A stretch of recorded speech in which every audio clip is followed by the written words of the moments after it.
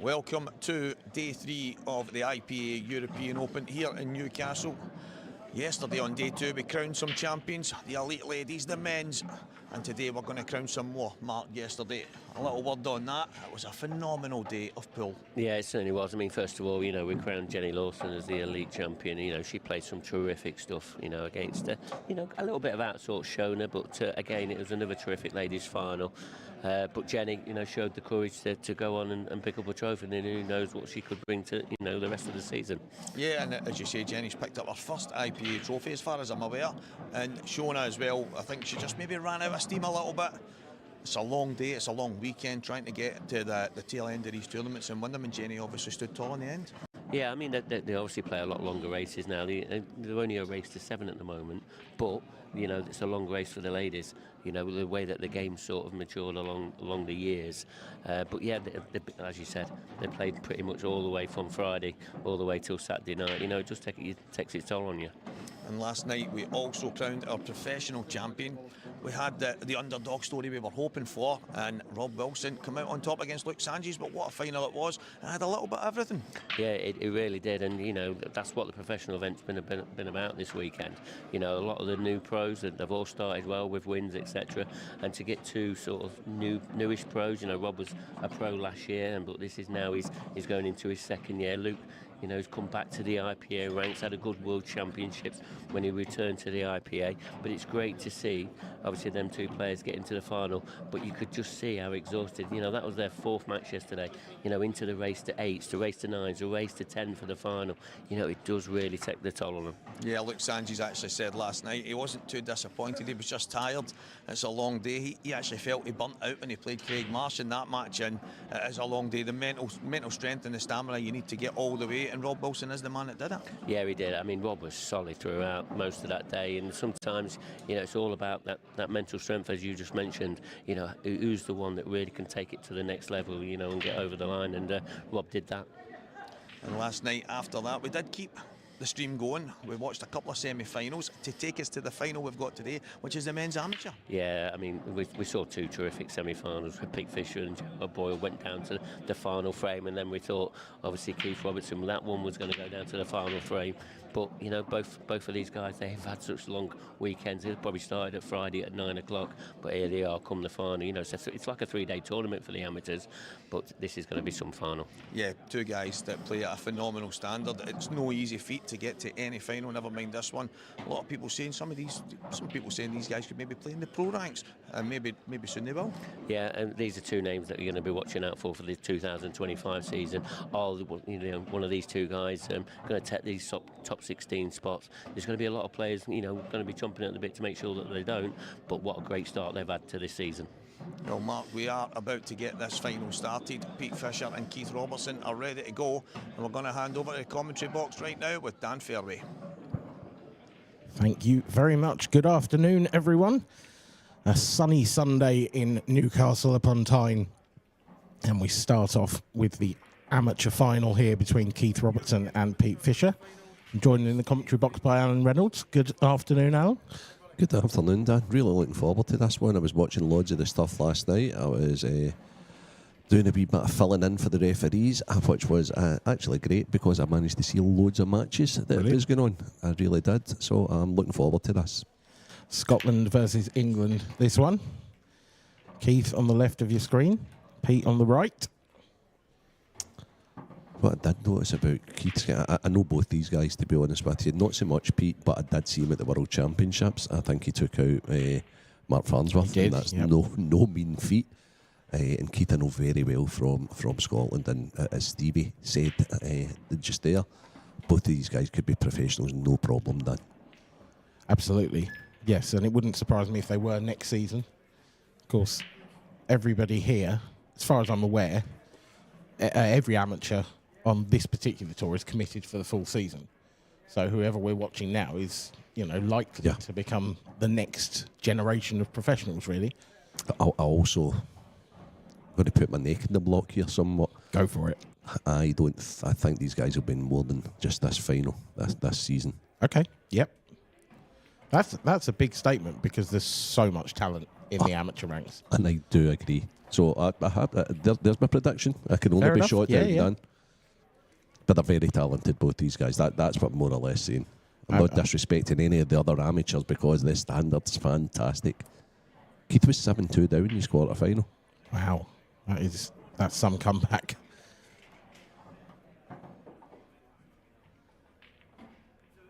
We have so much pool for you today. It is unreal. If you're sitting down for your Sunday dinner, you can probably carry on through to your Sunday tea and even your Sunday supper watching us if you want to today. There's a lot of action to be had. And if you're local to the Grand Hotel in Gosforth in Newcastle, get yourself down here. If you can get a seat. Yeah. It is. It's a packed arena today, isn't it? It's been packed from 9 a.m. on Friday, Dan. Yeah. They love their pool down here. They do. Plus, people that aren't in the event, they're not sitting in the room, they're not going in, they're not going out, like they're staying in the hotel, and they seem to be thoroughly enjoying it. Tricky little shot here for Keith. Yeah, that was always tough. Had to screw that back. Check side. Always makes the pot that much more difficult. And this is a great opportunity for Pete. Is he going to just choose to open up these yellows now? Yeah, I think he'll be super aggressive here.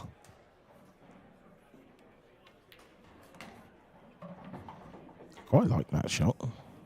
Nice controlled cannon. I think the left of the two yellows that are stuck together will go to the left centre. I think he actually, funnily enough, I think he actually needs to. I probably would have played the other one. He might need to nestle in. Okay, so they're the crystal ball kicking in again, Dan. Okay, so that's why I would have taken the one that he kicked into. Yeah. Because he didn't have to do that. Probably then went upstairs for the yellow into the left middle. I think he can still do that, but this is a very thin little snick. Okay. Way too thick. Nervy first frame. Both have had a chance.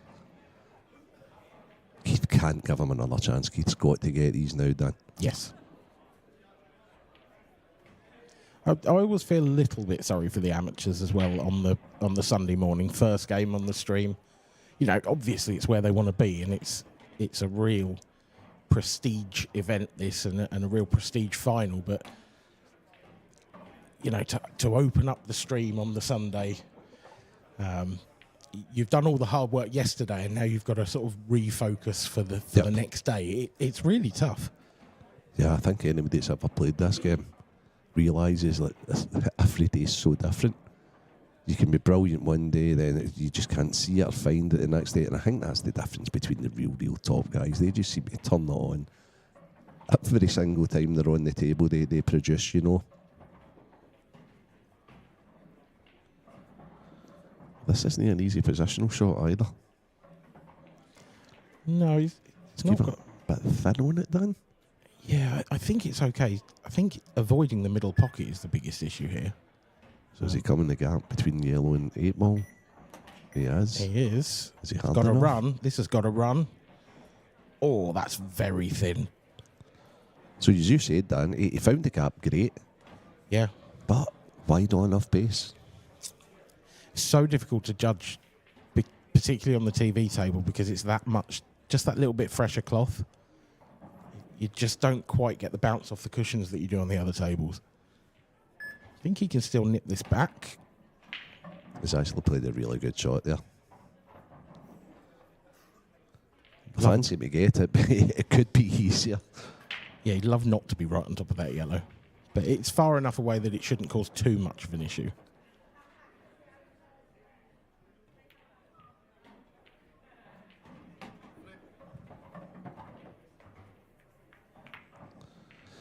Good start.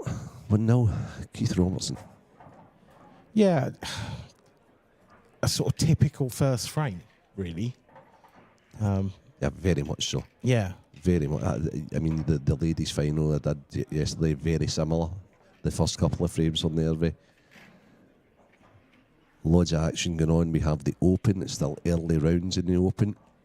Lots of... I'm not even going to try and tell you some of the results just now because there's still that many games on. And I believe you're still playing in the Open, Dan. I am, yep. I've got the. And it's an easy draw. You have, is that correct? Yeah, just Liam Dunster. Oh, Liam Dunster. Okay. Who will be smarting after his defeat yesterday? So, yeah, that's a toughie, and that's ready to go in any time then. Yeah.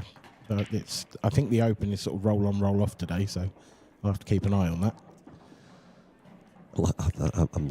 One result sticks out to me because it was a match that I called last night in here with Stevie, and it was Robert Stephen, professional, against he's playing young Josh Collett. Not a lot of people know. Very, very talented young Welsh player. Okay. Has come through the system, and that's 6-5 just now in the race to 7. So yeah, the young Welshman 6-5 up on professional Robert Stephen. Dave McNamara as well is out. I've just noticed at the top of the screen. It hasn't come through in the dark blue of Q-Score yet, but Perry Chance is showing as 7-5 against Dave McNamara, so that would be a big win for Perry. And back to this. This is just what the doctor ordered after the unforced error in the first frame. It's a pretty decent layout for Pete Hearn. Yeah, it's an ideal tonic to the missed opportunity of the first frame. He was vociferously supported in the arena last night, was Pete Fisher. There was a lot of noise and action around his table. Yeah, I did notice that, and I have an apology to make because I think because of the support, I automatically thought he was northeast, and he's actually a Yorkshireman, isn't he? He is, yeah. But they always support their players. They do. That's a little under hit. Again, that was just that stun and slide off the cushion where you don't get that reaction and that bounce. And he's got a decision to make here now because he could take the... Yeah, he's going to take this red... He's taking the outer one last time. To the bottom right. This isn't absolutely over yet, this frame. I like the way he played it, Dan. Me too. But he's short of pace. I don't think that red goes. That's what he actually played that in a two-way that he had to be... Oh, that red doesn't go, did you say? I don't think it does. I'm not... Okay. Really tight, that. Okay, well, he was well short of pace if that's anywhere near tight. I don't think it goes. So now this has got to be a great shot. He's going to thread the needle here, and he hasn't managed it. And what do you do with this red now?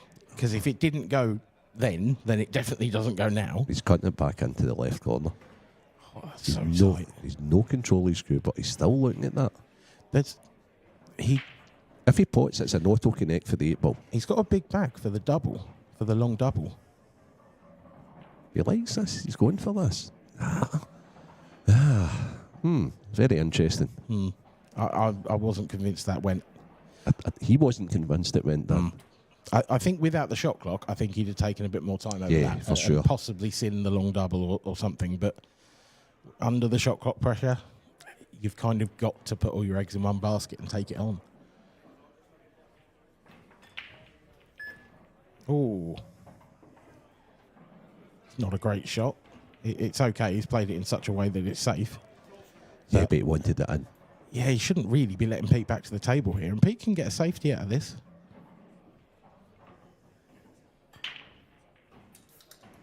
That's a great shot. That is a fantastic shot.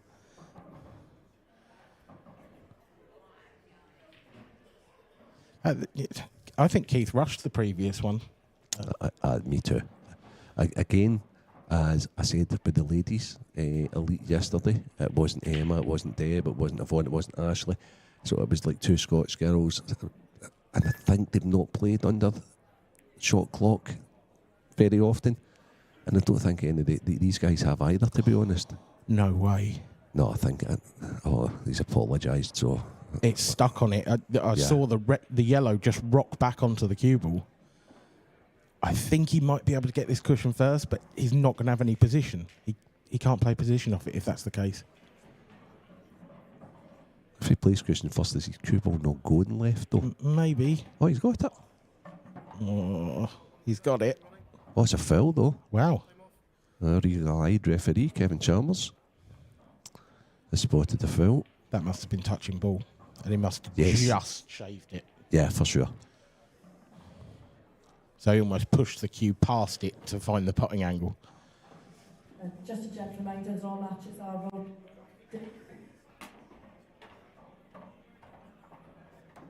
So Pete's not started yet. No, and he needs to. Pretty sharpish. Can't be presenting a guy of Keith's abilities with easy outs like this.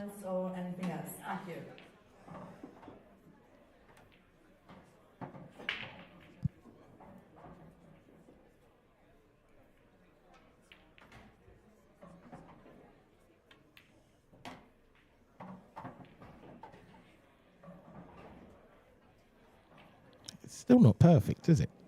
It just hasn't quite got. Neither of these two have quite got to grips with the table yet. Yeah, I think this situation, what you should do is just knock the long one in. Yeah, you would like to be closer, obviously, but I mean these are pots that normal circumstances. Guys, 100%. Keith and Pete will never ever miss. No, just that little bit of pressure, knowing that they're on the stream table, knowing that lots of people back home are going to be watching them and what have you. It's just putting them under that wee bit more pressure. However, Keith did well here.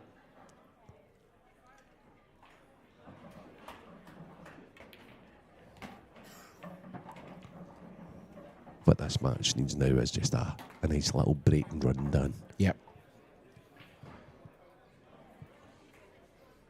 Well, it does if you're Keith. Perhaps not so much if you're Pete, because it's Keith to break next.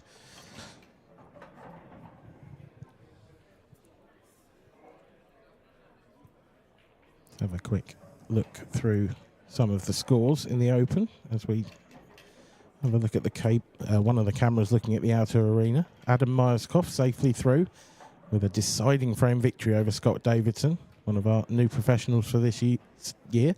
Adam. Jake Dillon-Newlove 7-0 over Dan Wiley. Dan's a class player. That is an unbelievable result, actually. Yeah, I think Dan suffered a heavy defeat in the professional event as well. I do, yeah. So he's not had a great weekend, Dan, and he is a class act. So many close matches, Dan, and there was so many close matches yesterday also. Yeah, just looking down the list, and you can just see sort of deciders or near deciders everywhere. Robert Stevens came back for 6-5 down to beat Josh Collett.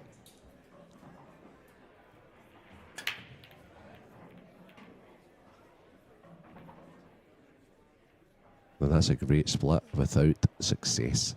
Pete Fisher, like a coiled spring, absolutely out of his seat before the shot clock started running there. I'd say this is a presentable chance on reds. I'd go a step further than that. I think it's a must-get chance on reds. Yeah, the only one I don't like is the one next to the right centre. Yeah, the one that's close to the yellow. Yeah, and there was a part of me, I mean, he took the first shot quite quickly, but I did wonder if he could have played that as a plant first. Oh, yeah. Yeah, a lot of people forget that you can do that. I think he needs to play for it now. Come over and maybe try and... This is nowhere. No, what Pete's suffering just now with his cue ball. Yeah, he is. And some would say it's the most important aspect of the game. I don't think he can play that now either, because I'm pretty sure that's dead setting off with queuing over that red as well. I don't think he's got a shot on here. Did he play for that there, or did he try and play cute for the one up to the top right?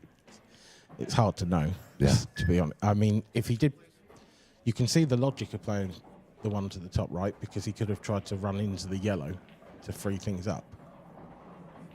But I think he's just got to try and find some kind of safety here. Oh, he's gone for the cut. Oh, my. How has that gone in? That's an incredible shot. Is he out of it? Is this a 3-ball plant now, Dan? I don't know. From that angle, he's got to hit that yellow very, very thin. Has he an alternative? With the red. I don't think he has. No, I think you're right. I think that's the shot.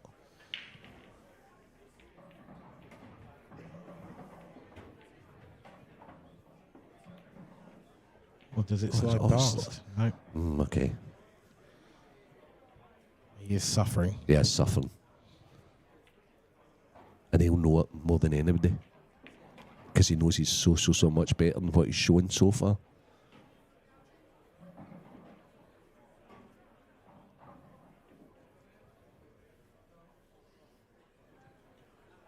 Now, for Keith, can he make this plant top left? It looks really tricky, that. Looks sort of all double kissy and awkward. Yeah. Keith's got the same problem as what Pete had. His awkward's yellow.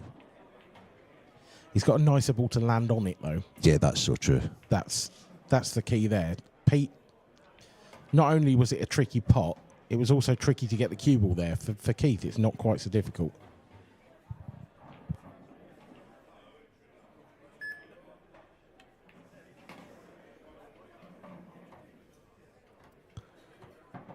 So is this an easier place? I think this is easier for Keith now to. He's just going to play. We safety. Quite rightly so. Yeah, quite like that shot. So what that tells me is the plant is not on. He's trying to get a free shot to open the plant up.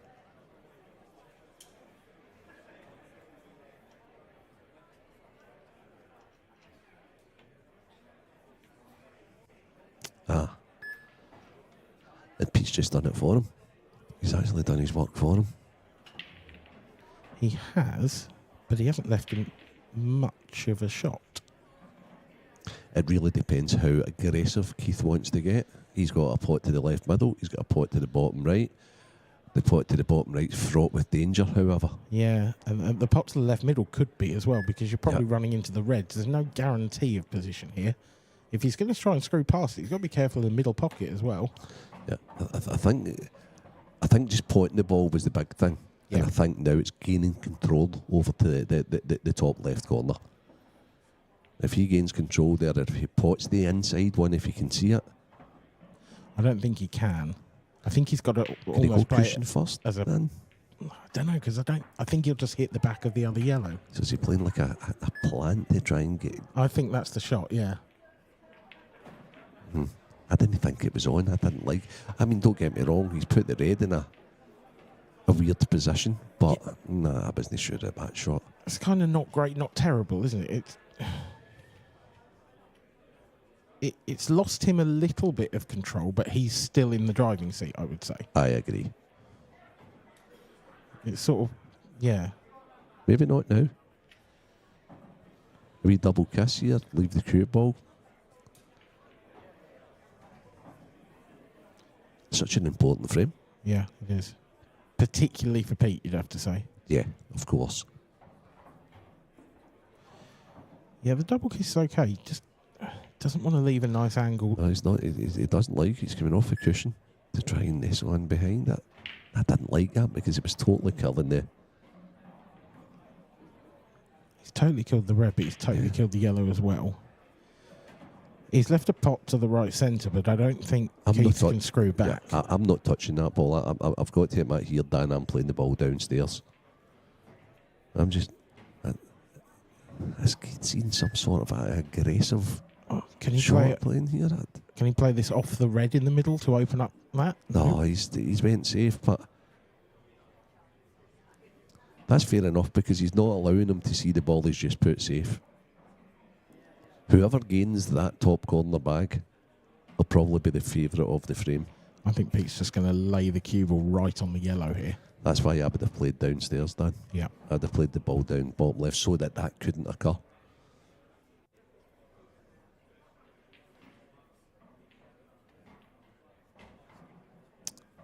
Now Keith needs to be very, very wary of the counter clearance from Pete because he could use that red that's in the middle of the table to do something upstairs, you know, maybe off the red to open it up.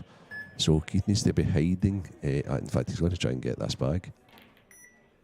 Oh, this has got to go in now, and it has. I don't think that's good news for him. I mean, it's better than it not going in. It's better than foul. It's not terrible, Jude. The fact he's still at the table. Yeah. I do, however, think he will hide him on the one that's over to the right-hand side here. I think he maybe follow through and miss this and go in behind the other yellow. I'd fully expect that. No, he can pot it. Oh, he's playing it aggressive. Fair play. I didn't realise that went, so he can now play this up off the red. But he's got to land on that last yellow. His fingers are crossed here.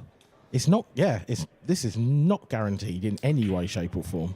This is definitely a 2-0 up shot, not a 2-0 down shot. Because I think the red sticks here, and I'm not convinced that the yellow will go anywhere else. This is cue ball.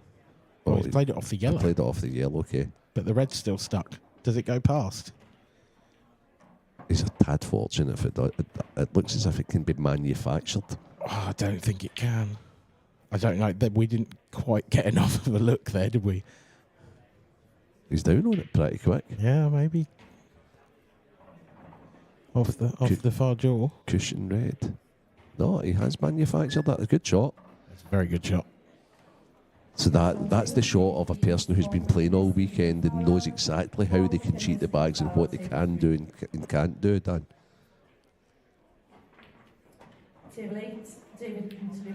Yeah.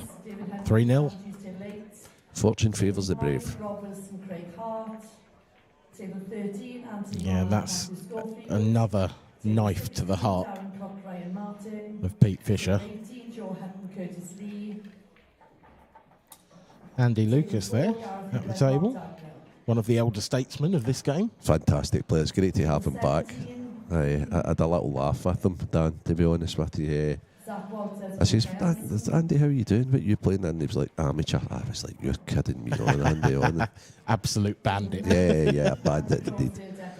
Right, we're going to have a little change up in the commentary box. I'm going to make a move and go and prepare for my game. So I'm going to hand over to Stevie Walker. All the very best, Dan. Thank you very much. Lee Shepherd, Adam Davis.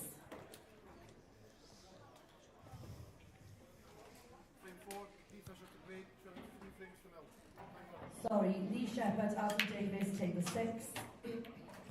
It's perfect timing, Stevie. Colin Davis. Don't know if you watched a bit of this in the foyer there. Yeah, I got to see a little bit at the start, and then there was some debates going on the outside, but I'll leave that for now. Okay. Oh, Stevie always comes in and drops a cliffhanger and leaves everybody hanging there. Remember and get on our social media, guys. There's lots going on. There could be this topical debate, but we'll leave that for another time. Basically, what's happened here is it's been a bit scrappy from both players.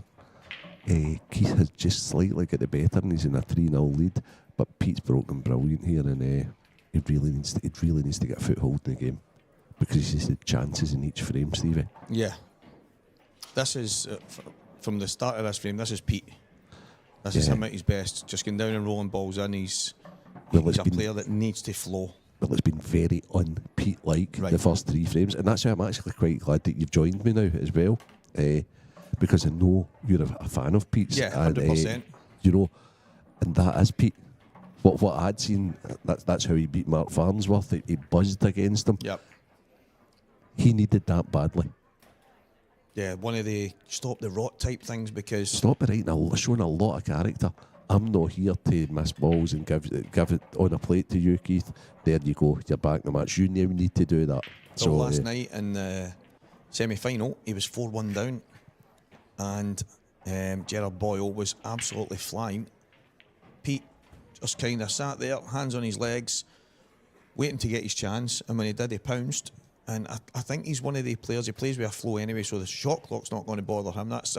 You'll be lucky if he breaks 10 seconds in any shot, if he's got the chance. But he's a great player to watch, Renzi, when he's in full flow. He really is. And I've told you, and a lot of people at the World Championships, that he could go really far. And it's no surprise to me that he's in this final on the way down. I was talking to Sean Michael McGiff. He asked me what players I thought could do well, and I mentioned Pete, and he's like, oh, I don't really know him. And I says, trust me, this guy could play with the pros. And he was like, really? Yeah. He's like, I've never heard of him. And I says, trust me, he's class. We did say that prior to it, that both of these guys could probably do that. Yeah, exactly. And the thing with Keith is, I mentioned last night, and when he was playing his semi-final against Brian Cumming, that Keith won the amateur series last year, won a decent prize, and he's opted to play in the amateurs this year and work his way towards the pros. But obviously the option of pro status was there. So that shot tells me that Pete likes the Reds here. Yeah. He's used his free shot brilliantly, wisely. He's developed everything. Yeah, I think everything's got a pocket, Stevie. Yeah, he's played a good shot to open them up there. And the thing, looking at the table, it was one of them, I wasn't too sure, obviously, the free shot. You could maybe have developed both sets of balls, but he had it in his mind right away. It was so quick. Yeah, very much so. That changes things there, because I wasn't sure if that red passed to the top left, and it looks like it doesn't. Ah, okay. So it's a wee bit of rerouting going on now. I think he's still okay, Stevie. Yeah. It's maybe He's got a good connect on the top left. Yeah, he probably needs to take both balls down the bottom now. I'd say. Oh no, he's going upstairs now. That's fine. He's obviously going to leave the bottom one to connect to the, as you say, the 8 ball into the right centre. Yeah, we were calling the 8 ball, the black ball, whatever it is, we were calling it the zebra yesterday. Yeah, I did mention that. Funnily enough, I was talking that it was a bit of one doing the ladies' final, and she kept saying the black ball, and I kept saying the 8 ball, and then she says, sorry, I should be saying the 8 ball. I said, not at all, don't be silly. I says, you're entitled to call it anything you want. I says, in fact, I says, the talker has invented a new thing for it. He wants to call it the zebra, and she's just like, no chance, no chance. Too old school for that. It was funny yesterday because we were talking outside, and Chris Ferrier actually called it the zebra, and I went, Chris, that's my name. And he went, Steve, it might have been you I heard saying it, but I love it. Yeah. There's no point in calling it the St Mirren top, because a lot of people won't know what we're talking about. It's St Mirren nil, they'd be thinking. That's Pete Fisher in a nutshell, Renzi. But 2 quick fire frames. In Newcastle, we could probably call it the Toon. Yeah. The Toon top. Aye. Getting back to the game, enemy. Yeah, 2 quick fire. That's 3-0 down, 4-1 down last night. There's obviously he's been about. He's playing the best players numerous times throughout his career, and there's going to be loads of times where you're sitting in quite a deficit in the match. But I noticed that yesterday with Pete. He will not even flinch at it. He'll just want to get an opportunity. Watched loads of matches last night, Steve. I was doing a wee bit of floor, helping out the refs, because they were really, really busy yesterday. And Keith in his quarter-final, he was 7-2 down. That's right. So both of these guys have been comeback kings this weekend so far. How unfortunate is that? Wow. Dry break. No, it's not a dry break. It is a dry break. No, he's botted one. Oh, so he has. There's a red down. Botted one, but... Yeah, that is really unfortunate. I was thinking Keith was coming to the table Is there as I looked he away. playing a wee cannon here? Oh, he's played the billiard. He's played the billiard. Oh, how unlucky is that? Some effort. Okay. So Keith knows it's my match on now. Yeah, exactly. I'm sure he even sat in there 3-0. He knew if that Pete was going to get, hit him with some finishes. But he's well in control here if he gets on the yellows. It's just whether he'll want to get these in one visit here, Stevie. Yeah. I think the 3 yellows at the bottom, if the one just above the black goes in the bottom left, this is a very good chance. I think it does. I think it's just probably the one awkward ball. It goes to the right middle also, but it's much better if it goes to the bottom left. Yeah, you wouldn't mind just nudging, just a little nudge onto the black ball, or the 8 ball, or the zebra, whatever it is that we're going to call it these days. I think 99.9% of the time I say black, to be honest. That's fine. I think it's just... I don't think anybody's going to have any issues. No, because it's less dare to be different. No, exactly. I'm calling it the 8 ball. Yeah, but you're calling cushions rails and stuff like that, mate. Right. So. Duck and safe. Yeah. I can't get away from the Americanisms. Yeah. As long as you don't say bank shot sitting I next to will me, not mate, say we'll it's be that. fine. Listen, you've got to know your audience. That's a pot Keith should be getting, Steve. Yeah. He's still favourite in the frame, but Pete, He's not at the table. you know, but Pete's the type of player that can just go and slam something in here, Renzi, and then all of a Slam sudden... a double in, possibly. Steve. Yeah, exactly. Yes. A double, then another double. So glad I said that.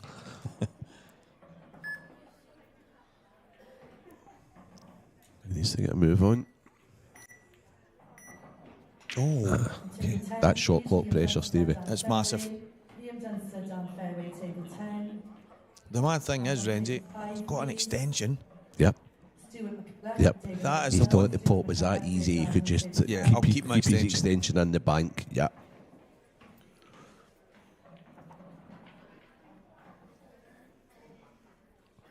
Now, I know 99% of the time you have to get them when you go, especially at this level, want to win titles, trophies, get towards the pro ranks. But these have to go, Renzi. I know it sounds... Oh yeah, but you can ill afford. And Pete's for Pete, you can ill afford to give a guy of Keith's quality a second chance at this. For Keith, turning it, you can ill afford to have two chances and not get them at this level as well. So He looks absolutely perfect here. Just run onto the black. Have a choice of both yellows. yeah, Absolutely love it. yeah, good call, Stevie. Still not out the woods yet. Might have to put the. Does 8 ball go to both? I think he has to go bottom left, bottom right, then bottom left of the black here. Okay. I think, to be honest, it's the way it's mapped out for him because this one's a bit straighter. He's perfect anyway. Yeah. Yeah.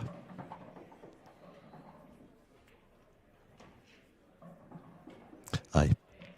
He's absolutely solid, Kiefer. Yeah. Absolutely solid. The frames at events can happy. Pete's not been as good then. Yeah. When it's presented to him, he quick fire gets them finished. Good response Yeah. from Keith. A good second chance response. Yeah. I think you probably...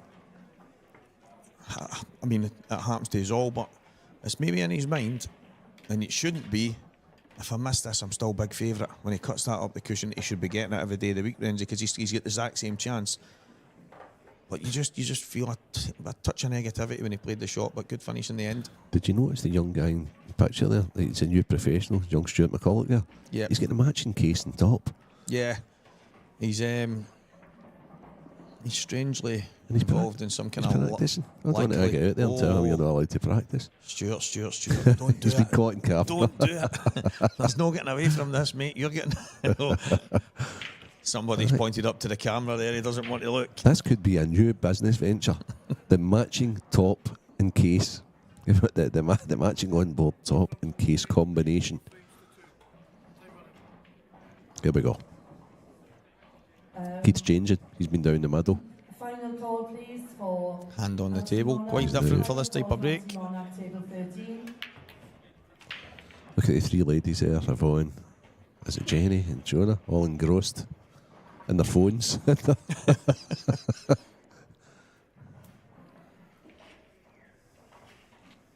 Yeah, I don't think...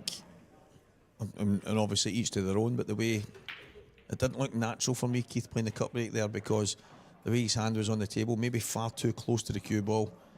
And you could see he didn't really generate that. Not even just the power, the timing of it just seemed a bit off. And For some reason, he's not liked his front break. I don't know if it's a thing I've ever seen Keith doing, is going to the side break. yeah, But as you say, if you watch the top guys side that do side break, Mark Boyle, Dunster, possibly Gio Egger, Yeah. right? I don't think any of them's getting their hand in the table. no, definitely not. It's one of the things that stands out right away. That actually looked quite alien to me watching him do it, and he just didn't time it right at all. But it's not the easiest layout. No. I think he would have preferred if he was kind of straighter on this, he'd have the red to the top right corner. But yeah, chasing the cue ball a bit. Yeah, obviously this table plays differently as well. Yeah, and really does. It's going to no help the guys, and it's just little things like that probably in the outer tables you're getting round no bother, and that's what happens when you chase your tail and you've got to reroute, and then you're bumping into balls you're not 100% sure where they're going to go. Still, if he hits this, it's not the end of the world. If he pots it, he's still got a chance, but again, he has to play another pot and gamble on position. And this is giving me shades of my match the other night. Was it last night? Yesterday?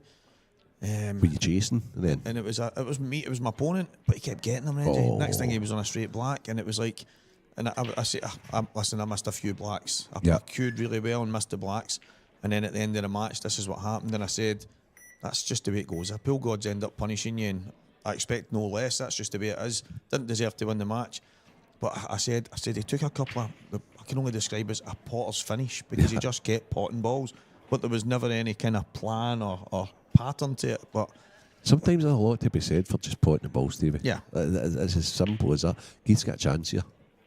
He's got a couple of wee obstacles, but there's ways out of the obstacles. He can pot and develop these two yellows for starters, and then he can play the yellow into the middle of the yellow to develop that. So he's got a good chance here.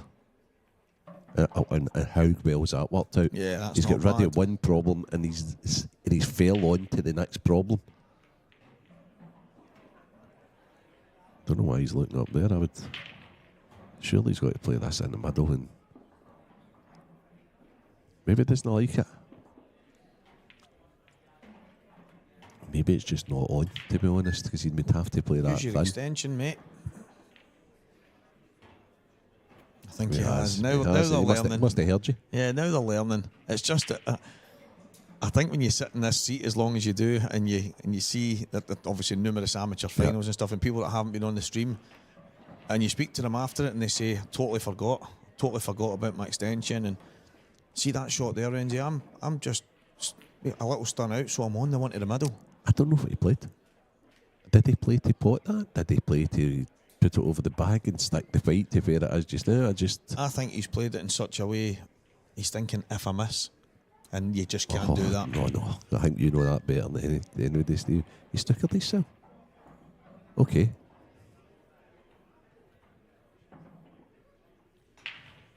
The fact that he snookered himself, he could have, probably should have played a far better shot from there. I think Pete's got a chance. Yeah, he has. If that's pots, he seems to be drawn back off it though. Maybe he's trying to stun into the reds yet. He's in trouble now. Yeah. A bit of fortune in the frame for Keith after making that mistake. But even when he was snookered, I still feel he had a better shot to play. Yeah, that was a weird angle. I thought Pete could possibly come through it forward there. Yeah, that's what I'm thinking. He's got the red into the middle. Maybe clear the bag, get the other red out. But this is a toughie. Oh, that's a great shot. What a shot. Oh, look how unlucky that is. I'm saying unlucky. He's lost the cue ball and then he's just potted the ball. But, I mean, you would have liked it to have been more favourable for you after such a good pot. If he lands anywhere low on it, he's got some kind of shot. Doesn't he cut in, does it? No. See, when you're forced to play that and you know you're just handing the table over to the guy, it's like, it's the worst feeling in the world, isn't it? It's a kind of nothing shot, and he can't even put his cue through it because it's so close. And you don't even get the time to think it out. That's the shot you probably need your extension for, to say, right, okay, I know this is really hard, but I'm going to go off the top cushion to try and batter it and double it or something, you know, it's...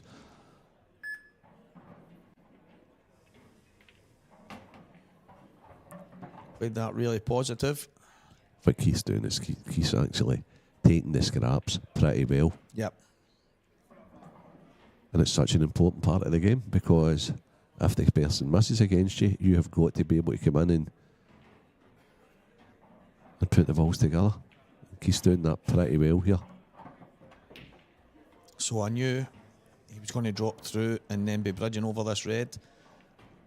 I think I actually preferred pushing forward a bit further and taking the one closer to the left-hand side, but I think you can get enough of the cue on it. Yeah, he could. Keith's done that numerous times. He's just been positive enough to leave himself long. Yeah. If you do that, you don't need to be as accurate with the cue ball.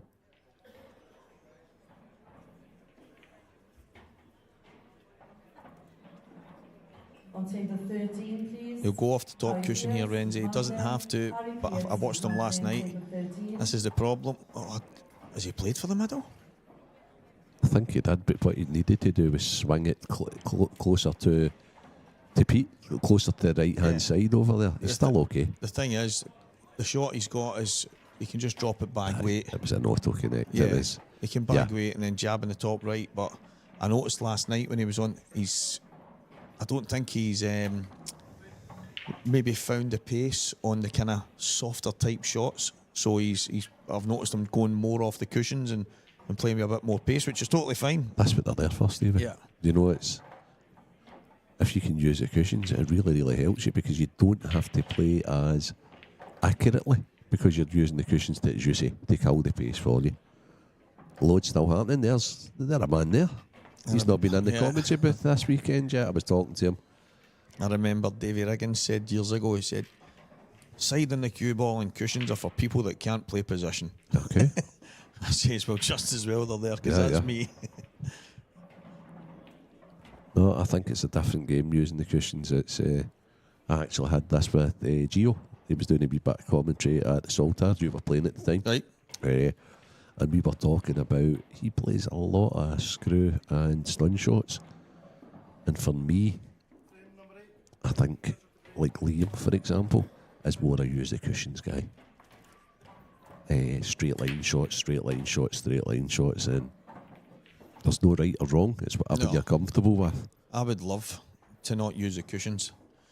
I quite like the skiddy slide, and when that disappears slightly and the cushions become a bit more pingy, I'm in a world of trouble, and it's just trying to judge that. And the guys like Dunster, who I think is unbelievable. Jamie Burnett, I actually spoke to him about it, and he's the same. He uses the first few frames, Renzi, to get that feel, and then that's him, and I'm like, seems to catch me out all day. The screw shots and the stun shots, however, you need to execute a lot better. Oh, that's a poor shot. When as using the cushions, there's a wee bit more margin for error.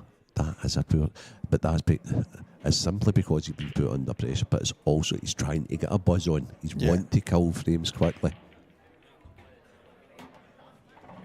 Played that great. That's a great recovery shot, however. I wonder if he can nick the one into the right corner here and hold. No, he's choosing to go.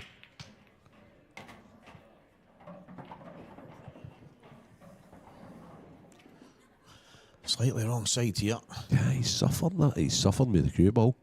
And I know he's good with the cue ball, having watched him. Because they want to be using the yellow to try and... he's going up to look at where's okay. I thought 3 out, he should have taken the one into the bottom right. Yeah. Then he would have had a roll in this for the 8 ball, but maybe it was a lot... He played that okay. Maybe it was more acute than what it showed here. You need to be down on that shot to know I think he's okay. But that was just a tough one to go out for the 8 ball. Yeah. And that's why it should still get it. They're great finishes to get, Stevie. Tapping the leg from Keith. When you have been not great with your cue ball, it's always good to get them. So the guy here's Dave Adenau, professional from the Isle of Man. He helps us out with commentary all the time, so that's a battle of 2 professionals he's playing against. Matching shot and case man, Stuart McCulloch. Yeah, I think we've got a new nickname for Stuart. Stuart the Q Case McCulloch. A really nice boy, Stuart. And a really, really good player. I think he lost out by the odd... Oh no, Scott Gillespie ended up beating Stuart that site. That was in the professional event. Frame number 9, Keith Robertson to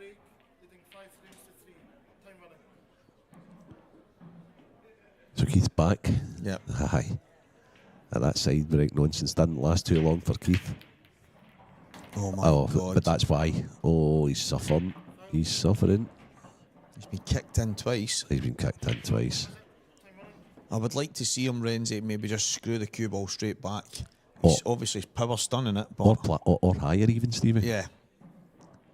But the thing is when you don't adapt, it's costing your frame, and then you're thinking about it, and aye, as you say, maybe a little lower or a little higher. So I had Mark Boyle on Friday, and we were speaking about the break, and I said to him, I've had times, Mark, when I'll go left, right, down the middle, and he says, well, Steve, if you're not changing, you're not thinking. He says, but he says, you won't really see me changing where I break from. He says, but what I will do is change the way I'm cueing it. He says, I might change my point of contact. I might change the part of the cue ball I'm hitting. He says, I will make slight changes to try and get the break working. He says, and when I find what that might be, it's given me that bit of success. He says, but I'm constantly changing throughout the match. He says, it just doesn't look like it because of where I'm breaking from. Yeah. He says, but I'm hitting a different part of the white and hitting a different part on the pack. So that's incredible. Aye, it's fantastic insight. Again, Pete's it's been a pretty presentable chance. He's been all over the place with the cue ball here, but as long as you get good on that last one to get on the 8 ball, which he's done, he's right back in this match, and he's breaking next. Very unusual style. Yeah. He's got the Errol Strickland kind of a side. Yeah, down and then he just puts his hand on the table and pushes away. Yeah, but if you look at where he's like his body shape, where he aligns the cue to his chin, right. He's got that like he plays from the side. Morgan McInnes does that. Yeah. I only noticed that a few weeks ago. Yeah. Oh, what's happened here? There's Gareth Hibbert. Dave Adenau was in all kinds of trouble against Stuart McCulloch, and all of a sudden, that was a lovely trace aside on that cue ball there. Just to the right of Dave, we have Adam Davis. It's great to see him back in the IPA ranks. What a talented player. Very, very good. There's Morgan McInnes at the top of the screen. He's playing Liam Farrell. Gareth Hibbert, so here he comes. Oh, and would you believe? Would you believe returns the favour. These aren't as easy though as what Pete's were. No, they aren't, but I think he only needs to play one good shot to open things up. It looks like every ball goes. Obviously out with the top red, but... See, my preference is reds here, but they're a wee bit tricky upstairs.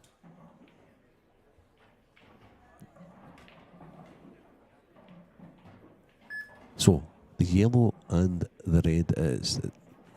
I think is Keith going reds? Yeah. Oh, okay. Don't like that. Don't like that at all, Keith. Wow. There was no control in that whatsoever. For me, every single yellow was on. So if he was going to go yellows, there was no need for that. I think if Keith had been playing in a tournament with or the outer table, where you're not under shot clock pressure, he would have taken a minute there on that shot. Minimum a minute on that shot to work that out. Oh, he's used his extension now. That was probably the shot to use it, Renzi. Use the extension. You've got one free shot, one visit, and I think Keith set out to be on yellows there. It came out 100%. Horribly, and now he's going. I mean, I don't think I go for the finish here on reds. I think the red on the top cushion goes in the big pocket. Oh, does that? Right. Okay. So I think that's. So he's not going up for that just now. He's up for that right now, and then, but he's still got to come back down, and there's some serious work to. He's in off. No, he's fine. Do you know what? That's actually a pretty good angle. So the overhead probably doesn't do it as justice as it really is. Do you think he'll come inside here? So that he's got the red into the bag that his hands closest to just now. Yeah, he's actually played that really good, but he's still toiling because it's hard to force this and get on the next red.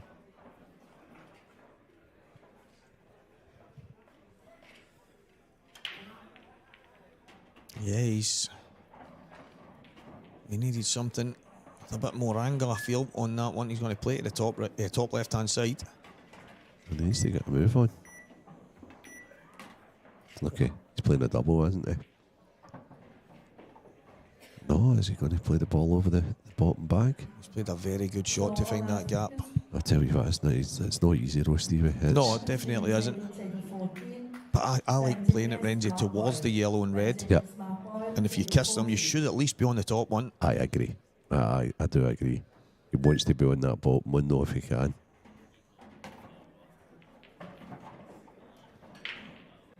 No good. Played it a bit softer than I thought he would have. Yeah, no good. He's on the top one, but how do you connect? He's on this too, but how do you get position? Oh, can he go 2 cushions, flick the black, land on it? Tough. Really, really tough here. The pot's tough enough as it is. Yeah. So what he did is he sacrificed the pot for position, and it pretty much has to be the other way around. Yeah. So It's getting to the business end, Renzi. aye, this is interesting. And it's very nervy stuff now. Because Pete's not been the best in this situation. That it's not all been there for him. Yeah. But I think he's been playing the game probably long enough and is good level to be able to win a frame like this. Do you think he'll go for this, Stevie? I think the intention after that first shot was to go for it. He may change his mind because he's not landed exactly where I think he was planning to, but knowing Pete, he'll think to himself, I've got 4 yellows, obviously a couple at the top, but if he can kick them out, he's got a chance.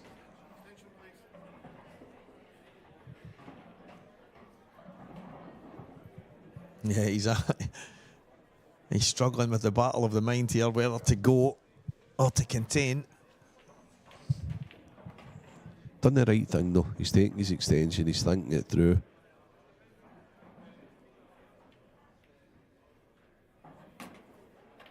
Okay. Yeah, he might play a wee snooker here. Absolutely. So he's going to get this bag and go in behind the other one. Table 22, please. I think he might just drop behind it. Okay. Matthew Rowland, Chris Boron, table 22. I still think, has he left? Nah, it looks a pretty easy one cushion escape for Keith.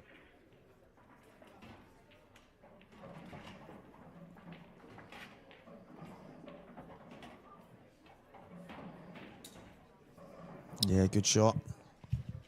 He'll probably be in trouble again, but as long as he keeps hitting that. Pete's still got those 2 yellows that are out of commission beside the 8 ball.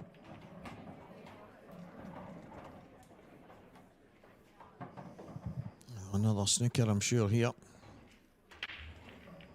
And can he leave? I thought he could have maybe tried to leave the 1 cushion there. See, the problem Tried to stop leaving it, I mean. Yeah, the problem for Pete is, see, unless it's the colour snooker, Yeah. he's getting rid of, he's taking balls off the table that are advantageous for him to have on the table. Yeah, and that red at the bottom is in a decent position for Keith. Well, he's just potted 2 balls. He's got 2 balls that are absolutely, as I say, out of commission down there. So now they're like messing about with 2 balls each here to try and see who gets the first opportunity. Oh, he's going to open them here. And I don't think that's the worst idea.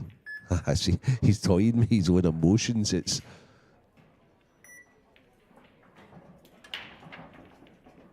okay. I was thinking there, he doesn't want to open the Yeah, back. it's an interesting frame.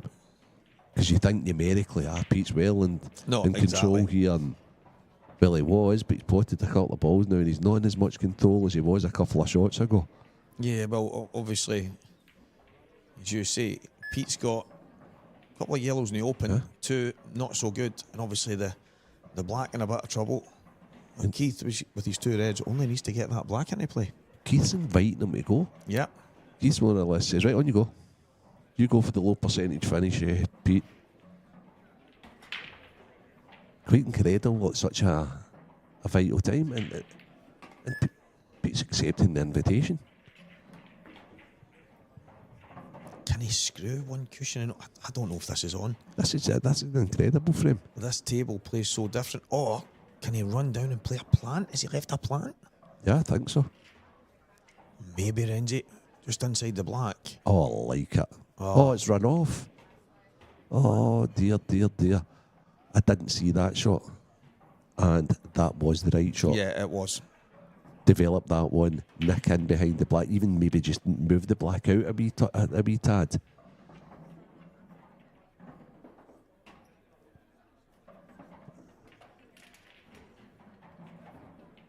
Look, he's deciding to say, okay.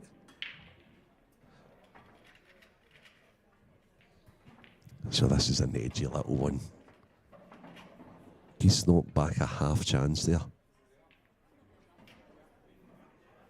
I'm not sure he can knock back this half chance. Is he going to just put this red over the bag, Stevie? What's your thoughts? I mean, I'm not convinced the black goes clean. No, it doesn't. So it doesn't.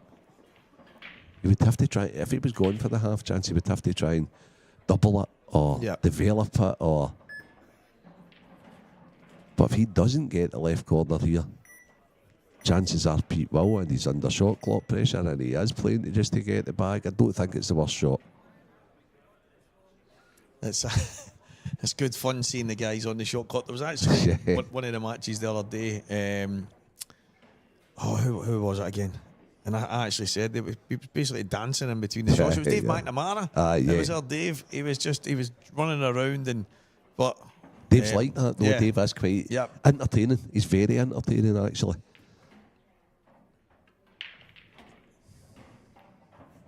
That's a good shot.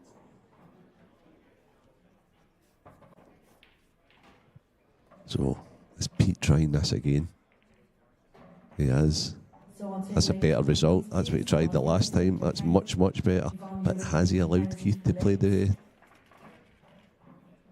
red that's closest to the left? Yeah, he has. There's our overhead from Craig. Thank you, Craig.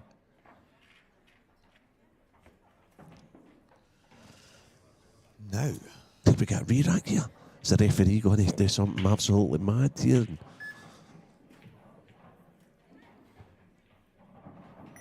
Pete's going to have another yellow. I thought he would have played that out a little bit further there. Does that 8 ball go now? Has it got any point? It must go to the. Yeah. Yeah. There's some positional shot that. Especially getting out from the one over the bottom left to start.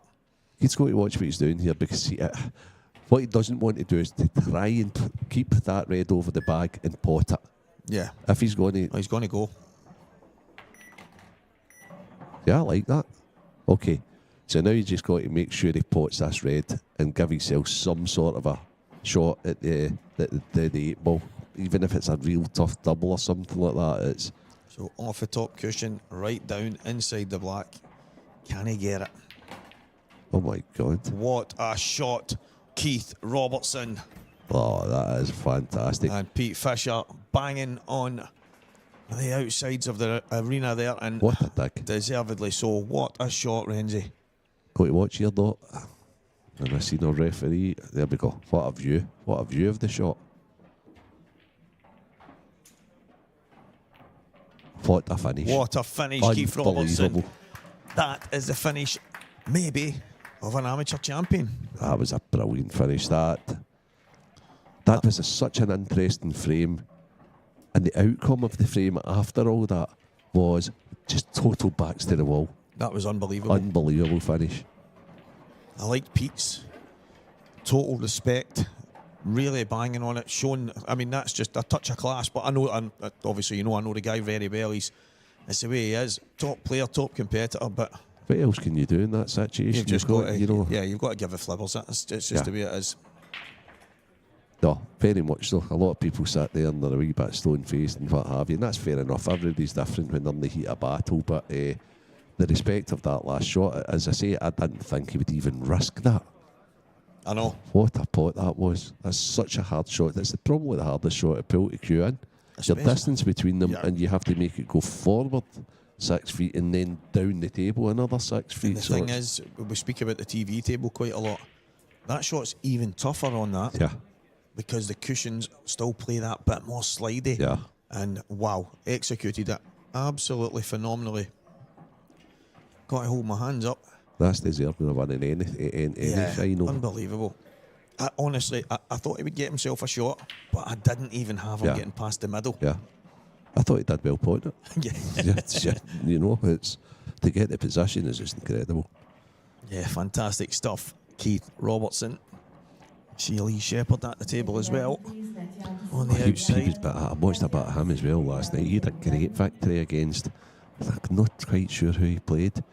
It was a top player he played anyway. I think he won 7-1. Oh, who did he play now? Oh. It was either a very top amateur or a fellow professional, I think it was.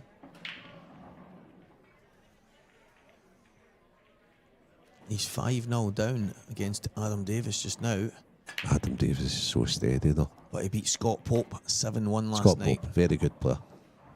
Keith has finally crunched him down the middle. And wow. and wow, right enough. He'll be buzzing after that last shot. So in a close match like this, you might only get one chance, Stevie, to clinch victory. To me, here it has to be top right first. And then probably top right again. Yeah, I love the fact he's taking his extension.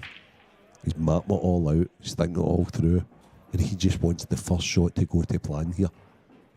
If he gets the first shot to go to plan, they'll all be sitting there nicely. And as the talk up is called, yeah, they're both going to the top right. See, I quite like him getting on this one earlier, Renzi, the one at the bottom left. Because I think the two towards the right middle are good connectors to the bottom right, so I think if he can get on that as early as possible, it'll make a big difference here. I wouldn't fancy going from left to right. Is he maybe? Oh, I like what he's doing here. I think he's going to go middle, bottom, screw back up, take the red to the left middle, and then the one down the left last. Yeah, so the toughie here, the only positional shot he needs to get absolutely right is the one from, as you say, the bottom right to the left middle. I think he's okay to deep through.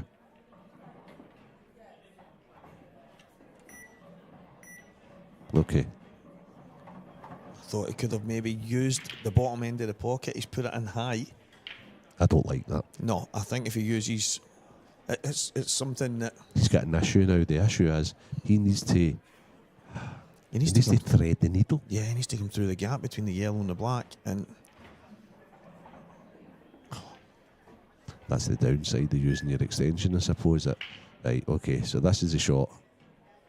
If he gets this right, he'll be our champion. On table 21 in the ladies, please. Gillian Hayes, Kelly Egan. Oh, wow. Gillian Hayes, Kelly Egan, table 21. But that's the shot before. Absolutely, Stevie. Use the full pocket. Make sure you get close to the side. I think he just came a bit awkward in his previous positional shot and didn't change pattern. Yeah, but Renzi, he's played it so high into the pocket. His angle was just so far off, and it's probably one of the things I've heard you saying a long time ago. Remember, you can play it into a certain side of the pocket and just manipulate your angle slightly. Especially when you're playing it slow. Yeah. You can pretty much put it anywhere you want. Pete will be thanking his lucky stars anyway, because he would have had his... I'm slightly surprised at the way Pete started off here with a free shot. I thought, every yellow really, they were in the open. The two at the bottom were probably the most awkward. I know you can plant them. Shaking his head. I think he realises how careless he's actually been, Stevie. And is there a hiding place there? I don't think there's a hiding place up there. Now he's under shot clock pressure. He's going to leave Keith a chance here. He has to. So he has to just play percentages here. He's actually played it pretty well. He's played that great. He's done well there. Yeah, he has. He put himself in a bit of trouble. He was a bit rash to begin with, but... So Keith needs to go upstairs, up to the top. Oh no. See, he's going to hammer this in and try and flick it. Okay, it's not bad.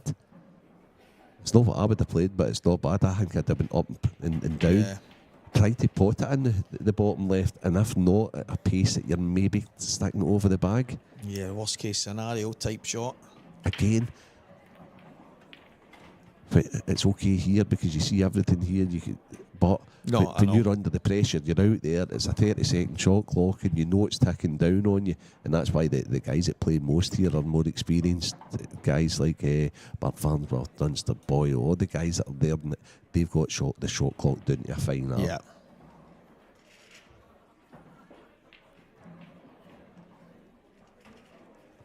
Yeah, some nervy moments. It's been very exciting final. Yeah, the two guys kind of chipping things back and forth to each other. It's certainly been good to watch. And who says we want to watch dash, dash, dash? There's no drama. There's no excitement. Still nice now and again. I don't mind. It'll come today. Yeah, I don't mind it, but I'm a massive fan of mistakes. Yeah.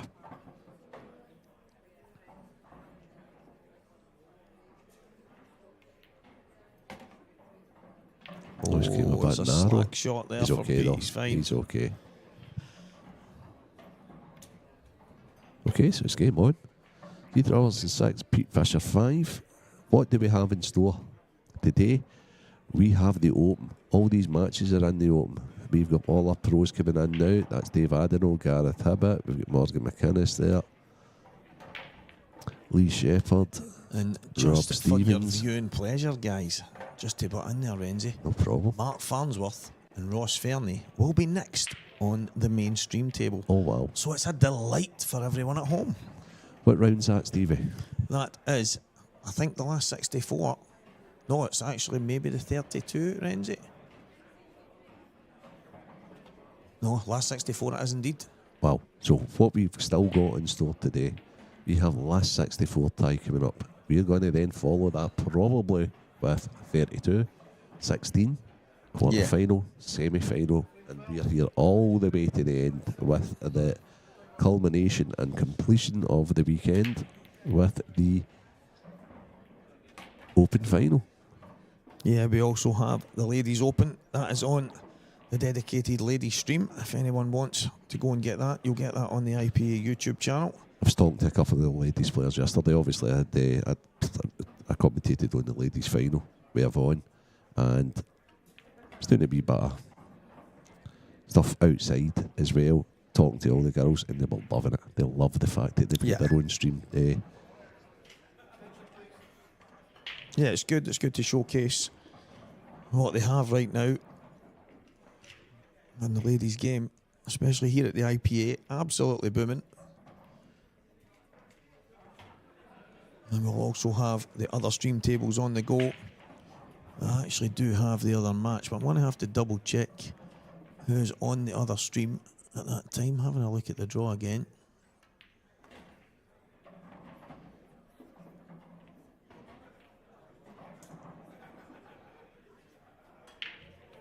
Some tasty ties there, I see, Stevie. Yeah, there is, mate. I'm having a look. Yeah, that's already started, guys. On table 14, the other stream table. That's why I couldn't find it. I was looking at matches still to come, and it is Ben Davies, Mark Boyle. It's 2-1. Ben Davies as we speak, but that is on our other stream table. And as I say, the Ladies Open is still going strong on the ladies' dedicated stream table as well. If I remember right as well, it was Ben that took out Mark at the World Championships. That's right. It certainly was. So there's nothing been decided. There's no set been decided by either player yet. So they're fudging the issue a little bit in this frame. This such an important 12th frame.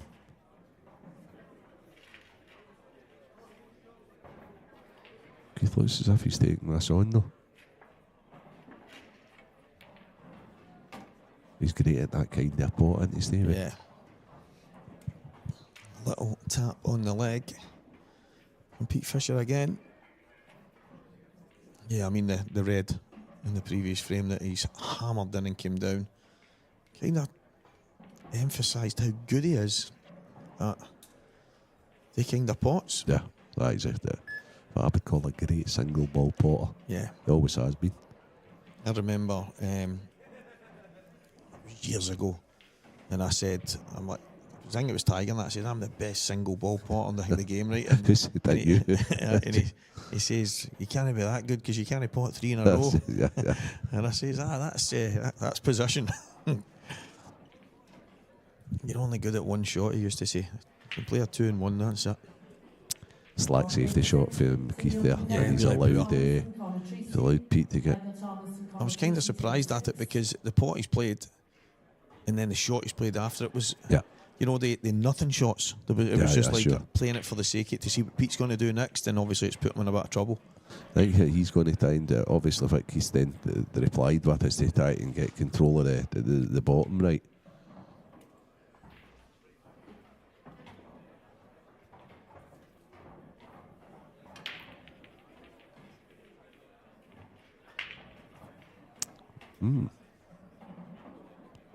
Does the yellow go inside that red?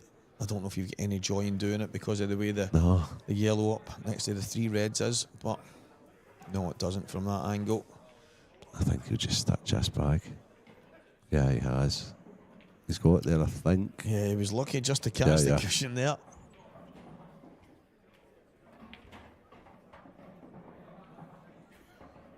So this isn't a thing you see much of modern day. Yeah. That's for sure. But when you do look at all the balls down the table, there's nothing upstairs at all. They're all congested down here, so the issue has been fudged a little here.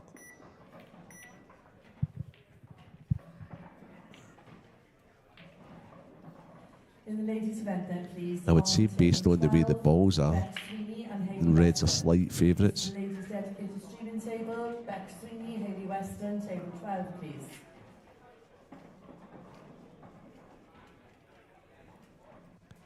But it's really just one mistake either way here that's going to probably decide this frame, the outcome of this frame. Oh, I'm very surprised at that. That's a little loose. Yeah, he's literally, to me, just made Pete Fisher massive favourite in this frame. Looked an impatient shot, Stevie. That I don't really want the balls like this. I wonder if there's a half chance here. I think there is. And I don't think Pete Fisher. And I think Keith will be sitting there now saying, oh, what did I do there? What did I have that rush of blood for? Yeah. Pete will not look the gift horse in the mouth. He will be having a go here. Probably could have played that a touch better. I think he's got options here. I think he can also play into the right middle. Yeah. And he's still absolutely fine. Can even nestle on the yellow. No, he's just stunned at it. It's perfect. Now he's got options. I think he would like to be as close to the bottom cushion as possible here, but I don't think he'll play the plant, Stevie. no. He might now. He might now, however. Yeah, I think he had to either be really high or he had to be bottom cushion so that he can get. Oh, no, he did. There you go. Yeah, that's what I thought he would play. Yeah. He actually played that fantastic. It looks as if he's got that wee strut again. Keith let him off the hook. Crazy shot. Yeah. And Keith will know it. Oh, he'll know that more than anybody. He should have just kept on touching the ones over the right-hand side there. And I think he did it with the best intentions. Yeah. But this bag wasn't covered. He allowed his red ins. Oh, he's missed that. Oh my wow. word. Is this the moment that Keith Robertson gets on the hill in the European Open Amateur Championship here in Newcastle? It's the IPA. It's a drama that we love, Renzi. It is absolutely exceptional, and I cannot believe the way he played it. He kind of dollied it. I'm actually kind of lost for words on that because he looked so confident. So confident. Maybe just went down too quick on it, Stevie. The thing for me was he made his mind up early. Yeah. He was always going to play it in that bag. Yeah. To me, he never had the full bag. I get people use the term big bag, but there was so many other pockets for that black ball. He only had to drop low on it. He'd have had it in the middle. He could have had it in the top.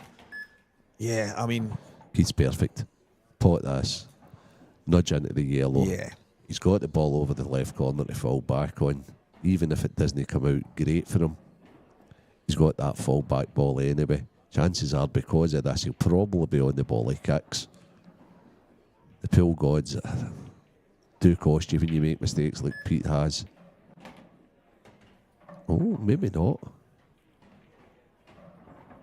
Played that far too tentative for me. I'd have stunned right into it. Yeah, And- 100%. And the reason for that is because I don't think it can go bad. No, exactly. Because you're putting it upstairs. He was just trying to be too cute. Trying to go one cushion and kick Yeah. it out to the middle of the table. You might have to take a double on here. He is not, is he? He's just playing it inside the Is he black. playing the cannon? He's played the cannon. Oh, wow, my. Keith Robertson. Keith Robertson, what are you doing here? Keith oh, honestly, man. See, Keith's some man, isn't he? And Pete Fisher is, Yeah, again, yeah, he's yeah. giving him his Aye, but he flowers must on also Mother's be Day. sat there saying, "What you doing to me? You'd give me a half chance." Pete was here." on his feet. He was Aye, thinking, aye, what's happening? Oh, wow.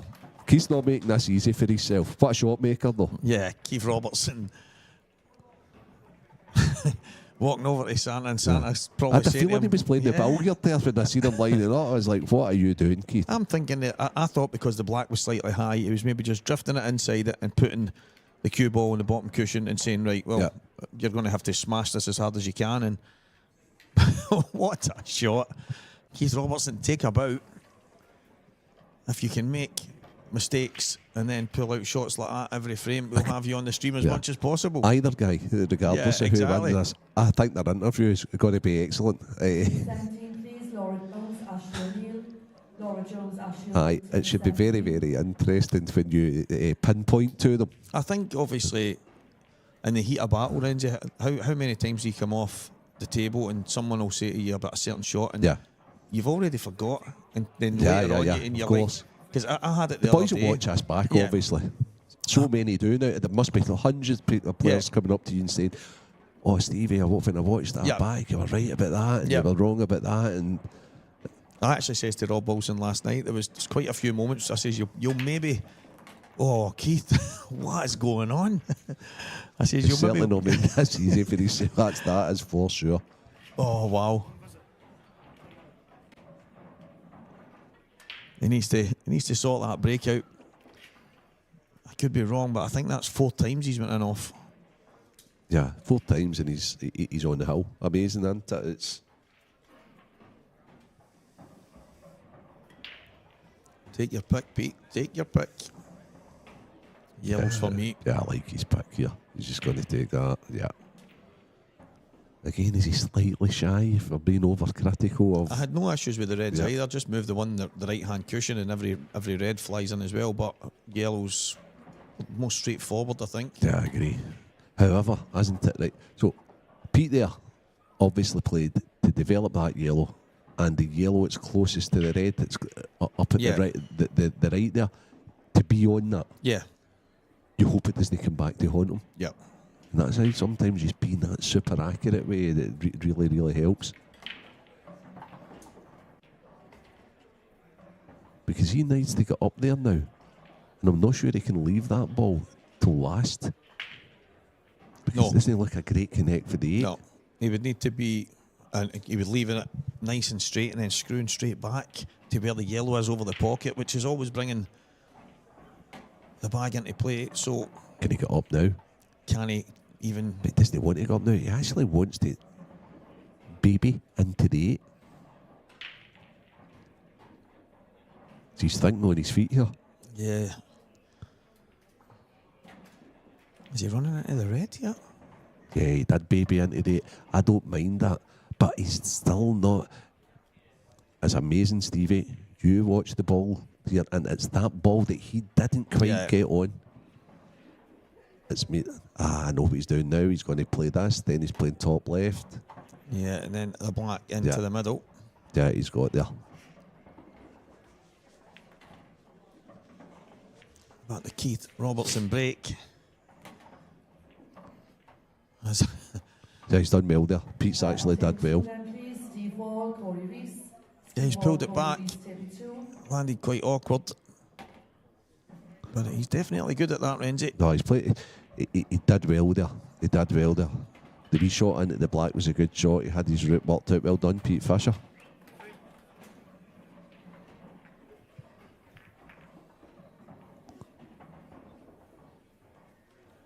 There is Rob Wilson, our professional champion. You know, I mentioned a moment ago, I said to him, you might watch it back, mate, and think, that Stevie Walker's crazy. Some of the stuff. I says, but there will be one shot in particular when you watch it back, you will say, wow, why did I not see that? And it's probably one of them that I wouldn't have seen if I was at the table, Renzi, but sitting here, and Scott Anderson's looked at me and he went, that's a shot. He's like, Steve, I would never have noticed that in my life. But that's a shot, and it's like one of these shots, he's got one free shot, one visit. Yep. And it's just using that one shot to open the entire table in one go. And it's simple. You're killing a couple of balls at the same time and opening everything up for yourself. And that's a big thing, Stevie. Yeah. It's that's progress right away when you're thinking that way. Yeah. I think the use of the free shot, there's loads of even pros and what have you that say, I find it so hard with the free shot, you know. He's got one. Has he got a chance to square this match up? I think he does, Renzi. Yeah. This match could be going to a decider. He's got an out in both, but what's your preference here, Stevie? Initially, I was thinking reds. Yeah, me too. But as you say, there is an out on both. He's got an opener on yellow. That's another of the issues. Yeah, it's actually a good point. He doesn't. I was thinking taking the red, sliding it in off the yellow, but from that angle it doesn't look as good. Yeah. From the above angle it looked as if it was bang on, but from here, see, the thing is, they won't be moving any balls that go here. I'm actually surprised he's not just taking the one to the top left. He's maybe got an angle to go in, get into the one closest to the yellow, and then. But does he want to touch that? That's what I'm saying, because it can go bad. I think he'll be playing this without. He has. See that? Okay. And that's why I hated that, Stevie. Yeah, I'd have been going cushion. Right, okay. I would never have been stunning into that there. I'd have been going cushion and just trying to flick it in the way out. But as he left a big bag.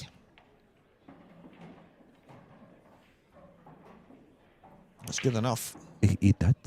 Why did he not play it a bit harder? I'm absolutely. Couldn't have trusted his. I think he played to get the bag. Yeah, and then just get his ball out at the same time. Still interesting though. What does Keith do? Yeah, I wasn't sure if he left Keith on the yellow to the left middle and then play the pot kick, but he's not. I don't think he's on it. I don't think he can get by the red. See, I can't see the attacking option, but I certainly can't see the defensive option either. That's the only pot he has is the one into the bottom left, isn't it? The one that's stuck between in the middle of the four reds. No, he's defending. He's going to slide this down and maybe try and cover the black bag. Yeah, I don't mind that. But he's not did. He's not did what he set out to do. And I think Pete's got a cannon here. And he develops the 8 ball. So this is all about how this cannon comes out. There's a cannon. It's come out lovely. He's developed the 8. He's fine. This is 7-all. We're going to the decider here, guys, barring some monumental type mistake from Pete Fisher, and I'm struggling to see where he makes it. I really am. These are bread and butter to this guy.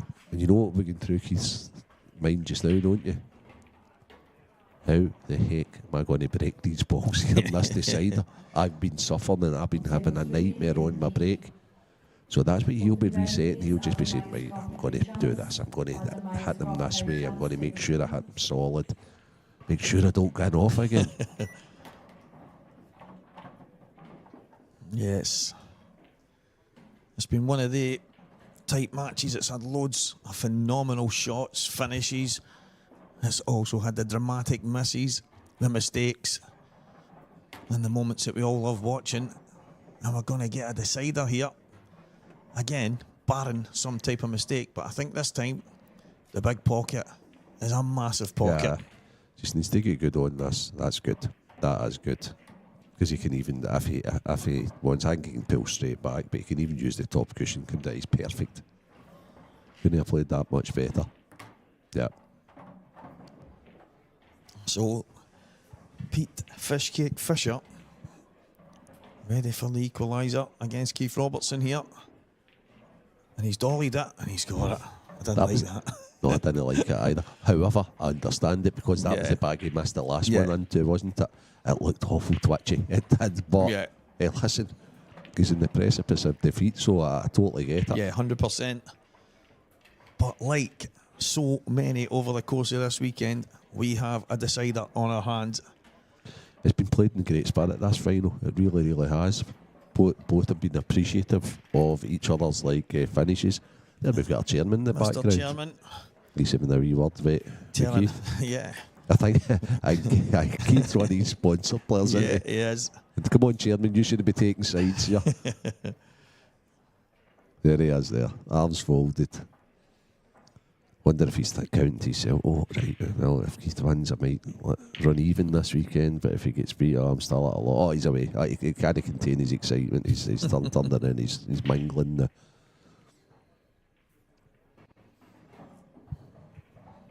Is this the moment for Keith Robertson to keep the cue ball on the table? Or does Pete Fisher pounce once again? 7-0. IPA European Open Amateur Final. It's good for the neutral, Renzi. I thought the fans should have maybe given a wee ripple of applause here. However, I think they're that engrossed in the match. Here's a break. Here we go. Oh, Stevie, he has followed. Oh no, he's followed your lead with the break. But, and it's a big but. He's got great starter pots on reds. He's going to go for it on reds. As long as that 8 ball's available, he is going to go for it on reds. The red at the top of the table, top right, kick into the 2 at the left-hand side, and the chance might just be there. But he certainly won't be taking that initially. No. I think he'll be playing this pot first because this opens the. He's playing for that area that you just 100%. Mentioned just now. We used to flick past the yellow here. Oh, look at the 8 ball. Oh, wow. Oh. Well, that might. Range, I think it still goes. I think it still goes also. And he's got the perfect angle, Stevie, that you said, to bring the bad one in. I mean, here, he doesn't even need to kick the red. He can actually kick the yellow away. So he's got a good wide angle here. Yeah, and it is. It's the yellow is okay. Now it's all about getting on the 8 ball. Yeah, I think he just drops this in, uses the yellow. Oh, this is tough, isn't it? It's use the yellow and then. I'm not so sure. No, you don't like that. The ball that I think he's going to play would have been the ideal ball for the 8 ball. Right. Yeah, that's what I was thinking. Yep. But I just don't think it can be. Oh, that's a long way off. Yeah. That was shot clock pressure, Stevie. He had 2 seconds left. Did he still have his extension? Or did he take his extension? He took it. Aye, okay. So that's exactly what that was. But for me, in that situation, you then have to be proactive from the off. If that was his decision... He needed to go on the move, didn't he? Yeah, definitely. Yeah. I know I've been fortunate to play in the shot clock a couple of times, and the time management can be tough. But one of the things that you kind of... Keith knew what he was going to play there. He was just thinking of some of the eventualities. 30 seconds, you don't have that time. You just have to commit, and it's ended up catching him out. But it's a shame that somebody's going to lose this match. Yeah, it really is. It's been engrossing.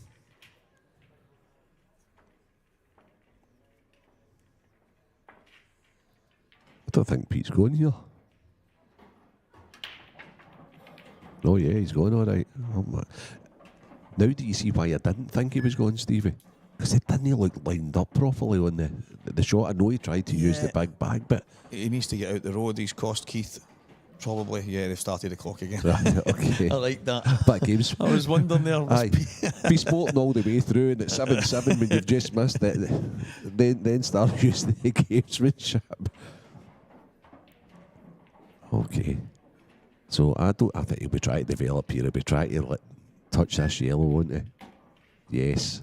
Has he got a shot? Yes. Is it a big pot? Yes. If he's on the one to the right middle, Renzi, surely one cushion and out is a shot. Oh, I don't think he'll play that, Stevie.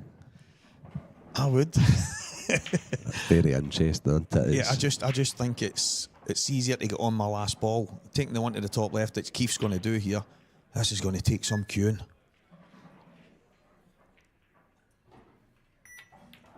I almost went silent there, Wow. as if I was sitting watching the game And live. Renzi, that's the shot. I'm saying that you need 7-all in a final, and you've got to cue it like a dream. But that is his strength.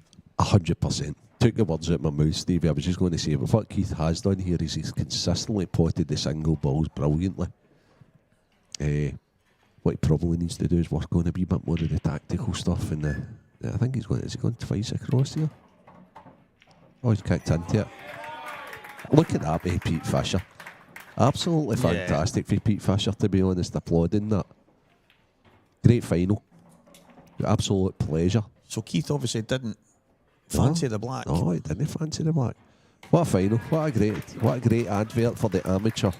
Keith Robertson is the IPA European Open champion. He's beaten Pete Fisher 8 frames to 7, and what a final it was, Renzi. I'm going to leave you here right now and head over to the presentation area. Okay, Stevie, I look forward to that. Thanks so much. So there we have it. Oh, there's a happy chairman in the background as well. What a fantastic final with two great sportsmen, Pete Fisher and Keith Robertson. That's our very own Dan Fairby. Started that match here with me.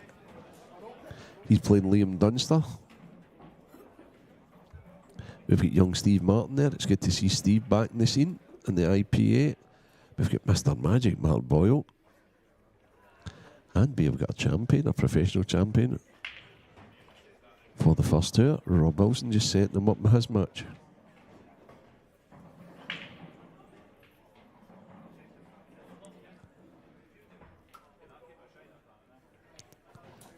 So while we're watching this, just to let you know, we are going to be going roll on, roll off all day long on the stream. First IPA Tour event brought to you with our partners, Supreme Pool. These fantastic tables, 861 Strachan cloth with the Pro Cup Aramith set of pool balls. And all these players are sporting their on-board sportswear attire. Stevie Walker.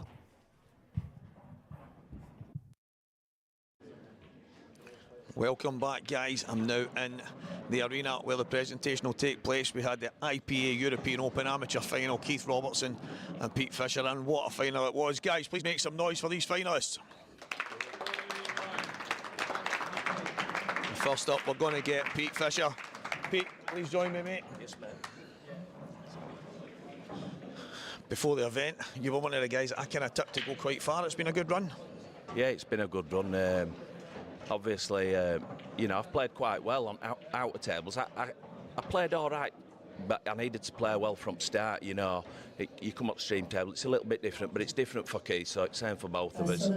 But yeah, we're a good game, and just had a little sneak in last, and I just hit that totally wrong, you know. So congratulations to Keith. Yeah, obviously 2025 has started quite good for you. Good run in the World Championships, and then a final here. Yeah. You've played some good stuff. The match was played in great spirits. There was one of the moments, a few moments in the match when Keith's played some good shots, and you're banging on the arena and giving him a clap. That's obviously the respectful nature that you are. Yeah. Oh, I've always got respect for opponents, you know. I can get carried away sometimes with a bit of fist pumping and that, but that's my passion to win, do you know? But yeah, I've enjoyed it. Been a good week. I'd like to go one further throughout the season. We'll see what it brings. Well, I've tipped you to go really far, mate, and you've done amazing this weekend. Well done, Pete. Yeah, thanks, Congratulations, mate. And guys, next up, our champion, Keith Robertson.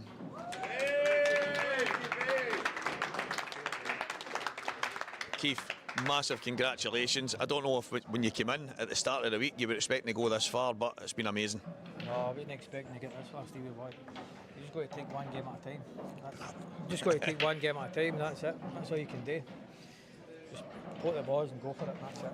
2024 Amateur Series champion. You've now come into the European Open, the first tour event of the year, and you're the champion. I know it's very hard to, I don't know, it's just, what can you do? But, first of all, I'd like to say sorry to Pete, because he played well.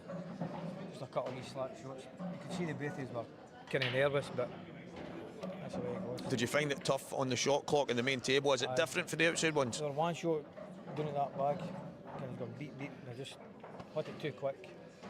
I thought Pete would have beat me for there, but thankfully never. Well, mate, you played absolutely amazing the full weekend. You are our European Open Amateur champion. Ladies and gentlemen, Keith Robertson.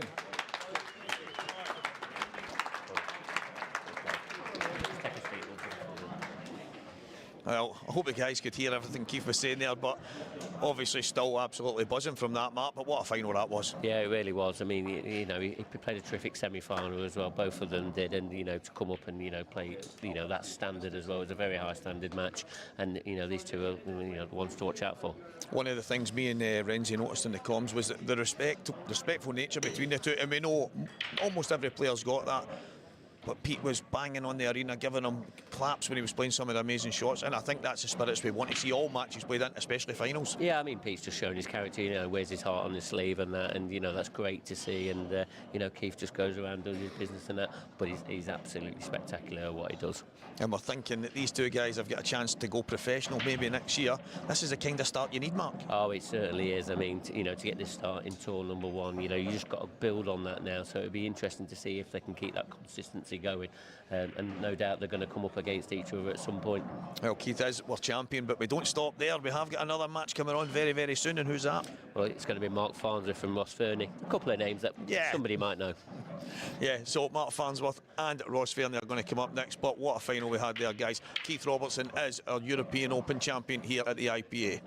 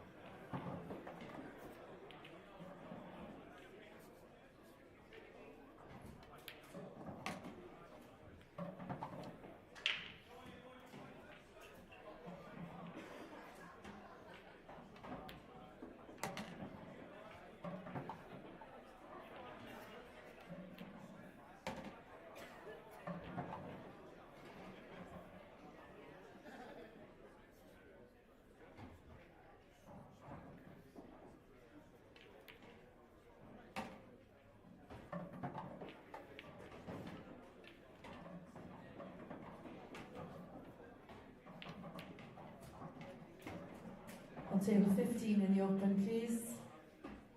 Dan Davey, Ryan Hopkinson. Dan Davey, Ryan Hopkinson, table 15. On table 19.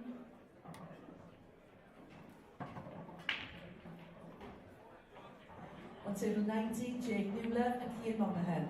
Jake Newlove, Cian Monaghan, table 19, please.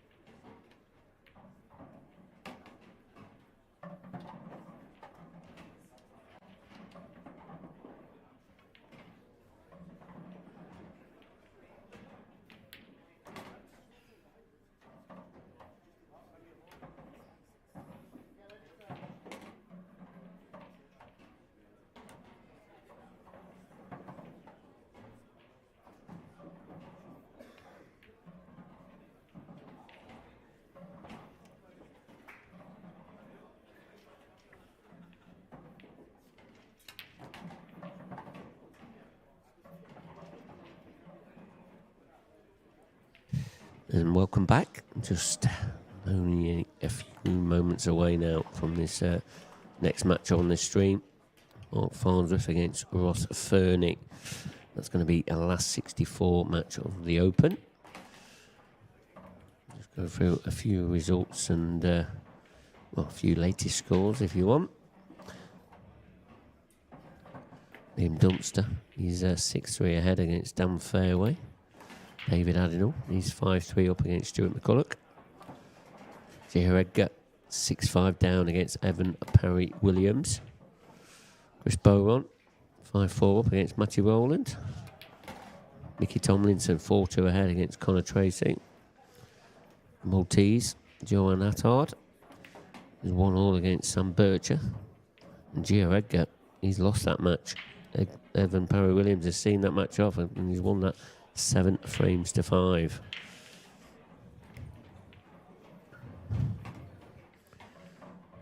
On the other stream table is currently Ben Davis against Mark Boyle. If you wanted to switch over to watch that, it's currently 5-4 to Mark Boyle in a race to 7. Darren Cook against Ryan Martin, 6-5 to Ryan Martin. Darren Cook, a professional player. Curtis Lee is 5-3 ahead against Joe Hutton. It looks like this match now on the mainstream table. Ross Fernie and Mark Farnsworth only a few moments away, just lagging off to see who is going to be breaking first. And Ross has won the lag.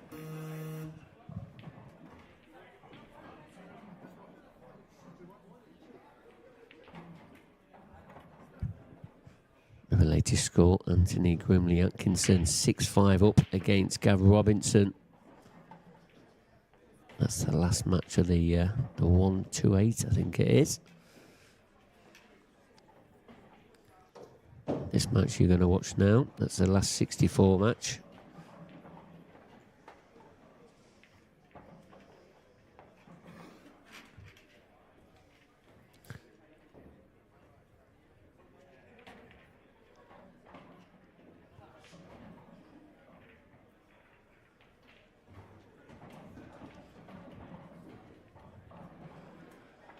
Players in the last 32 already. Liam Farrell, Luke Sanchez, Rob Wilson, Matt Schofield, Gareth Hibbett, Declan O'Callaghan, Clint Ianson, Adam Davis, Connor Jones, Steve Martin, Evan Parry-Williams. They're in the last 32 already. Some of them awaiting opponents. Keep you up to date on the latest scores. Lots of play going off today. And the ladies as well. They've got their own dedicated stream table. So if anybody wanted to watch that ladies match between Beck Sweeney and Hayley Weston, it's currently 2 frames apiece. And they're into the last 16 at the moment, the ladies, and they're all on the tables now. Any latest scores that you need, just go to our IPA website, ipapool.com. All the links are on there. So here we go. Frame number 1, last 64 match in the Open. Ross Fernie's breaking off. And not the start that Ross wanted. A dry break.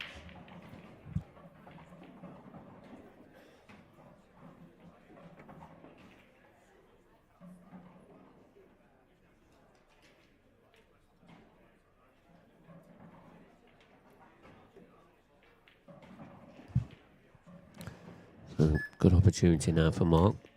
Selecting these yellows. Has that come out on the top cushion? I don't think it has. I need to get into it a little bit more.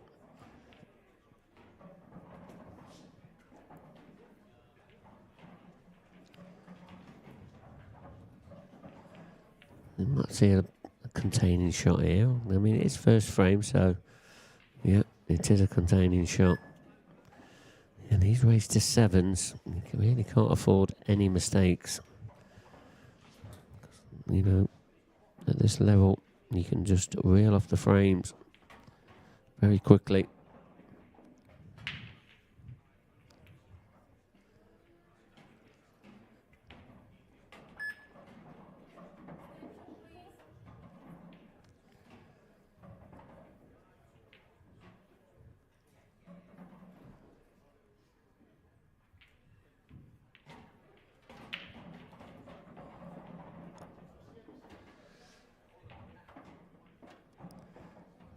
So Ross using his extension. Remember, players get 1 extension per frame of 30 seconds, and they get 30 seconds per shot.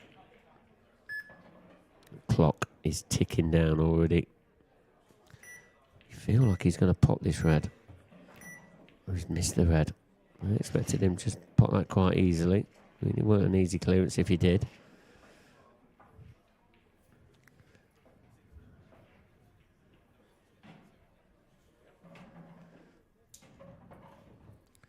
Mark on these yellows.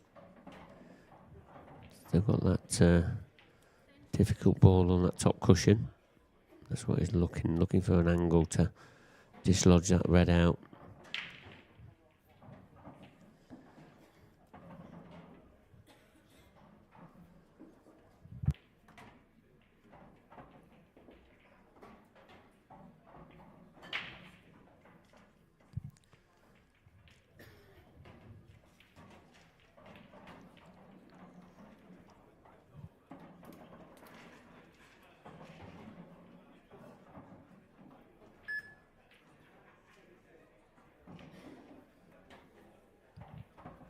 With a containing shot there from Mark.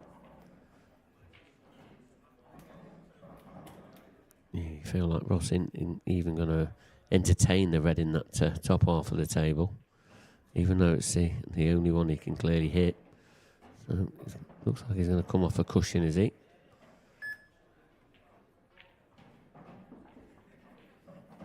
He's going for that red. Trying to hide the cue ball down here. He hasn't done it very well. Now, good opportunity now for Mark. Got to say, the black not got too many pockets to choose from. He's got both of the top pockets. I think that's the only option. And if it is the top one, it'll probably be the top. Does it go in the top left? You know, if these reds don't get moved, is there a pocket available for the black? But he's missed the yellow, so he's not even going to get a chance to get down there.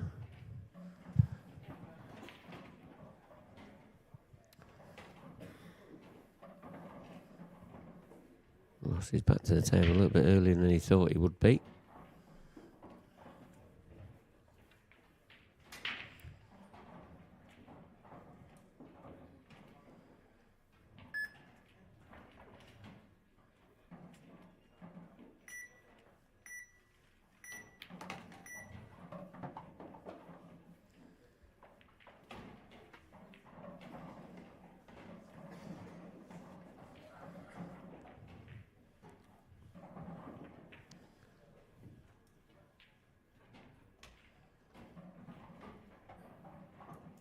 On table 10, please, Johnny McDermott, Brian Cumming. Johnny McDermott, Brian Cumming, table 10.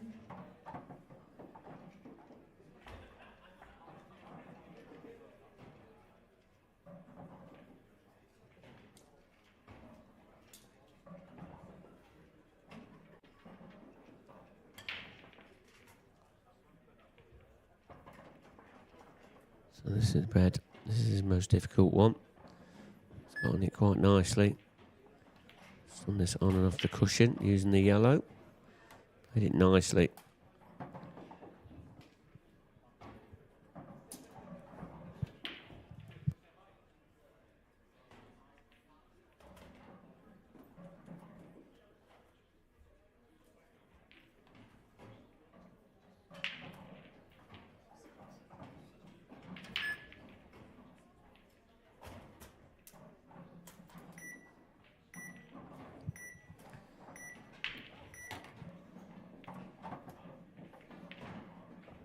On table 5, please, Lydon de Bono and Davy Forrest. Lydon de Bono, Davy Forrest, table 5.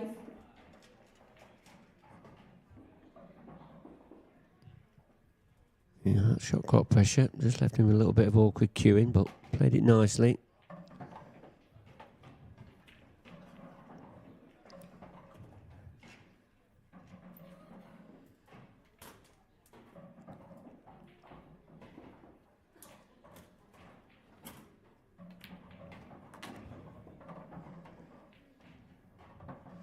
Now, a simple finish here for Ross to take this opening frame. Got to say, a little bit of a scrappy one. But there you see it, the opening frame for Ross Fernie, 1-0. He leads. Latest scores again. Ben Davis is 6-4 behind now against Mark Boyle. That's on the other stream table. He's one frame away from getting through.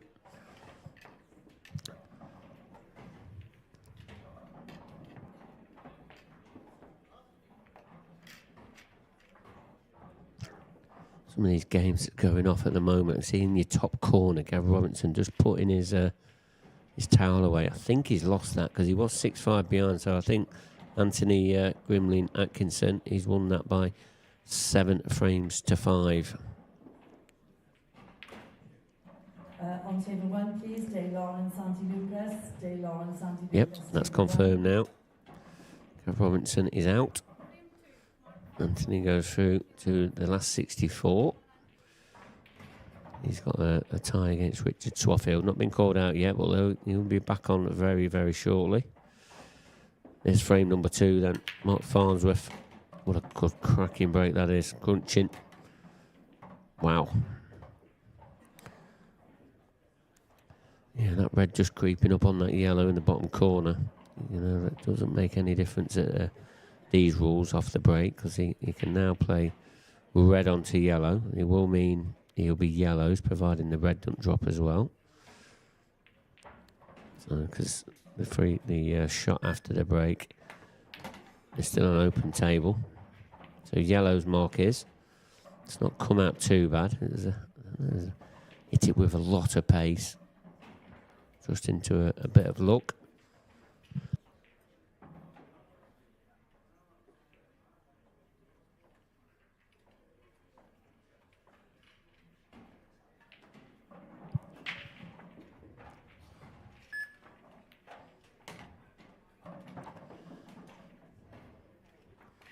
The only problem here for Mark is just this one on the left-hand side of the table. Just needs to leave himself a good angle to get on it.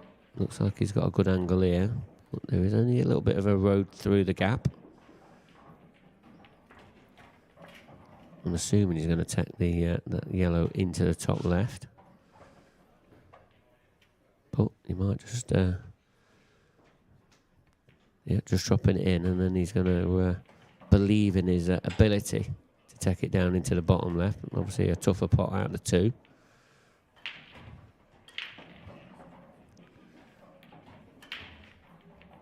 Nicely done. And this black then to level up this match. 1 frame apiece it is. And just as Mark Farnsworth has levelled that match up, been joined in the commentary box by, I can't remember your name now. Thanks, mate. Oh, Dan Fairway, sorry. Good afternoon. So it's just he only does a couple of days a week now in the IPA tours. Yeah, had a break. Yeah, a day off yesterday. Day off Friday.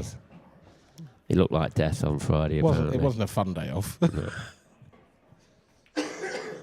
Yeah, it looked like death on Friday apparently. Not that I saw you.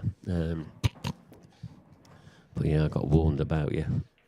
Probably for the best. Anyway, moving on. I think your room's cordoned off, wasn't it? Yeah, let's skip the gory details. It's not been a fun weekend. Yeah, he's been for poorly. me generally. Yeah. I know you've had a few get well cards and you sent to you. Is that right? If I have, then someone's nicked them. It's a fantastic break there from Ross Fernie. Yeah, he was dry on the first one, but this time he's crunched them.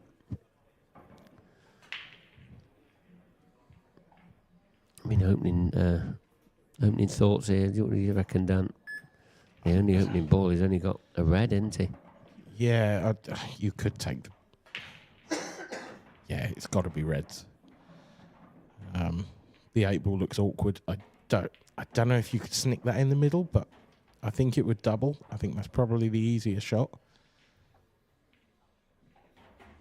I think this has to go down as a chance.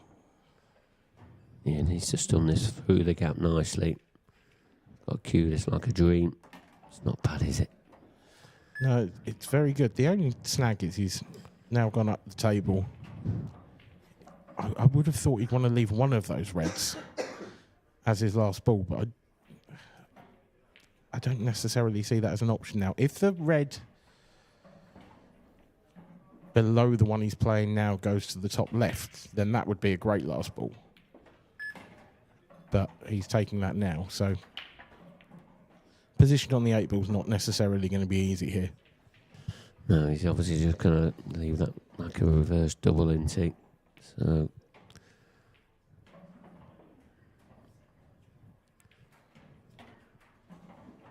still got a little bit of work to do here.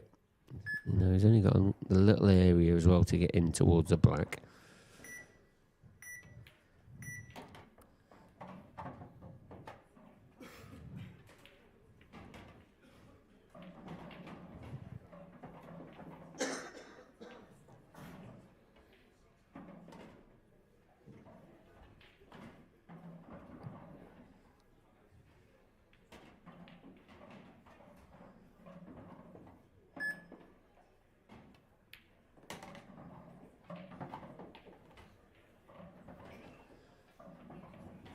Yeah, maybe this one in the left middle is going to be his last ball then. Just so he's dropping it. Yeah, it's got to be.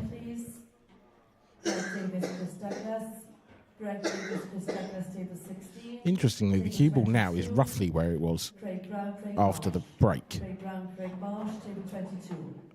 And I did wonder if he was going to take the shot that he's just taken on now as his first red, way back when. Yeah, he could have done, couldn't he?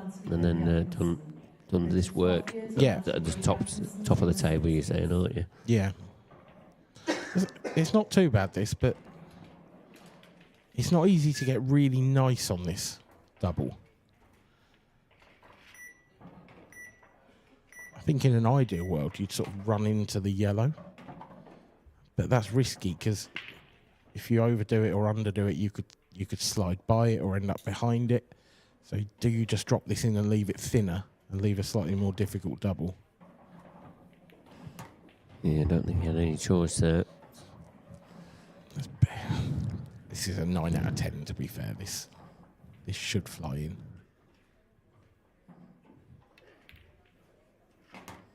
And it does. Quite easily, 2-1, he now leads. So Liam Dunster, he's through to the next round. He all right, thanks. Played you down, didn't he? 7-3, but I know you was giving him a bit of a bow, giving him something to think about, didn't you? Yeah. So, yeah, I went 6-0 down and didn't really have a chance. Yeah. In the first 6 frames. One very difficult half chance. And then, to be fair, I dished 3 on the bounce, and he was feeling it, I think. He won't admit that, but unfortunately in the next frame I broke dry, and he didn't take them out in the conventional fashion, put it that way, but he did take them out. It was a good finish. Well, he's into the next round. All these are all open matches now. And he will face David Adenall. And I'd say Liam's David's nemesis, to be honest. Yeah, they normally drew each other quite often when he was a #1 player, weren't they? Yeah, and I don't think Dave has got one over on him yet, so that'll be an interesting one to keep an eye on in the last 32. Yeah, I'm sure David would be over the moon. But they're in the next round, that's the last 32 match. So just while they're re-racking the balls up, Robert Stephen 3-0 up against Wayne Fryer. Was it Gavin Rompson? He got knocked out in the last 1-2-8. That was the last match to be played, that one there. Yeah. Oh, Ben Davis, Mark Boyle. That's on our second stream table on table 14. It is. Mark's still 1 frame away. It was 6-4. So he's pulled that back a bit. This one went 6-all. Ryan Martin and Darren Cook. Ryan Martin was 6-5 up, but Darren's managed to get over the line. So 7-5, Darren had won. Our champion last night, Rob Wilson, professional champion, 7-3 winner against Craig Hart. So he's gone into the next round now, and he's going to be playing Luke Sanchez. Oh, a repeat of the final in the last 32. Crazy draws. What a brilliant draw that is. Yeah, maybe. Just noticed as well, Mark Boyle's name's popped up in the last 32, so he has completed his victory over Ben Davis. Oh, right, yeah, okay. Yeah, so we'll let you know who's going on the that stream table next. There's no reason why them two couldn't go on the games, to be honest. Yeah. But, we're in here, so we'll have to let the other guys decide that. But we'll keep you up to date with that. I'm sure it's already been decided, surely. Lots of big names still in this, as you'd expect, obviously, but, some of these open tournaments can be a bit of a bloodbath for the top names, but... Yeah, I think it's down to the race, isn't it? It's a shorter race, etc. And, as you said, a bloodbath. Mark Farnsworth has just played quite a poor shot. I don't know what he's on here. Can he just see enough of this yellow? Yeah, he can. He's all right. That wasn't the best of shots there from Mark, but it's worked out okay. And that yellow that he's tied up a little bit still goes to the top right. Yeah, that was making things a little bit easier for this clearance now. Big pocket for the 8-ball as well. Second ball for Anthony Grimley Atkinson on table 6.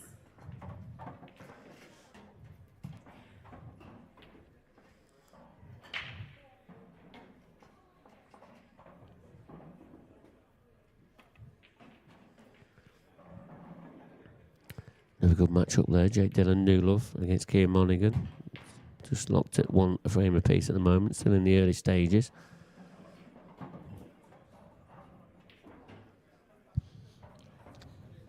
Mark's not got the greatest angle here on this yellow either. Can he nip this back, or does he have to come around the angles for this 8-ball? I think he can draw this back. Just pinch the pocket a tad. Oh no, he's going to come the other side. Big pocket though. Big pocket, but this is a thin snick. You catch this a little bit thick. It's not a massive pocket. If you catch that red, it's going to take all the pace out of the 8-ball. Well, it misses. You catch it too thick, that red. That's perfect. Played it lovely. 2-2. First 4 frames have been shared. That's Leiden. No. Let's see, Leiden in the straw. Where is he? Further up.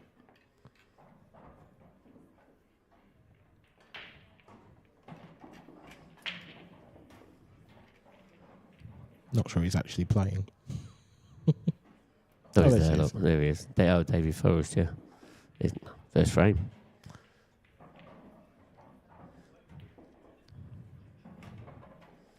Yeah, a lot of these matches that we're looking at here, they're all in the early stages. Corey Reese had a very slow start yesterday. He's playing Steve Wall. He's 3-2 ahead.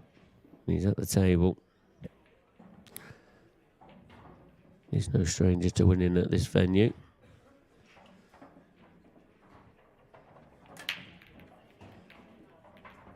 Bit of a loose. His giveaway, the 1 free shot, 1 visit. It's interesting. Has he hit the cue ball twice? Wow. Even I didn't see that, did you? I didn't. It's pretty rare that, but it has happened to me before. The referee didn't see it either. No. It must have been a really just a thin snick, or unless another ball came around and hit the cue. I'm really not sure what happened there.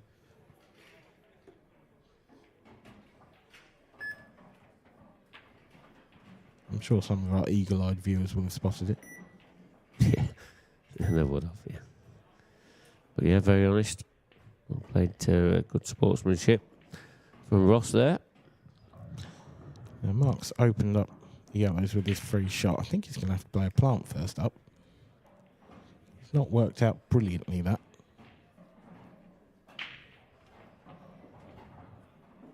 He could sneak the one back into the right centre, but I don't think he could hold for the yellow at the top of the table. So the plant it is.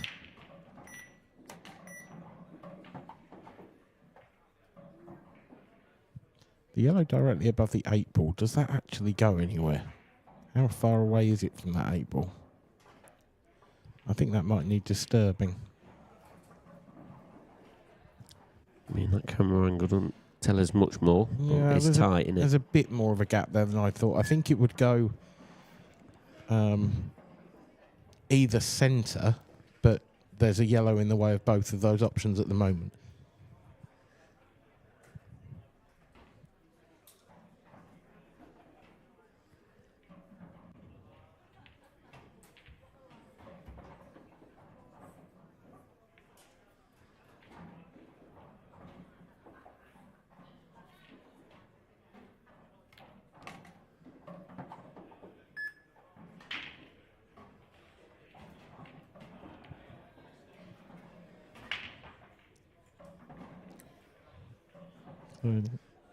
Now it's the cutback. This seems tough to hold. Oh, he's held it off the red. That's beautiful.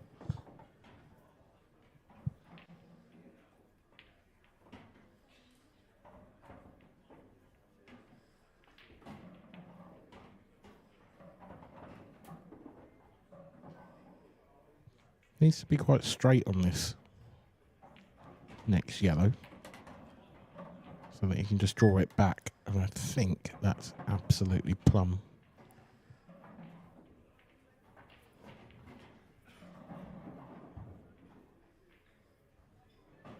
It's tricky to tell definitively. If not, he could run it on and off the bottom cushion. I think he can just draw this back.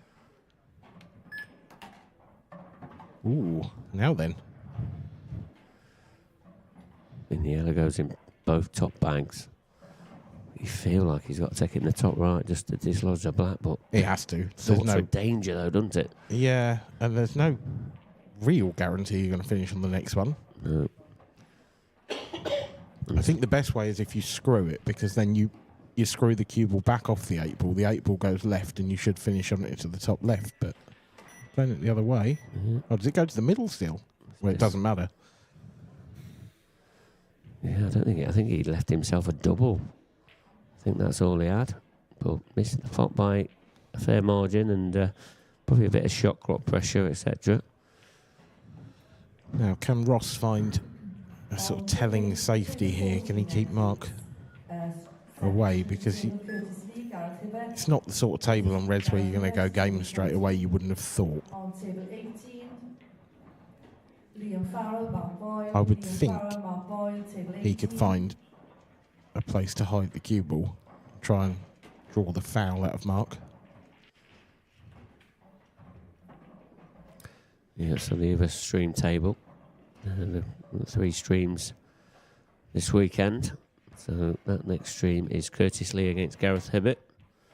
Not seen too much of Gareth on the stream table this weekend. That's unusual. Yeah, very unusual, but he is on the other stream. Coming up against Curtis Lee.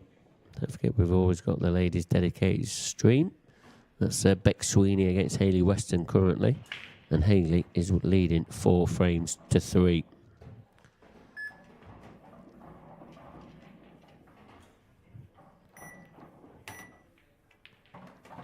Oh, not gone great for Ross, that. No, he's played the can on the red and is a long way away from getting it. Yeah. I'm really surprised he didn't try and find a safety shot here. But he's still got time. I think he still will. Because those 2 reds on the left-hand side are so awkward, and there's no real nice way of breaking them out easily.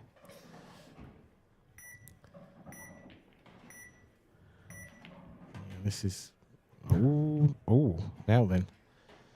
Has he left the double that Mark was looking at earlier?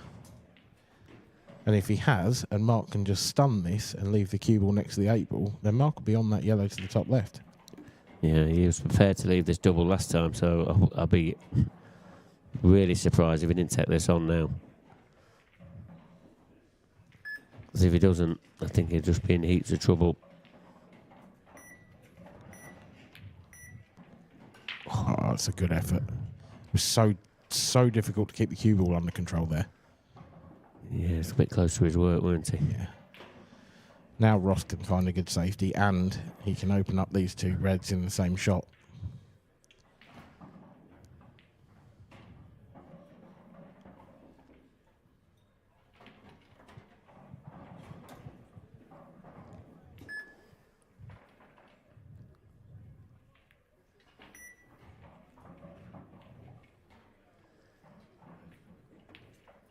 Not the very best. No, it was. It's just got a double kiss, didn't it? It's just careless. Yeah. It's not, it should have been pretty much tight to that cushion. Trying to cut out the one cushion escape. I still make him a huge favour. I don't think Mark can cut this in. Can he cut it in top right? But he's going to be proving you otherwise.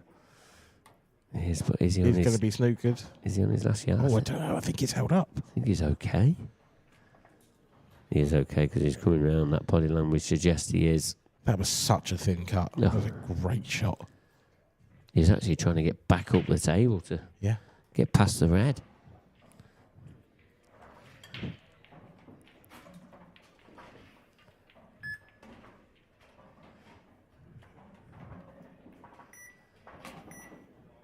It's a good pot as well. It's a good pot. The position isn't there.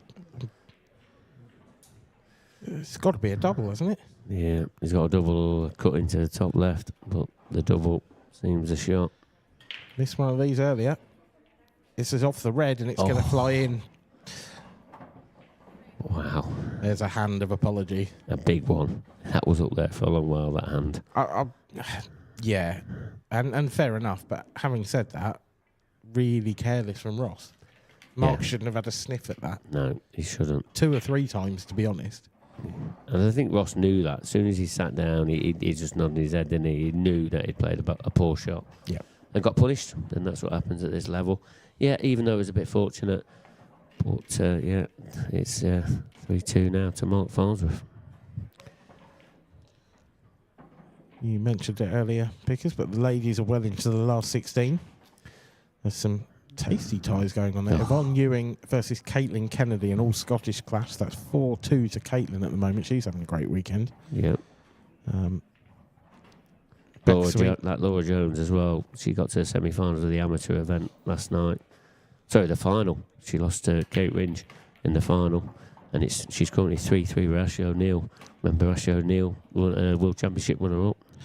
Pretty stacked bottom half of the draw as well. I mean, you've got Deb Birchall there.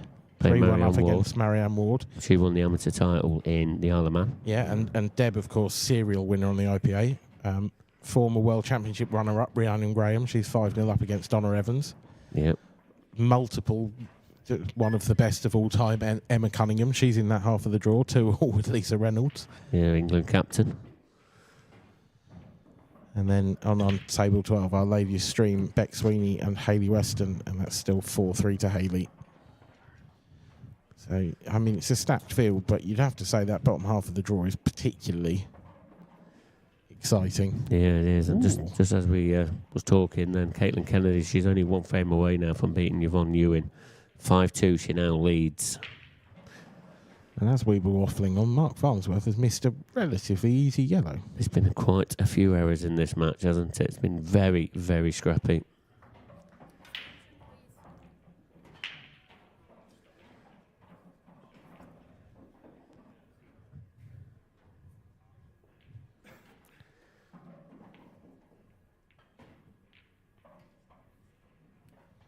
It's left a nasty little red for Ross to try and get down to, though, hasn't it? And when does he do it? I kind of think it's got to be his last ball. Doesn't have the angle to get down there now from this one to the centre. He could just drop this one in the middle and then play the one over the top right. Oh, it's open table. Yeah, must have missed, I mean, it was talking about latest results, weren't we? So we weren't really paying much attention. But yeah, these yellows are very unprofessional of us. Mark. Very easy. That's just trying to keep up to date with everything in it.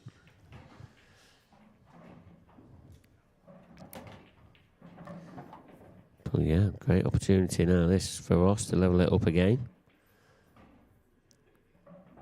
Don't see where he can falter here. You know, everything's pretty much dot to dot.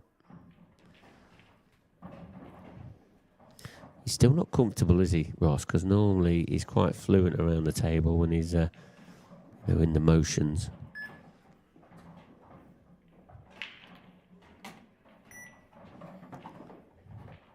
He seems to be very, very steady around the table.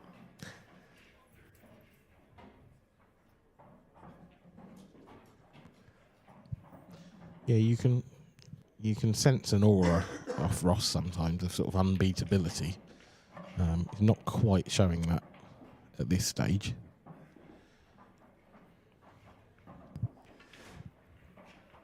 I do feel like he's one of those players that improves the further he gets through the tournament now. He can be a little bit scratchy early doors, and then if he gets to the latter stages, then he becomes a real force. Yeah, and that's what the top players do, don't they? They start off slow and then build up that momentum. And it's the start of it. 3-3 now, but been very, very scrappy.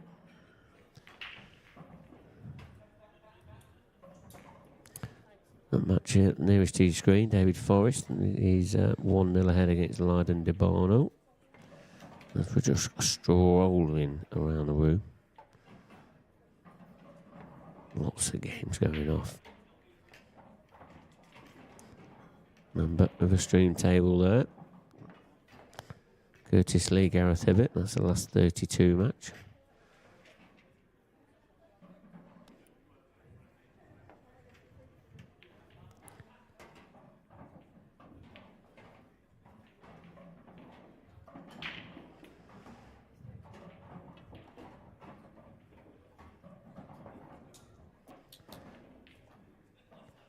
onto the All Scottish Affair there. That's Wayne Fryer at the top end of your table. He's currently 4-1 down against Robert Stephen. Johnny McDermott, this one that's closest to it on your bottom of your screen. He's currently training 2-1 against Brian Cumming.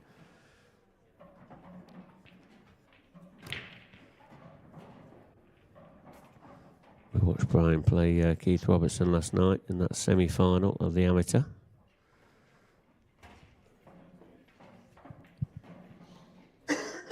Yeah, he had a good run, did Brian, didn't he? Yeah, he played some good stuff, to be honest. And they probably won out a little bit of steam against Keith. And Keith picked up that amateur title this afternoon. Here's the Godfather, Gareth Hibbett. This is the other stream table. Currently the first frame. It looks like he's on yellows. Normally these are bread and butter for the Godfather. So not seeing too much of him this weekend. Well, we're going to be seeing him in the latter stages of this open event. Somebody else that's just got through to the last 32, Adam Marskoff, 7-3 now. He'd beaten Perry Chance. Nicky Tomlinson, that's a good win against Conor Tracy, 7 frames to 3. Then we'll have a rerun of last night's final. Luke Sanchez, Robertson, please. Luke Sanchez, Robertson, table 3.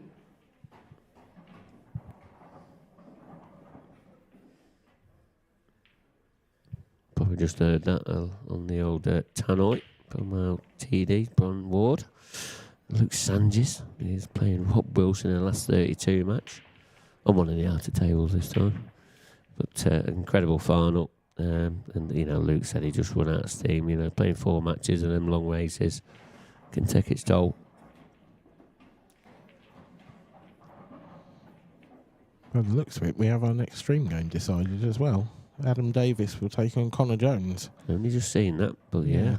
We saw Adam Davis on the stream table Friday. Yeah, played Ben Davis, didn't he?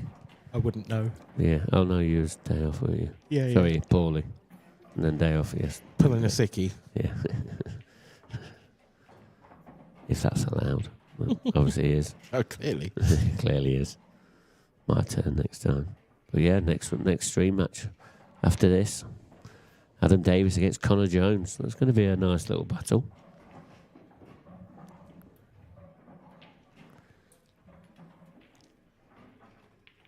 Yeah, you mentioned Adam Marskoff there. He's a player that's really come on leaps and bounds. Last season, you watched him play and thought, yeah, this is a good amateur. And actually, first event in the pro ranks, he just doesn't seem phased. Every time I see him play, he just doesn't seem, not bothered, but he's very, very circumspect about everything he does. He loves the game and he just wants to play. Yeah. And, comes along with Jake Dillon, love Alan Robinson. They all come together, don't they? And no doubt they're always cheering each other on. It also helps. But yeah, nice guy as well, Adam. Helps us out in the comms as well, time to time. Yeah, he does. He's helped me out this weekend when somebody's been absent. Another little dig. No names named? No? What about this for a latest score? Craig Marsh 5, Craig Brown 0. Wow. Craig Marsh has been showing a little bit of return of form, isn't he? Yeah. He's a slightly weird one, Craig. He's such a talented player. He's one of the most natural cueists I think I've ever seen in my life. Former world champion, of course. Made a couple of world championship finals, multiple tour winner, but hasn't been on the top step of the podium on the IPA for a long time. Yeah. Has quite consistently made semis and quarters, and he's always there or thereabouts. But you feel that Craig is due one. Picking up RPA trophies, there's a few cobwebs in there. Yes, exactly. But yeah, he'll know that himself, won't he? And he'll be his biggest critic as well. Yeah, and he often is. Yeah, he certainly is. He certainly often is. During his matches. Yeah, we can normally see it. Yeah. No doubt we might see him on this stream at some point. Whether it's this stream or the other one, I'm sure we'll see him at some point. He's in good stead there against Craig Brown.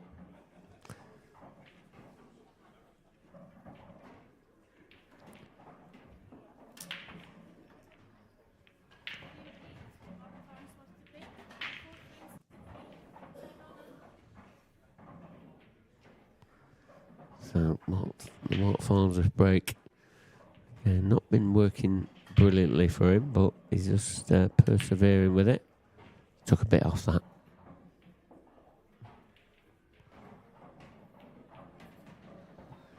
It's dry. And a foul break in the previous frame. Kicked in off quite harshly. Was Ross. So this is a chance to make amends.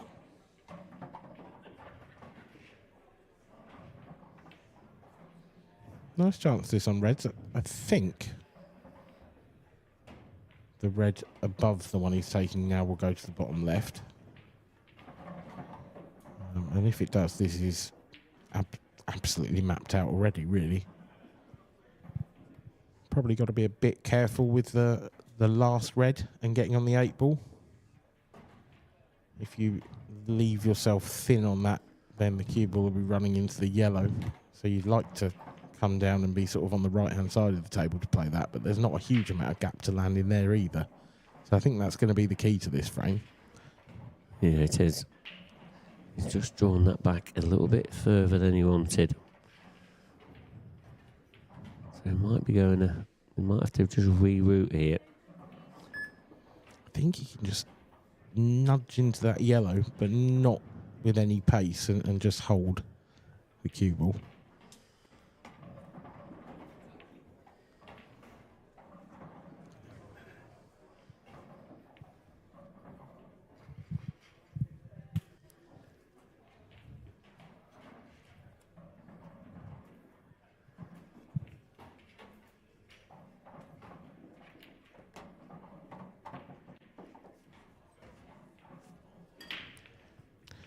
That's okay, but I would have wanted to have played for that last red from this one to the centre. So now the really difficult positional shot is going to be his next shot.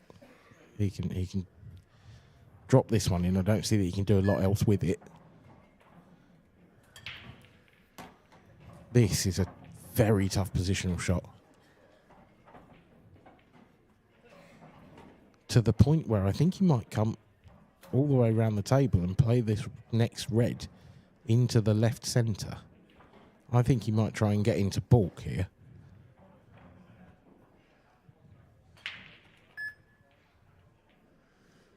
Because if he underdoes it, he'll still have it to the top left. But he's underdone it in a big way and he's snookered himself.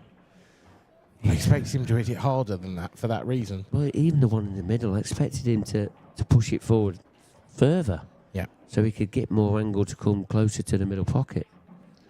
But didn't do that either. Yeah. Strange shot. Well, all he can do now is hit this. And, I mean, not hope it goes in. There's an element of skill in this, but there's an element of luck involved as well when you're coming off a cushion. He hasn't got it. Not vintage from Ross Fernie so far. Also, Craig Marsh has beaten Craig Brown 7-0. In 30 minutes. That is insane.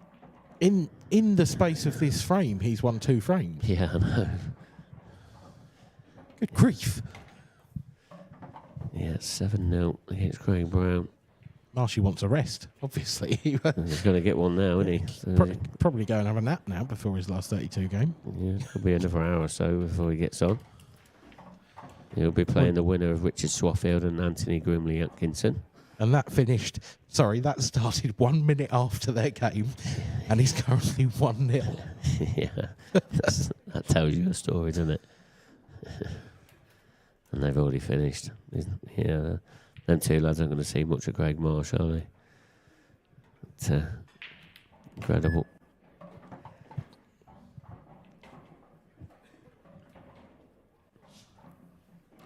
So Mark's just making a little bit of light work here on these yellows.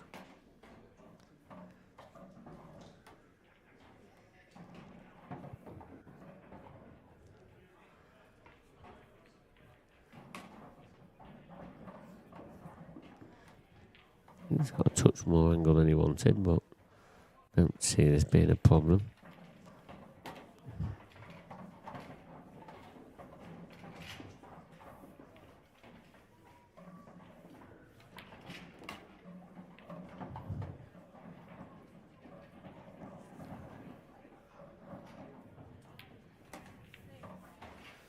Farnsworth opening up a 2-frame lead now. 5-3.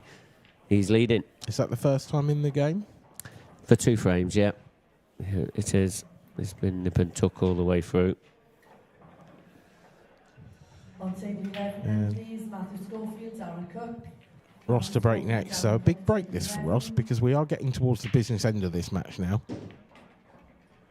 On table 12, Clint Jansen, Declan O'Callaghan. Clint Jansen, Declan Just having a look there at Luke Sanji stalking his prey around the table. And he is 1-0 up against Rob Wilson, looking for revenge, of course, after last night's professional final. Liam Dunster, David Arsenal. Liam Dunster, David Arsenal, table 22. And now getting some more of the last 32 games on, as I'm sure you can hear at home. Matchup you mentioned earlier.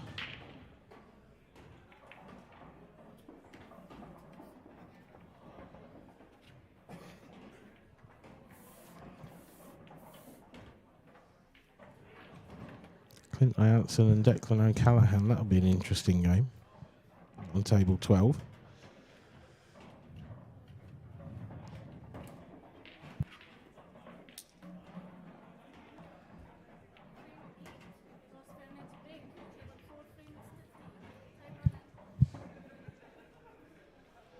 Gareth Hibbert's launched into a quick-fire 3-0 lead against Curtis Lee.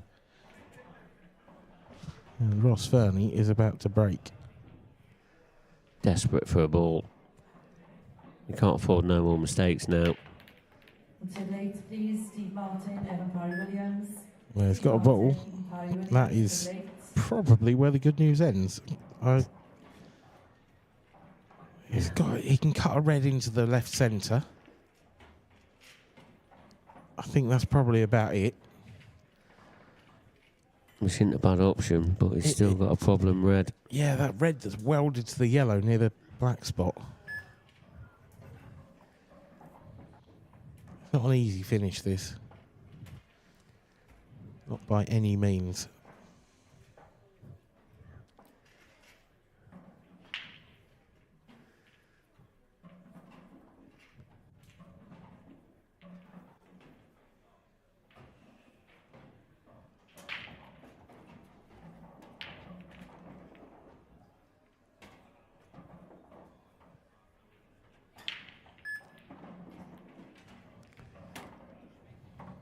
Yeah, it's been a nice pot, that was. Nice little double kiss as well, to be honest. That could have come out a lot worse. Yeah, I think he'll leave that one over the top left for a little bit longer. It's what ball he's going to use to try and get this red, as you indicated, and the one that's welded to that yellow. It's got to be the one closest to the bottom left corner. I think it's got to be now. Yeah. This is the best option for him, because he's with them two balls, close to the top bags, and we'll drag this in with some right-hand side and just come across and flick into them. That would be perfect. Oh, he's walloped it. He hasn't cued that at all. And I think the news goes from bad to worse, to be honest, because I think the yellow passes to the top left, and I think the yellow and the red that are together, I think the yellow might go. I think it might go into the centre pocket. I don't think the red goes anywhere, but I think the yellow, there might just be enough sticking out on that left-hand side that it'll go right centre. Well, I think we're going to find out. Well, is he going to just try and drop on it? Yeah, I mean, if he doesn't, obviously his yellow probably doesn't go to the left middle then, does it? It might do. I thought the red might be in the way, but that might just be low enough down the table. No, he'd take it now if it went. Yep. He's tried to move it. Oh, it's gone wrong. There's a twist. There is. I think he might still be able to cut this back. Yeah, I think he goes for the cut as well. Oh, depends. Is this touching ball? It is.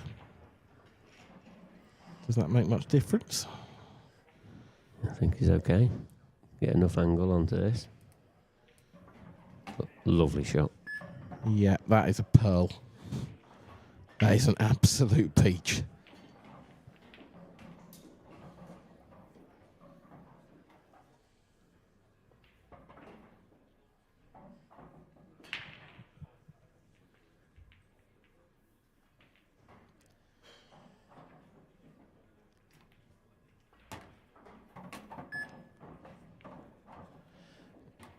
That was a surprising shot.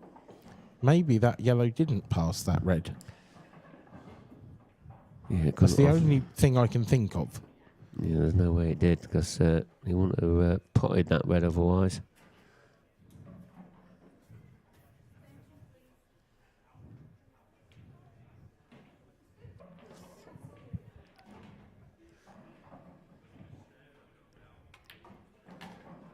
Oh, he's underscrewed this.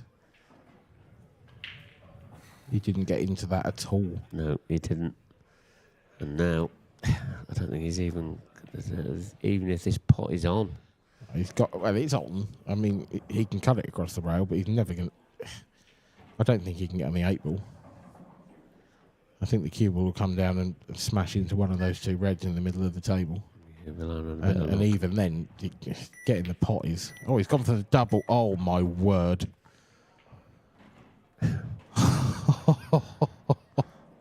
That's some frustration in That's that shot. That's an unbelievable double, though. Yeah, it is. And he may need another one. Can he cut this back? It goes double all day long. He's already smashed one in. Oh, is he cutting it back? Cutting it back. Where's the cue ball? Oh, wow, what a finish from Mark Farnsworth. Balls flying in everywhere. Balls of steel flying everywhere. That was some finish, and that is going to be an absolute dagger through the heart of Ross Fernie. Yeah, one frame away now, Mark Farnsworth from getting into last 32. Stunning last couple of balls. Yeah. That could ignite him. Yep. It really could. Luke Sanchez, the repeat of the last night's professional final against Rob Wilson. Luke Sanchez is 3-0 ahead, and he's at the table again.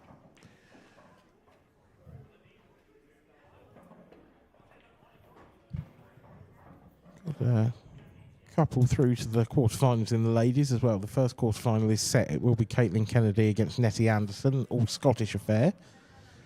Hayley Weston as well. She's having a great run through to the quarterfinal. She will face the winner of Emma Cunningham and Lisa Reynolds. That is currently 3-all as Mark Farnsworth breaks off. And just when you really want a ball, just to finish the game off, it goes dry. But what's he left?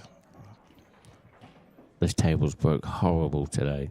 And there's not been too many great opportunities. No. Not in this match, anyway. It's not a terrible opportunity on Reds. They do all go somewhere. The 8 ball's a bit messy. It's got to be such a precise clearance. I don't see too many other options. I think you've got to go... Reds have the control here over the frame. And it's the only real opener you've got. So that's a bonus for Ross.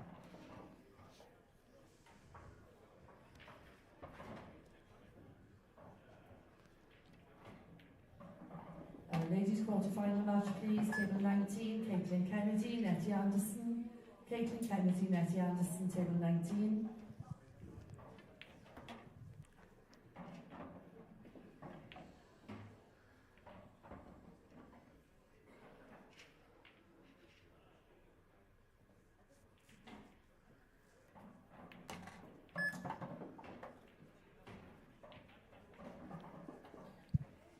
It's about as good as he could have done with that positional shot, but it may not be good enough. I think all he can do now is just pop this off the cushion and leave the red long to the top right.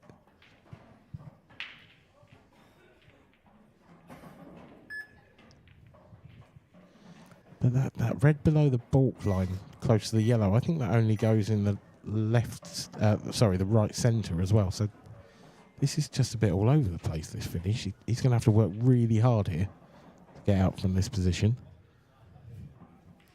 Yeah, it's not easy. So I think he can just stun this one up to the top right and then take the red next to it up to the top left. Or is he going after that one now? Can he squeeze this past the yellow? He's played that as good as he could. But still got that problem red, but I think it goes to the right centre, doesn't it, as you said? Yeah, it definitely goes right centre. It's just getting on it. But actually, yeah. He can just stun down the table now and leave himself an angle to just drift round behind that.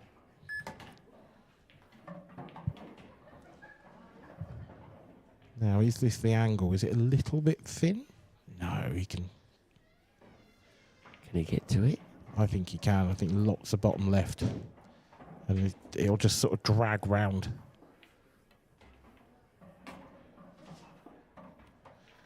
Has he overrun it? I think that's as good as he could have got there. Yeah. Because it was too thin. I think the yellow holds him for position here, so I don't think he's got to do too much. Oh, but not like that. Not like that, Ross. Still a chance. I think he tried to do too. I think he could have just dropped that in and he'd probably have had a thin one. Easy to say from here, of course.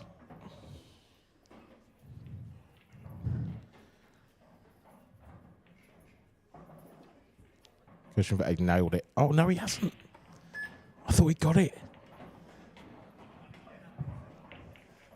No, but he has left the black over the pocket. Yeah, Mark's...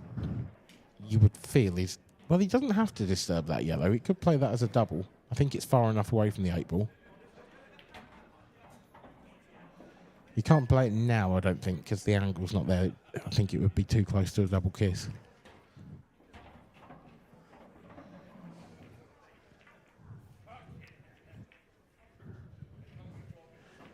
Yeah, it's not even going to be easy to even dislodge that yellow out. You know, it seems to be quite close to that black. It's too much of a risk, I think, to dislodge it. Yeah. Because you've got a huge chance, I think, of knocking the 8-ball in. There's no margin for error there. Whereas I think if you just... I think it doubles quite comfortably. I wouldn't be surprised if he played it after this. He might just go up the table, though, for the one in balk. Yeah, you feel like he's going for these, don't you? So... Oh, he wants... Yeah, I mean, he wants to get this done. I mean, he can play the yellow as a big pocket off the black, try and dislodge it out. Good. If he's going to, he could play that now. The angle's probably just about there if he tops through and comes down for this one in the bottom cushion.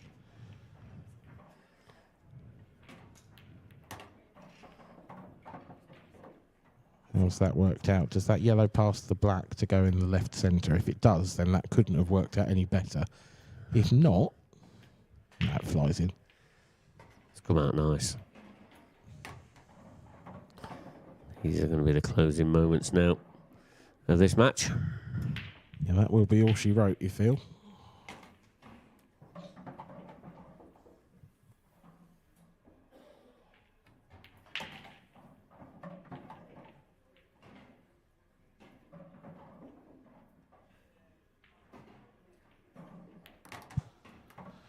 Mark Farnsworth then safely through to the next round of the IPA European Open with a 7-3 win over Ross Fernie. A little bit of a scrappy match from both, but it's Mark who prevailed in the end, courtesy of a couple of mistakes from Ross and a couple of brilliant finishes from the man himself. Let's run you through some scores quickly while we wait for the traditional post-match interview. Dan Davey in real trouble. He is 6-1 down to Ryan Hopkinson on table 15. Rob Stephen is 1 away from the last 32. 6-3 up against Wayne Fryer. All Scottish battle between Johnny McDermott and Brian Cumming. That is 4-3 to Brian at the moment.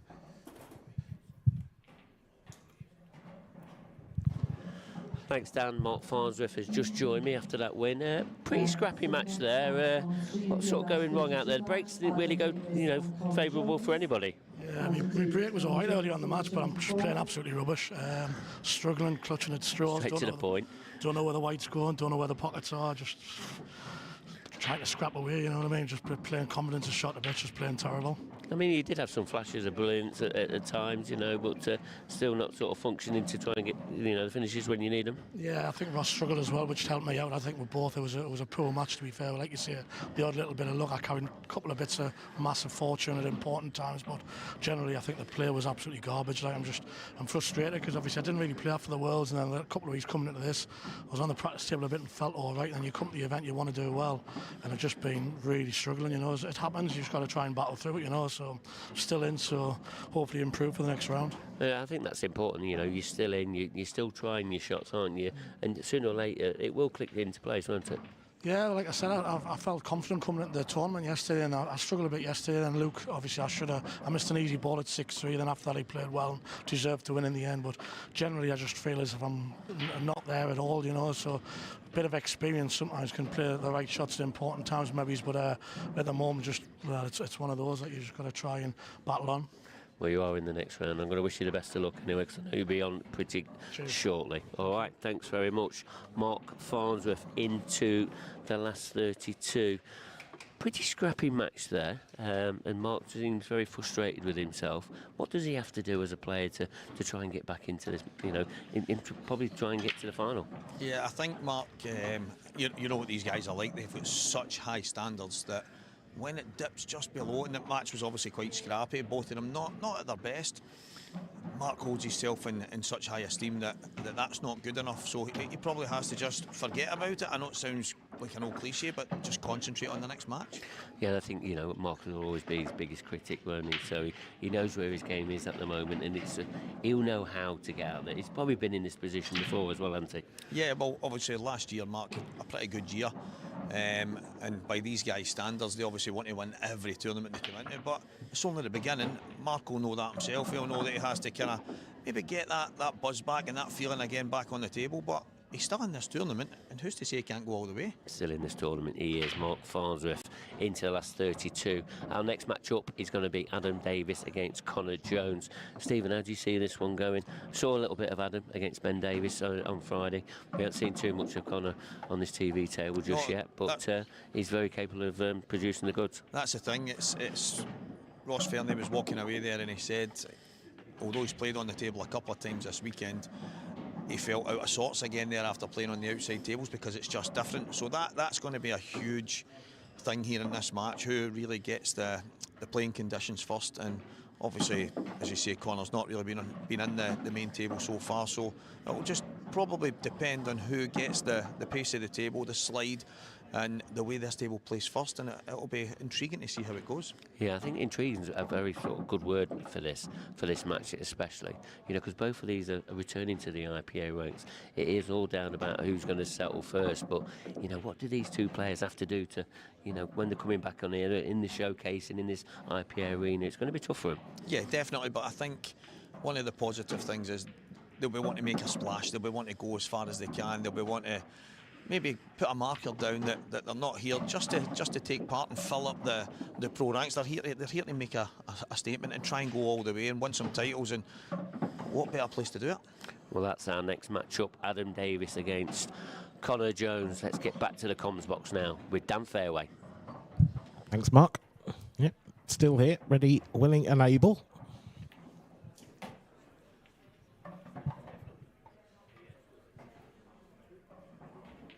Davy Forrest there, front and centre on your screen at the moment. He is currently well up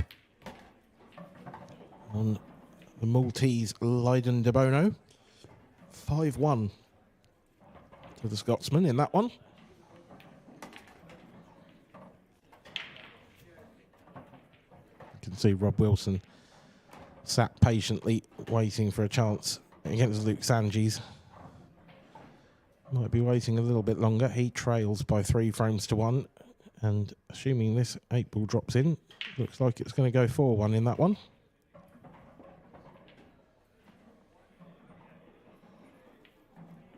So revenge on the cards there for the Welshman.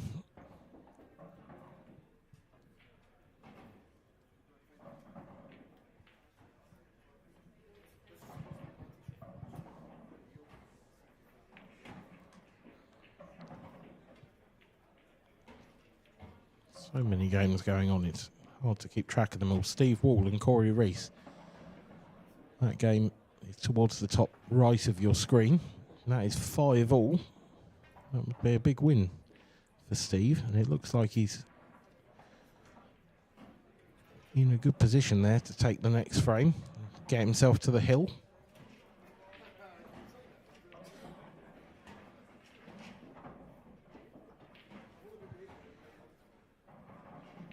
Lots of last 32 matches are underway. Now to Mark Boyle, 2-1 up on Liam Farrell. Gareth Hibbett, 3-1 up on Curtis Lee. Liam Dunster, 1-all with David Adenall. Clint Ianson, he trails Declan O'Callaghan by 1 frame to 0. Early days in that one. So lots and lots of big names still in this competition. Still hoping to take the trophy home later on tonight.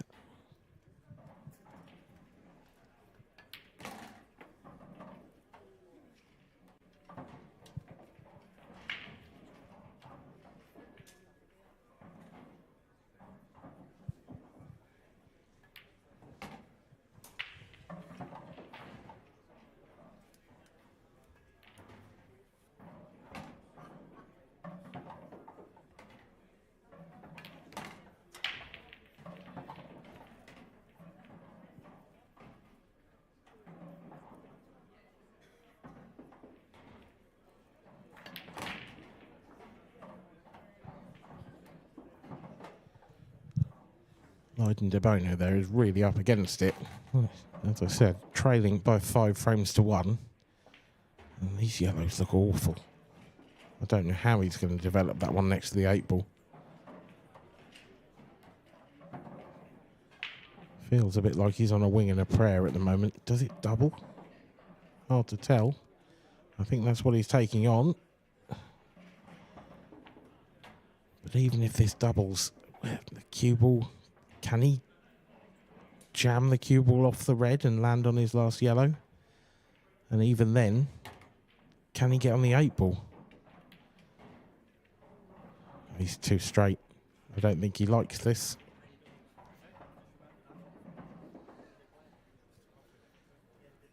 Can he just leave himself a view of it? No, he can't. And there's a clear frustration from Leiden there.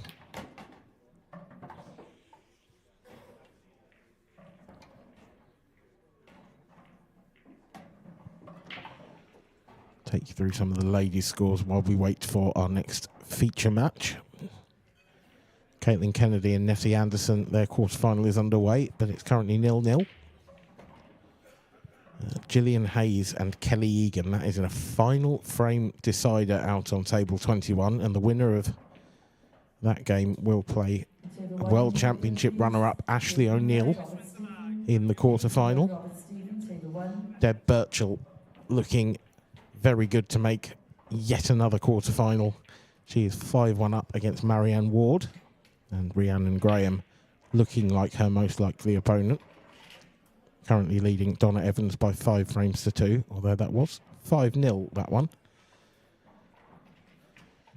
What a shot there from Lydon, by the way. If anyone caught that. And back to the ladies. Right at the bottom of the draw, Emma Cunningham 4-3 up on Lisa Reynolds, and the winner of that one will play Hayley Weston in the quarter-final.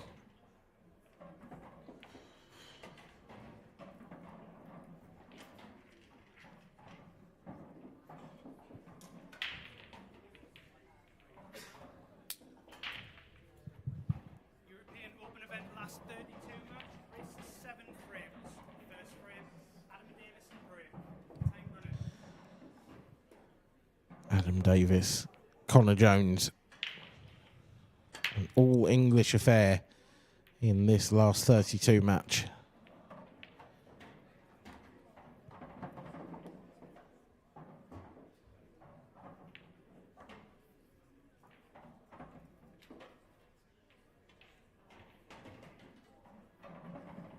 It's a good break there from Adam.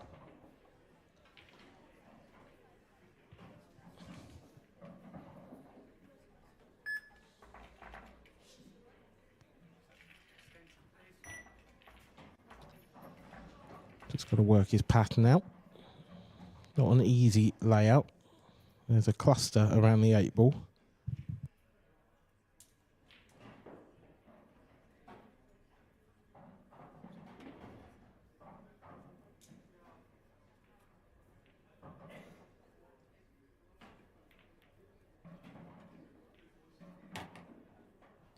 The red's the chosen colour set. Which leaves a very awkward one. Doesn't have the angle to disturb it now. He's going to want to get that angle before too long. Just wonder if he can drop this one into the left centre and screw across into it. If he catches the yellow full ball from here, then it should leave everything on. Should nudge the black out in such a way that it still goes to the centre pocket. Yeah, that's pretty much as good as it could have been from Adam.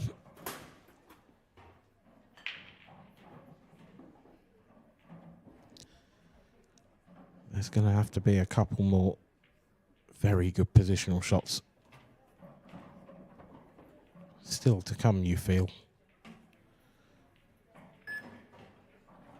First of all, to get up to that red on the balk line, and then to get nicely on the 8 ball. And this is not the angle Adam Davis wanted. He needed to be high on this, and he's low.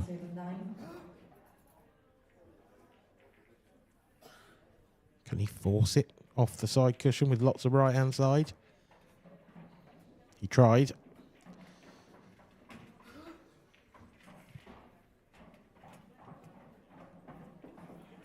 He did not succeed. So Connor Jones with the first very good opportunity of the match.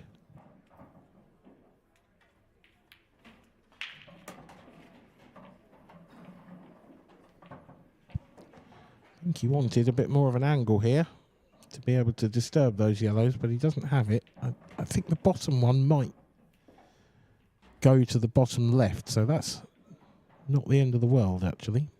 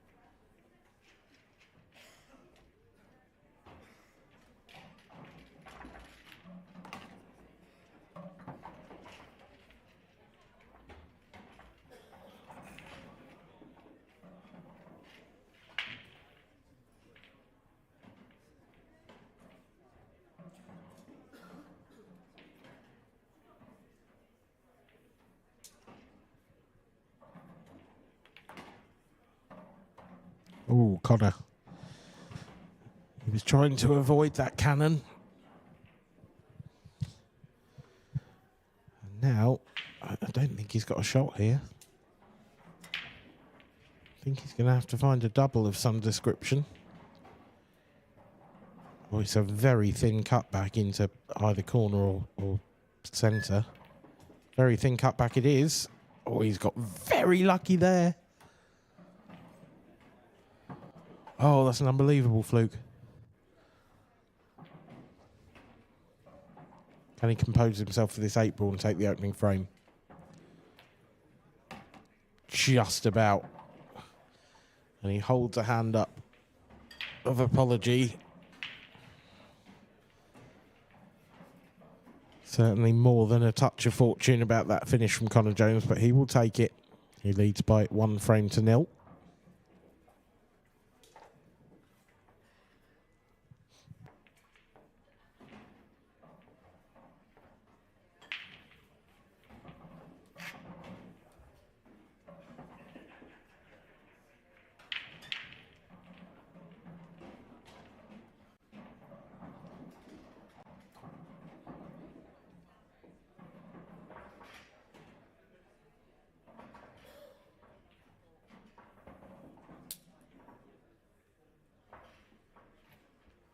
Frame 2. Connor Jones to break. Leading 1 frame to 0. Time running. Now, no one's really solved the break on this table yet today. Let's see how Connor Jones fares. Well, the last ball rolling drops in. It's not the worst split ever, but it's just not that explosive break you expect, and no one has found it yet.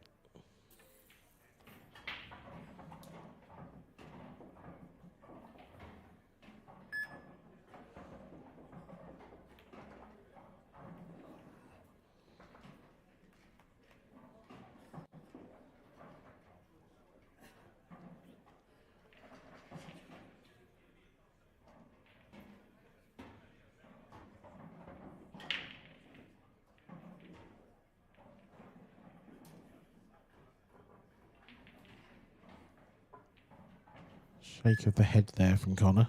Not entirely happy with that first shot, understandably. Not quite sure whether he was going for the plant or whether he was trying to sneak that yellow past, but either way, it's not a particularly inviting table for his opponent. Question marks on both colour sets.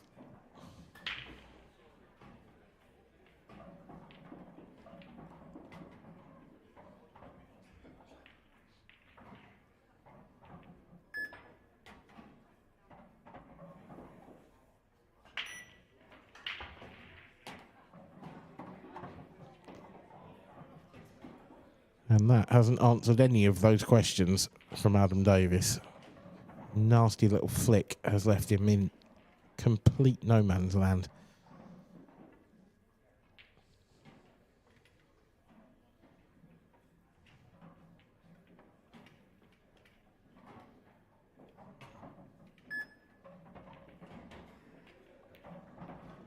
Gone for a cut, hasn't got it.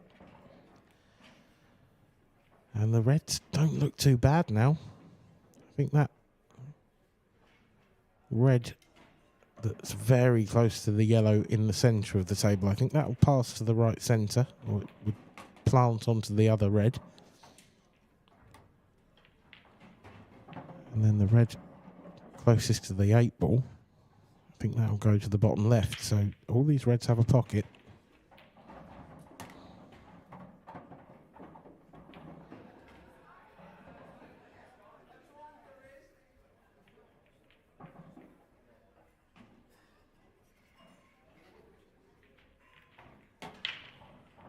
I'm just trying to hold on that one. It's a little bit further than he'd like. I think he can just drop this in and just nudge the yellow out of the way to hold the cue ball.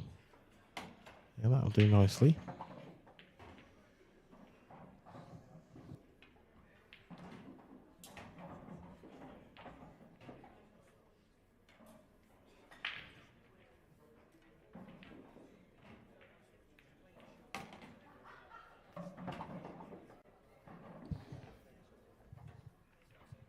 Key here to get a nice angle on that last red. In fact, he may take the one in the middle of the table long now. Leave the one in the centre till last. And then should just pull back the cue ball an inch or so here. Just leave a slightly thin 8 ball. Oh no, he's screwed out of it. This 8 ball goes to the right centre. Makes things a touch easier. And he leads by 2 frames to 0. Connor capitalising twice now on mistakes from Adam Davis.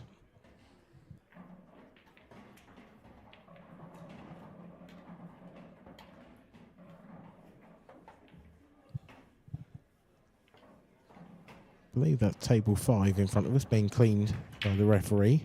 I can tell you that next up on there will be Davy Forrest, conqueror of Malta's Leiden de Bono, up against Mark Farnsworth, who we saw knock out Ross Fernie in the previous stream match.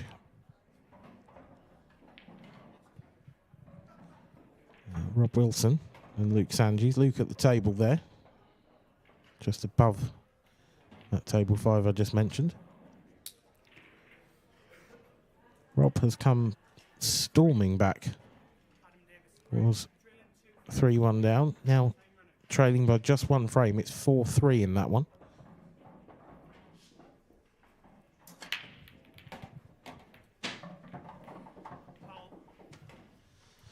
And things are going from bad to worse here for Adam Davis. In off from the break. And another good opportunity for Connor Jones. And as that cue ball screamed in off, Alan Reynolds came screaming into the commentary box. Good afternoon. Hello, Dad. How you doing again? I'm very well. Yourself? Yeah, good. Good, thanks. Lots happening out there. Still loads of matches on. Yep. Looking forward to it. It started great, and it was a great amateur final earlier on, and now it's the turn of the pros to entertain us. That was another good match with Mark Farnsworth. Is just the top player, isn't he? Yeah. Yeah, it's a slightly scrappy one. Ross definitely not at his best.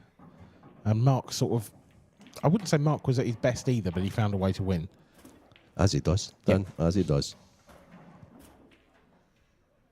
So, what I didn't do, however, as I've not seen the way the first 2 frames happened here, what's the tail of the tape here, Dan? I think it's been the case throughout today, I've seen so far. The breaks were a bit scrappy. And basically Adam went first and didn't get them, and Connor took them out. In a nutshell. He's a little close to this one. Yeah, that's not a great positional shot there from Connor. He's going to take the plant on. This is really tough. It's a very good shot. That's a very, very good shot. Yeah, and he's got a great angle also. Yeah. Would I be mistaken in saying Adam would possibly have been slight favourite for this match based on... Oh, that's a good question. I don't know. Or is it almost the unknown because Adam's just back? Well, yeah, that's... if I'm honest, it is from my perspective. I've not watched too much of Adam, over the years. I know how good he is. I've heard how good he is. I've watched him a few times, but it's been a long time. Yeah. And similar to Connor, for me, to be honest.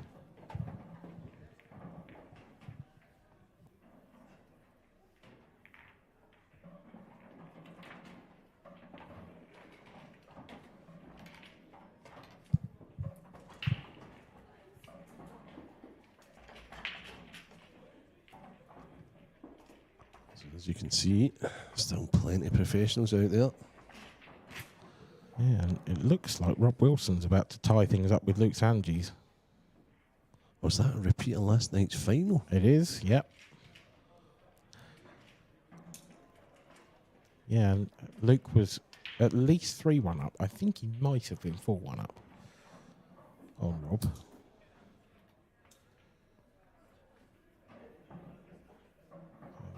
The comeback is very much on. Yeah.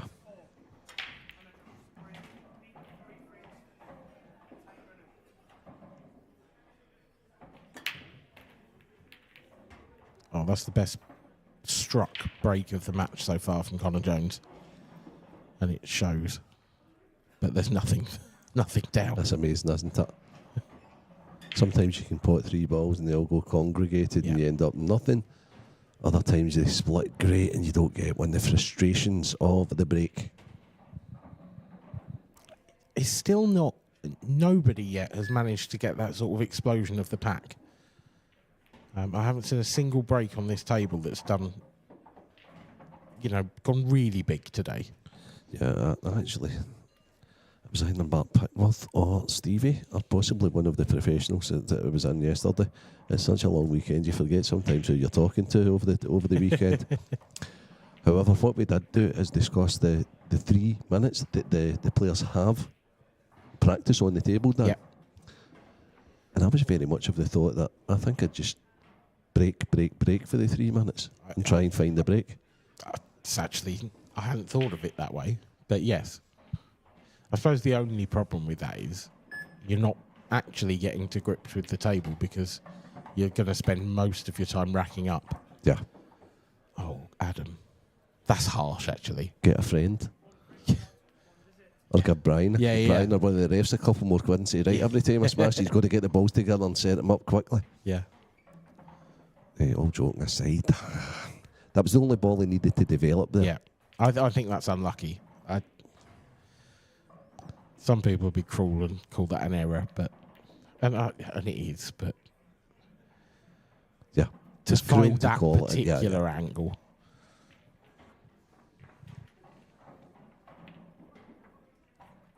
I'm going to be more cool then. Do it. Yeah, I think it was an error. It's much more fun. Yeah, it's just fun.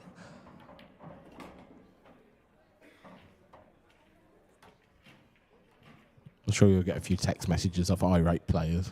Yeah. Oh, yeah. Undoubtedly. I'm quite a harsh critic in here. It's great for me, though, because I actually don't play the game now. Oh, Connor's done the same, has he? Oh, it's one to curl in. Oh. Yeah, so it's easy here. It's very, very easy here. I think when you commentate, Dan, it's hard. Because you're seeing all the shots, you're calling all the shots here. You've still got to go out there and play. Yeah. I bet you some of your opponents say, you didn't see that, Dan, or, it's... I'll be honest, they don't, actually. I've not had too much of that yet. Now that you've said it. Yeah. You'll be thinking that from 100%, yeah.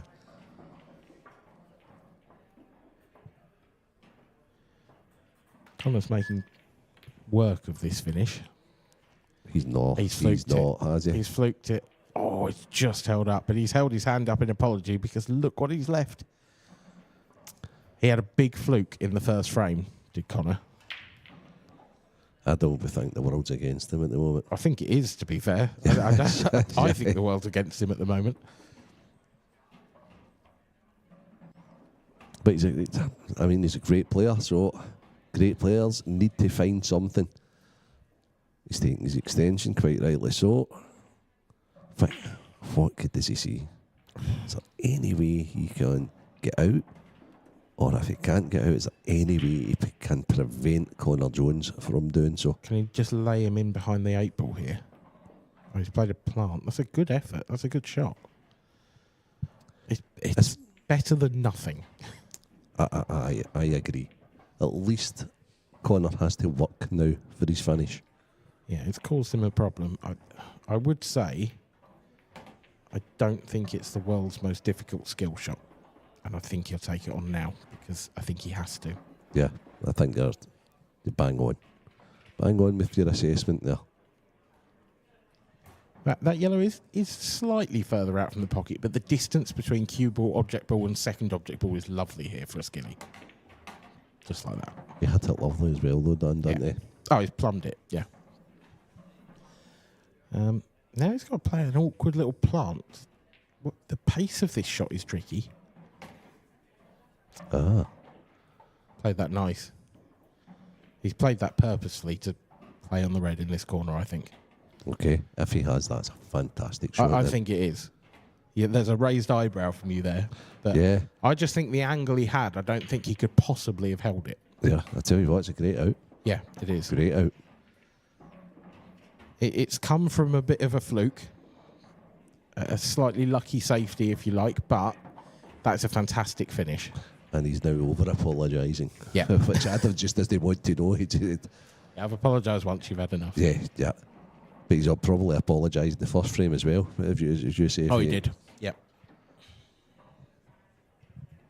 Isn't it the Godfather in play? Yeah, and he's squared things up there against Curtis Lee. Now, Gareth was I think he might have even been 3-0 up in that match. And it's just gone 4-all. So we're going from table to table here, and it seems to be everybody's on 8 balls. Yeah, so this Who's is... asking? That looks like Clint, doesn't it? This will be table 12, I Is it think. Clint? That is Clint Hansen, yeah. There you go. There you go. I just knew from his left arm there. I said, It's the tattoos, is it? That's Davy Forrest. I don't know that style. Yeah, he is playing Mark Farnsworth at the moment. Okay. That's 0-0.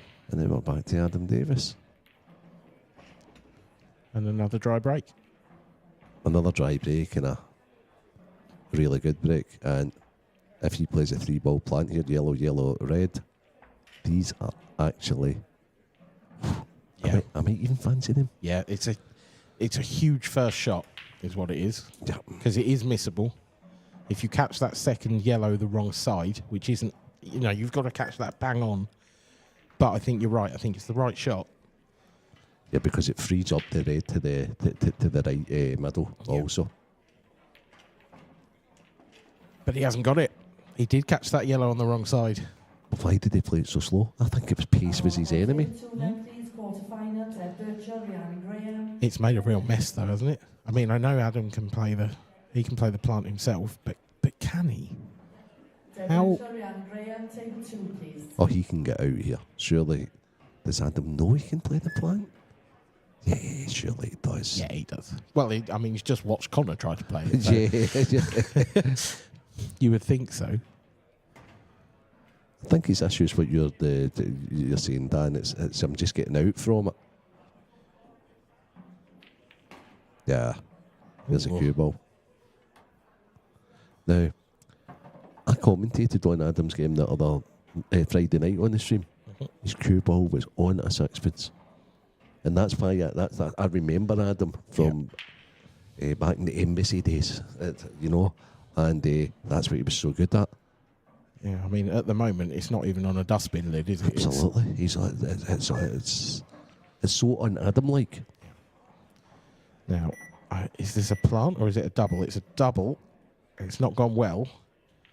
It's tied up a yellow. That's about as good as it gets for Adam at the moment. Yeah, he's not having a good time. Every little rub, he feels as if he's going against him. It's a horrible place out there when that's happening. That yellow's really awkward, though. I'd have to say that's a rub in Adam's favour, to be honest, but Connor's going to stick him in pain here. Yeah. He's going to try and extract a foul to deal with the yellow that is bad. And that's not a bad snooker. No, it's not. It's a minimum of 2 cushion escape, which makes judging that slide really difficult. You'd expect Adam to hit it, though. Would. Yeah. And he has. So, now Connor has to get aggressive, I would feel. I think there's any more safeties here. No, I'm inclined to agree. So, right, he's trying to play this difficult yellow now off the cushion, off the red. I think in or over is the hope here. In or over. Good over shot. is good. Good shot. Either would have been fine. Yep. You're absolutely right, Dan. It's not really left much either. Oh, it's worked out wonderfully. Yeah. I mean, Adam's got one pot on up to the top left. Or a back double to try and be more constructive. Yeah. He's got the back double. He's going for it. Gets rid of that difficult red. Oh, that's a brilliant shot. Okay, so that's part one of the really tough finish. It's slightly easier now. I wonder if we try and remove this red, the yellow, when he's pocketing this red to open up that bag. Yeah, he has. Is that enough? Is Adam now playing the Scully?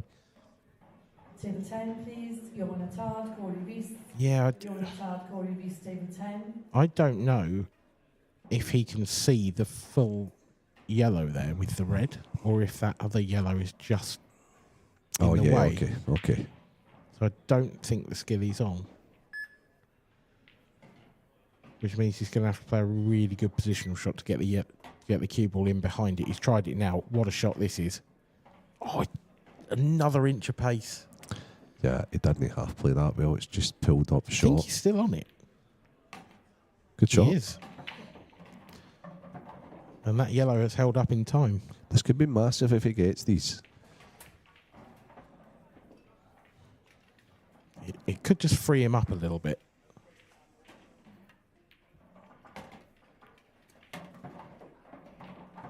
He looks a lot looser here, as if he's got nothing to lose. Yeah. I do feel like he's gone into that sort of zone.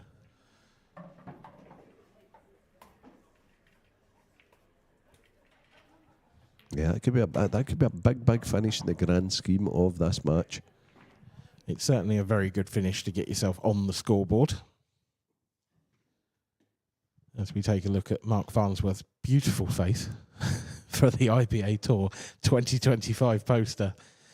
As you can see, we are here in the Grand Hotel in Newcastle for the European Open, but we have 4 more dates throughout the year. Stick them in your diaries. There will be so much action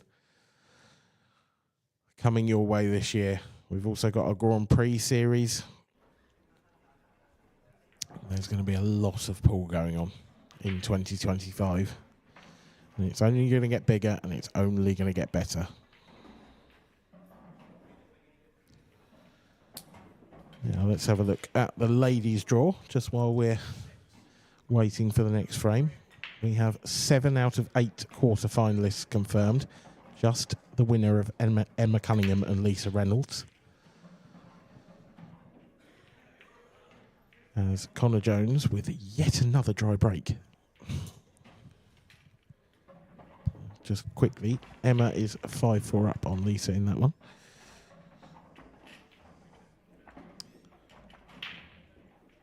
That's super congested. It's a horrible table. Yeah. I do think there's half a chance on reds, actually, the more I look at it. The red he's closest to will go right centre.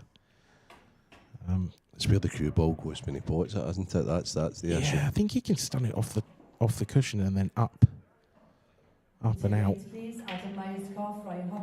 Oh, but he's missed it, and now he's going to leave the chance for Connor. It's a better chance for Connor. It is.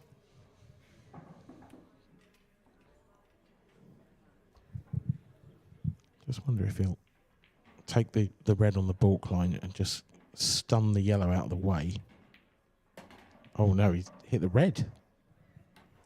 See, I always thought he was going into the red there. I think that was just he was trying to be too cute on the ball that he's actually on nicely to the top left. Yeah, that's why I thought he'd hit it hard and go into the yellow. Yeah. Because the red would have gone if he'd avoided it.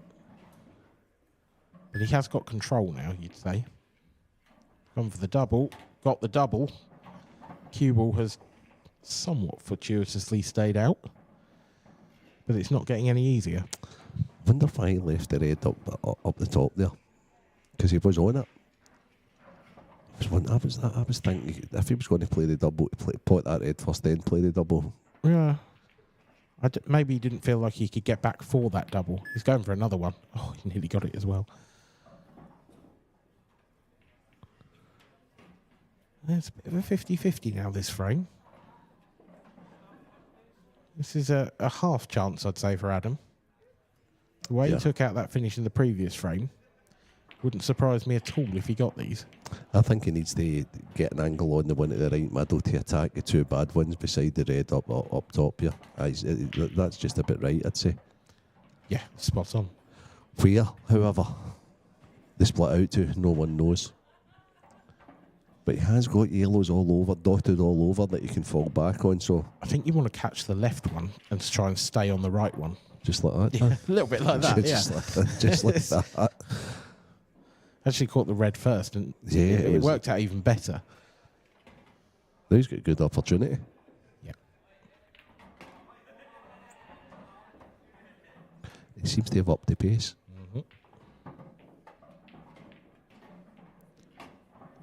Found the gap nicely there. Yeah.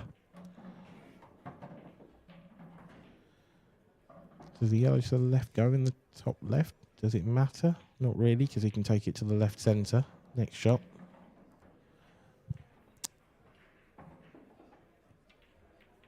Oh, it goes, yeah, indeed. That keeps it simple. Yeah, just the positional shot on the 8 ball, really. Just making sure you get into the cue ball enough to He's going stun off the side rail. The way he played it, though, he's always going to be able to get in nice and close to this, and this should be, there's nothing for short as long as he's out far enough, which he is. So, that's what I was finding about Adam the other day. His cue ball was so good like this. Yeah, it's very good. That's not happened for the first So 4 much frames. more like it. Yeah, that's much more like him, yeah. And Connor will be thinking again, game on now.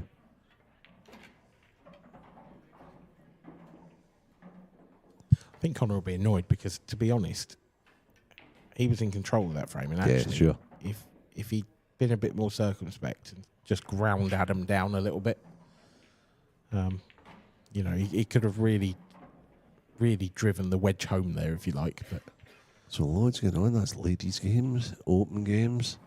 So it's the ladies' open.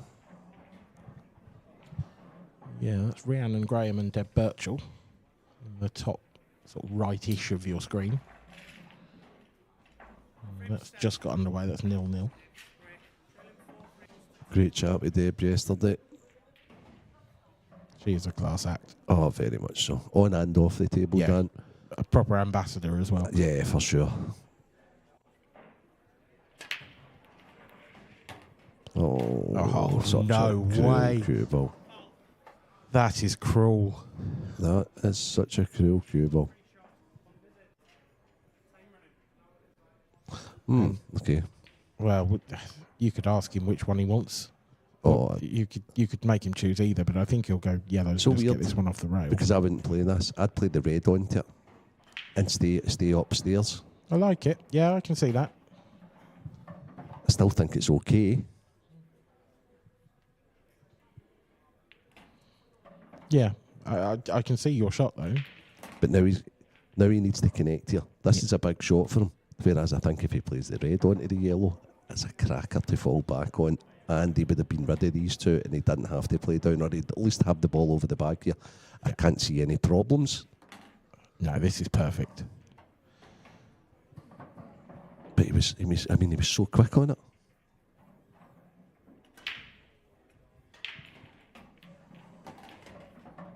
That's not perfect. Okay.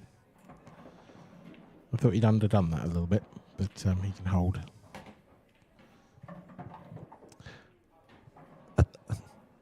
The 8 must be available to the right middle. Has to be. Yeah. Has to be. He wouldn't have played this otherwise. That's okay. Yeah. He's just trusted himself there, Pot. And you can see why, to be fair. Yeah, of course. Yeah, not want to overcomplicate it. No. And if you can pot like that, you don't need to overcomplicate it. Crueling off as Adam was just getting back into the match, and Connor will be delighted, to be honest with you. Absolutely delighted. Not the first crawling off Adams had in the game either. You know, the break's been big in this game, but Adams hit a couple of actually quite sweet ones and been kicked in off, whereas Connor's have generally just been dry and a bit messy. So that first visit to the table for both players has generally favoured Connor, I feel. Yeah, and that's massive. Oh, huge. Enormous. I see the ball's getting sent back off again, the Luke Sanchez-Rob Wilson game. What's the score there now? Well, it appears to be 5-5, but they are just racking up. So whether Q score's about to update, okay. We don't quite know yet. I would imagine they've pressed the tablet already, so I would think it is 5-all. Better break this from Connor. Cue ball is some... Oh, wow, I thought it stayed. It had stopped dead. I think what sucked that in there was the loudness of your voice there, Dad. It went into the, Don't tell Connor. It went into the other room. That's unreal. Defying gravity. Look at the setup on Reds. Wow. What the pool gods give, Yeah. pool gods take away.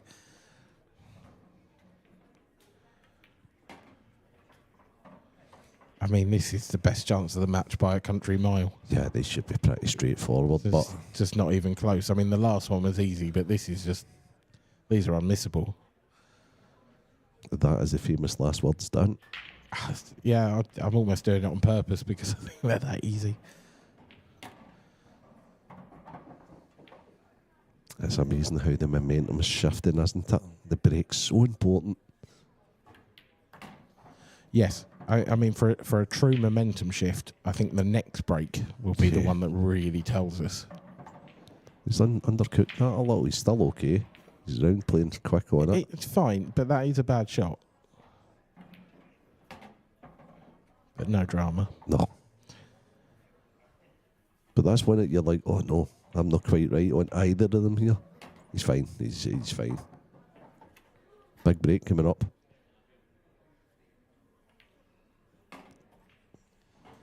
Yep, nice finish there from Adam. Would have been fuming if he didn't get them. It is one of those. That was one of those frames where if you don't get those, it's just heartbreaking. Nice of him to also like get the rack out for the... Maybe he's got somewhere to go later on. You should probably stop winning frames if it's...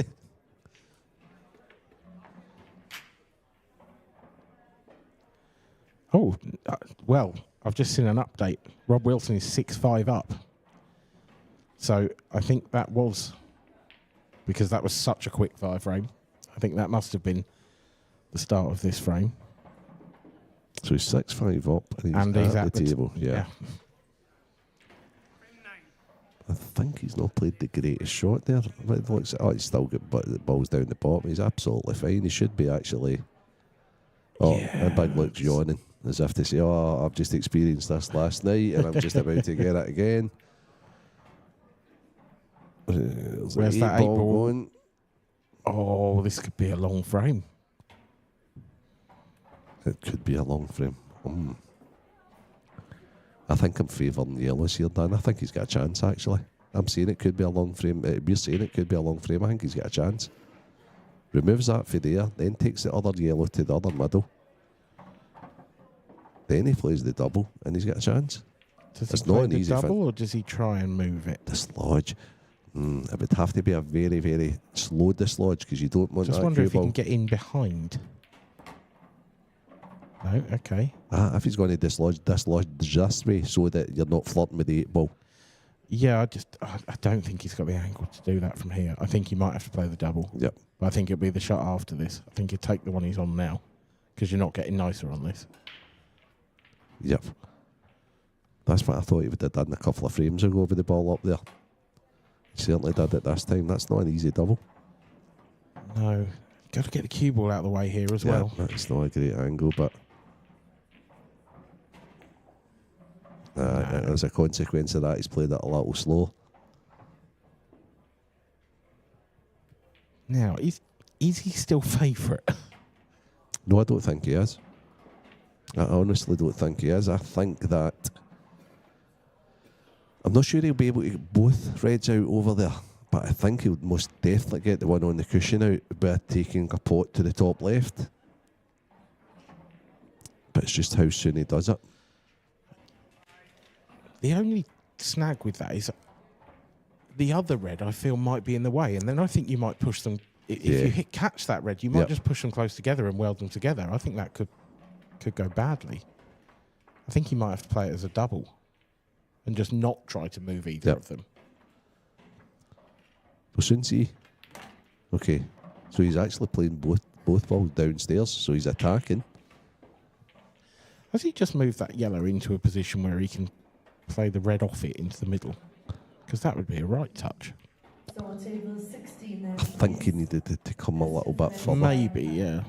Christian Felix, Brian Cannon, table 16. You need the overhead for that one.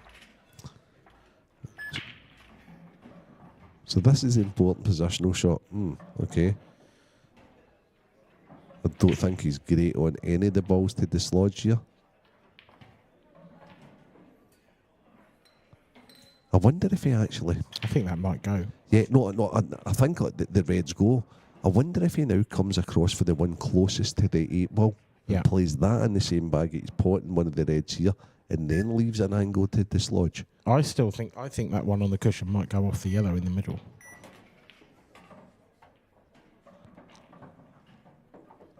I think he played my way, but didn't play the greatest positional shot. I mean, if he gets it, this is tough, but if he gets it, he can actually pop that. He can pop the one that's near the 8 ball and move the one off the cushion in the same shot here, but it's so tough to get. That's what I thought. That was what I was alluding to. That's what I thought he would. Now he's ducking. Okay. That's actually not a bad shot. No, it's not. Can Connor cut this back? Oh, I wouldn't expect so. Connor tapped the table, so Connor must think he's played some sort of a decent safety shot. Connor's trying to reply with a safety shot of his own. I think, however, he's left it, Adam still get the problem, though. The one that's in the close to the right rail, where the black's situated. He's going to play another snooker.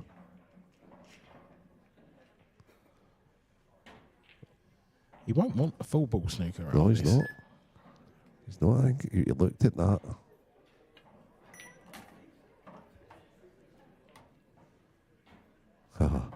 Okay, that's a good angle. However, you're not going to cut this in and carry you into the ball. He'll be playing for a single pot after this. Don't think he'll try and risk taking that out, will he? Got to get the pot first, and he hasn't. That is the stereotypical. Yeah. Take the pot for granted shot because he's trying to work the cue ball that good. And Connor's got a choice here, but the plant is the choice. Might have to play another one now. He's got another choice to make, hasn't he? He's got to play this quite softly because he's got to play it either softly or mega hard so that the yellow hits the top cushion and comes back down the bottom. Yeah, but I think I think he's going towards the red, so I think it's got to be soft. Because he's sending it up towards the red and black potentially. He's not playing it. He's playing the one in the middle. He's underdone it. That's a bad shot. I don't think he attempted it. No, was that a safety shot? It was, and without being cruel to Connor, it was like I just don't. I bet you wish he said the shot prior to the safety shot. Yep. Back again. It was almost like a frustrated shot, and he ended up done. He's left a big bag double. Huge. Yeah. Could that be the turning point of all turning points in this match?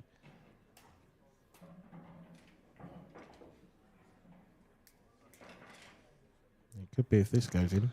The last one he played slid away badly. Has he learned from it? He has learned from it. He's not only that, but he's like, that's very clever. Very, very clever to leave the big bag for the last pot also. Didn't need it either time. Yeah. It's a lovely little finish that from Adam, but Connor will be disappointed. Yeah. It's a big blow for Connor.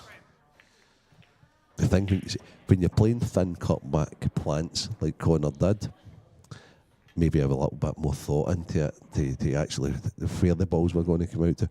Now then, Rob Wilson did not take that previous frame.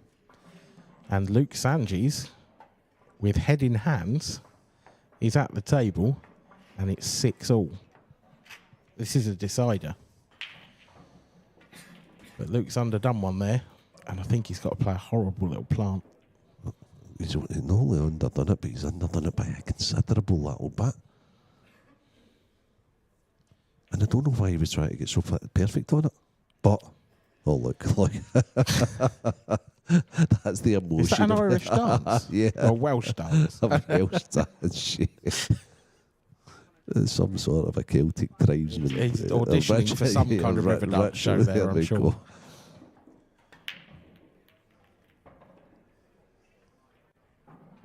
Connor with a very controlled looking break there that has done very little to the balls on the table. Apart from invite Adam to come and level the scores in the match. Yeah. Yeah, that was a strange break indeed.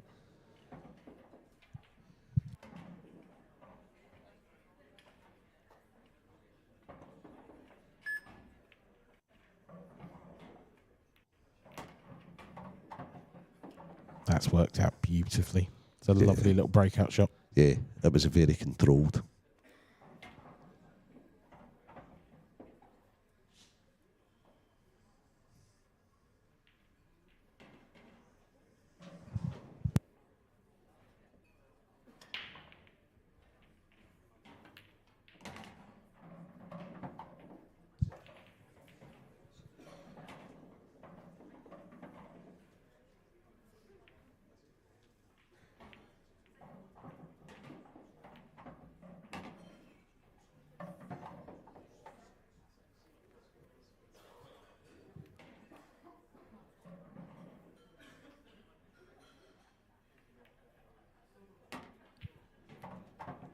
Dot these for Adam.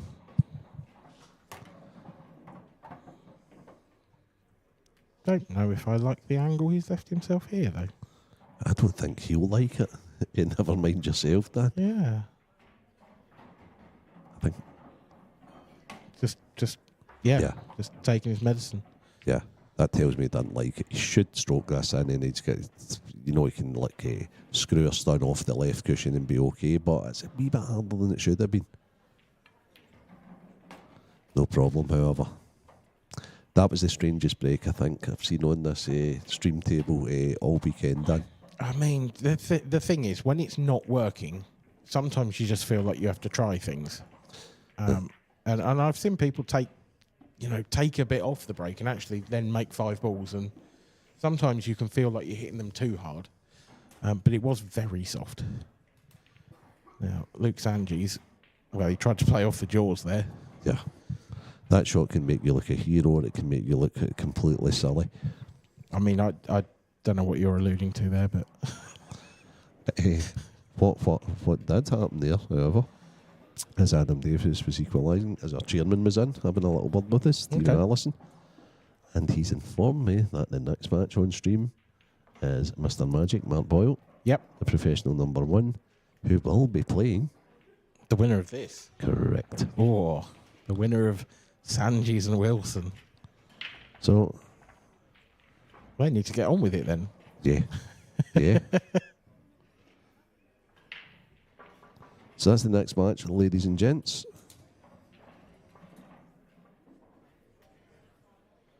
That's a great shot. That is a great shot. That's opened everything up. He's got a pot to the right middle. I think he's got a pot to the right middle. That's my only question mark. Does he have a pot? If Craig can get his right in behind this one, yeah. That would be amazing, because this is like one of the outer tables. Well, there we go. And as we ask, come on, Craig, keep going. Yeah, but you need to go and move the camera about 20 foot to the push Davy Forrest out the road, Craig. That's good. It looks as if it goes now. Funnily enough, done. I'm not convinced that goes to the middle. I think he's got to take this top right. Because I think he'd have taken it by now if it went. Oh, we're going to sort of find out one way or another. Oh, no, it was there. No problem. Well done. But that's what happens when you put your glasses on, Dan. I had them on there, and it should be quite easy out now. I put my blindfold on by mistake. That was the problem. He's just making sure the 8 hole goes. So barring a disaster, you would expect the next stream game to be Mark Boyle and Rob Wilson. Tell you what, talking of deciding frames, Emma Cunningham and Lisa Reynolds has been at 5-all for what seems like an age. That is the last of the ladies' last 16 matches. Hayley Weston has been waiting a very, very long time. She'll be fresh. Yeah, she will, yeah. So it's all going on. We're at the quarter-final stage of the ladies Open. We're still at the last 32 stage of the men's.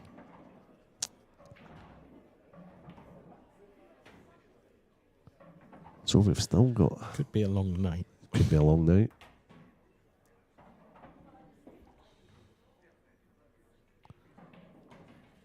But if you're a pool fan, you're sitting at home, you've still got at least 4 matches to watch today. When you put it like that, it could be a very long night. Yeah. Yeah.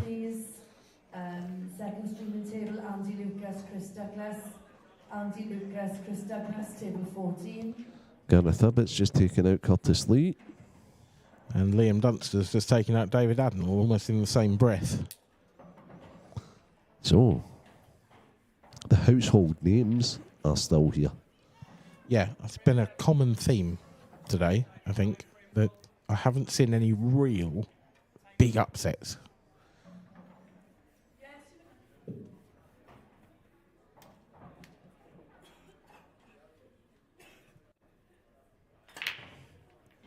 And that's the exact opposite of a...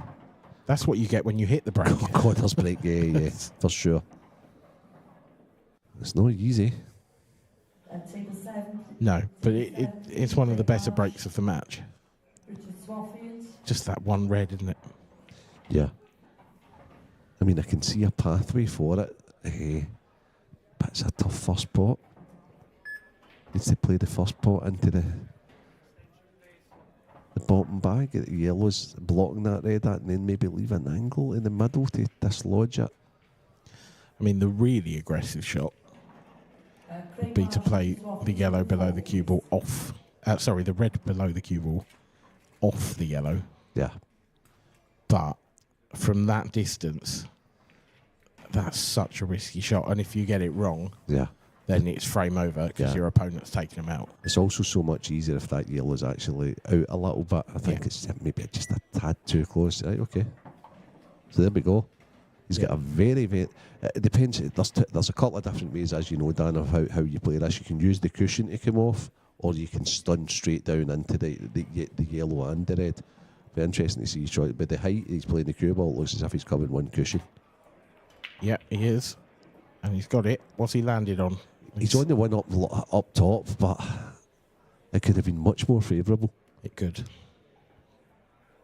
Because it's not about getting from the one up the top to the next one. It's about the shot after that. And how do you get the angle? He's going to play a double now. Absolutely. Great double, great shot. So what Adam did is Adam actually missed a double earlier in this match, and he's learned so much from it because it slid right away on him. And that's the last 2 doubles he's nailed straight in the middle of the bag. It helps when you can punch those as well. Yeah, makes for sure. It so much easier. I think you'll see Adam. Maybe not. I thought he'd be going real. Nah, I didn't like his shot. Okay. He restricted himself from banging the table. So what I was going to say just before Adam played that is I thought the perfect angle would be the very top left, almost like flirting with getting off up there, and then that gave him the angle to come down like just widening the angle. He tried to get too cute on it, Dan. What's he going to do now? Clock's ticking down. He's gone for the double to the centre. Yeah. Which was pretty much all he had. What an opportunity for Connor. Connor needs to take these out. Yeah, he's watched this game slip through his fingers. He's had so many good chances. This is massive.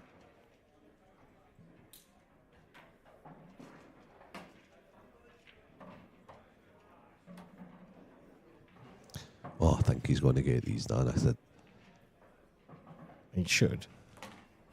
There's no doubt about it. He definitely should. he's a strong cuest. When they're there and they're presented to him,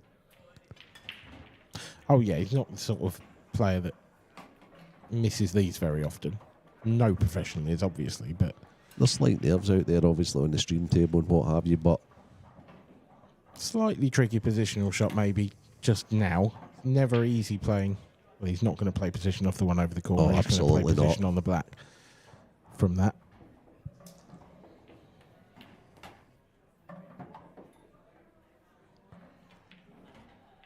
Interesting to see how he plays this. So many different ways, and all of them can go wrong. And that kind of has gone wrong. It's come just far enough, I think, that it's not in and off. So it's okay. But an inch or two less, this would have been real trouble. Yeah, he stroked it in nicely. So Adam will be kicking himself. And this seems... No way has this been turned over. Oh, no, it's still... Rob's still at the table. He's taken one shot. What's he taking it? This is incredible. Does that yellow, red, next to the left centre pocket not go? Is that the problem? I don't know if the problem may have been there was interference with this table with others playing shots round about. Maybe. But I mean, this has taken an extraordinarily long time. Where's Luke? Is he away? Is he away home already? It doesn't look as if he's there now. Is he sitting at the side, possibly?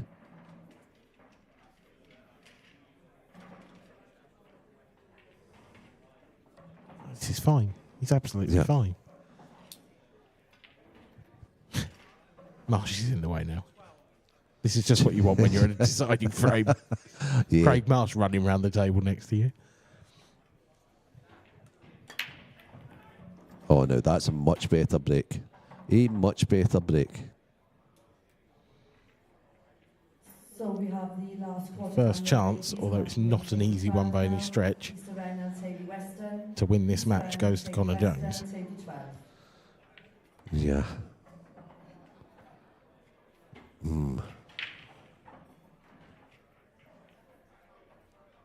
Yep, that's what I thought he would play. Now, what's his plan for the red next to the right middle? Because that is the key to finishing this frame. I think it might go into this pocket as long as the yellow comes out. All will be revealed in a couple of seconds' will. time. If it doesn't go, he's got the perfect angle to pot into the bottom right and dislodge it. If it does go, there we go. Yeah, I mean, to be fair, even if it goes, I still think this is probably the right shot. Needs a little bounce. Has it bounced far enough? It's okay, but it's an awkward one now, that. Yeah, I think that's the one I'll leave to connect me to the 8 ball now. Yeah. As long as That's all you've got to do is drop it in. Yeah, yeah. This needs to run. Ah. No. Does he need to take it now? There we have it. So eventually, Rob has beaten Luke. Heartbreak for Luke. Yeah. Yeah, he had a great chance. He had a couple of great chances, to be honest, in that frame. But also just after last night. Yeah. Is it to... yeah, he needed the brakes on it. So he's got a very thin one to the right or a double to get on that one. I think he's okay. I think he could possibly play the cut as well. Is he playing the cut? Okay. But the cut on the one on the left. Yes. Yep. One cushion or two, Dan? I think two. I think sort of bottom left, come round, but... No, Played it great. one. Yeah. Played it great. That's a peach. And now all he has to do is just pot this. Oh. He used every inch of that bag. And some of the jaw. It's a good shot, though. Not a great match. Well done, Connor Jones. Safely through to the last 16 here at the IPA European Open. Commiserations to Adam Davis, who fought back well, but just didn't quite have enough in the tank at the end of the match. And Mark Farnsworth stalking the table. He trails Davy Forrest by 4 frames to 3. But he was 4-1 down, was he not, Dan? So it's fight back. Yeah, you can't let these pros have a sniff at you, can you? Not especially Mark. And he's actually played that last shot fantastically as well. Yeah, we'll just watch Mark mop these up, you would think, and then I'm sure we'll be over to the studio in a moment. I was down early Saturday morning, help the guys out, brush the tables and get things prepared, etc. for the day's events. And I was amazed to see that Mark Farnsworth was practising on his own in one table, and Mark Boyle was over in another corner playing as well. And I thought to myself, why are these guys so good? Maybe that's the reason why. Maybe. That's the sacrifices. Well, guys, Connor Jones has just came through. Quite an up and down game against Adam Davis there. Yeah, It had a bit of everything. Yeah, it had a lot. Adam got very unlucky at the start of the match with in-offs, dry breaks, bad flicks, things like that, and I capitalised on them quite well, going 4-0 up. And then I just thought, well, take your chances and you'll be okay. And then next minute, my break really deserted me. He had a few reverse dishes. And then the tide started to swing a little bit. I got a bit of... It's not bad. Look, it's poor shots, really. I've playing plants and not leaving myself right angles on other things, and the balls just weren't resting where I thought they were going to, which led me to play other shots, safety shots, and he took out a good couple of finishes in the end there. But then I managed to, at 5-5 I just managed to take my chances, so I'm happy with that. Yeah, I mean, you got off to a flying start, as you say. I was just sitting behind you watching the tie, and I thought, it looked like you were going to run away with it. And then when Adam comes flying back and it gets to 5 each, at that moment, are you thinking, this could be running away from me here? To be honest, normally I would be, yeah. So I'm actually really proud of myself for how I've kept my head and kept calm and in the moment and carried on trying to win. So I've just recently signed up with a guy called Noel, who's like a mental coach. Right. And I've literally done it this weekend. And so in the hotel, I've been listening to a few videos how it's trying to stay in the present, stay in the moment, not look into the future and not let it get away with you. So I'm really happy with how I did that, to be fair. And how has it been back on the IPA? Yeah, I love it. It's a lot more enjoyable.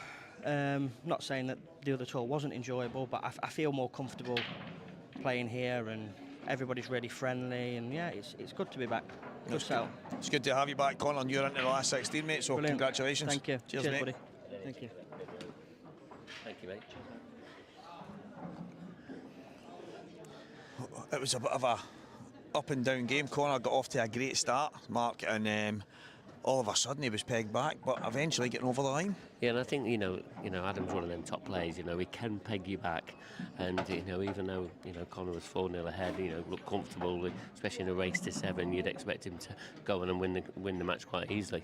But Adam, played his part and got back into the match. But, sometimes it's difficult for Connor to try and, capitalise on some errors from Adam, especially when the comeback was on. Yeah, he actually said there that in the past, when an opponent has been firing back at him like that, he's maybe lost his way a bit, but he's working with a new mental coach, and it made all the difference. Well, that's important, isn't it? This game is so mental, isn't it? And it's important that, now he takes that step ahead, and he seems to be in really good spirit and good sorts.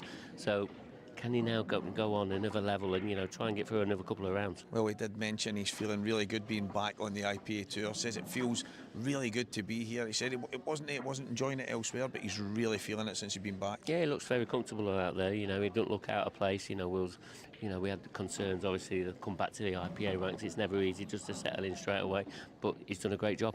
And now, next up, we're going to have Mark Boyle and Rob Wilson. And how do you see this one? Well, Mark Boyle. The IPA is number 1. He's probably going to be a number 1 again for most of this season and probably all of it. Rob Wilson, champion last night, professional champion. He's just beat Luke Sanchez again in the final frame decider. So what is this guy made of? you know, Rob, you know, he's played so many frames this weekend.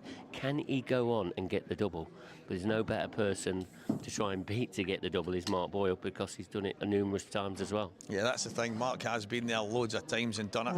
Rob actually mentioned last night he's hoping that it's just the beginning for him. We know Mark is well into a successful career. Maybe Rob could do the double. Yeah, he's been absolutely superb this weekend. He's been so solid, so it wouldn't surprise me if that's the case. But, you know, it's going to be a great match. It is going to be a great match. Mark Boyle and Rob Wilson is coming up very, very soon. And we will be back with you right shortly. Table 1, Liam Dunster, Ivan Barry Williams, table 3. Who's in the commentary box? I don't know who was there. I don't really matter. Very shortly, it's going up.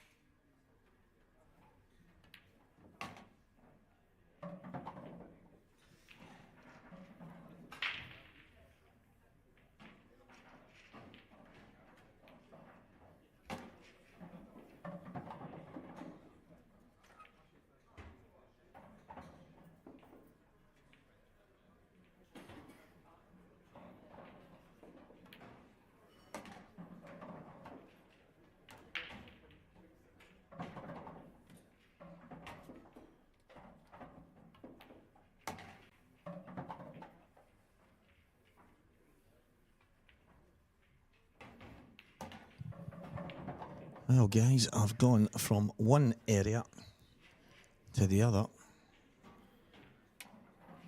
And just to pick on, I don't even know what I said at the end. Right shortly, I think I said. I think I was going to say we'll be back right now and shortly at the same time, but a little bit of a mix-up here by the talker. Got his words mixed up, but we are back I'm not sure if I will be joined by a co-commentator, but you know me, the talker doesn't mind just muttering away on his own. See Craig Marsh, Liam Dunster, Mark Farnsworth all on your screens right now. The ladies at the top end. I think table 1, is that Connor Jones maybe just sat down at table 1?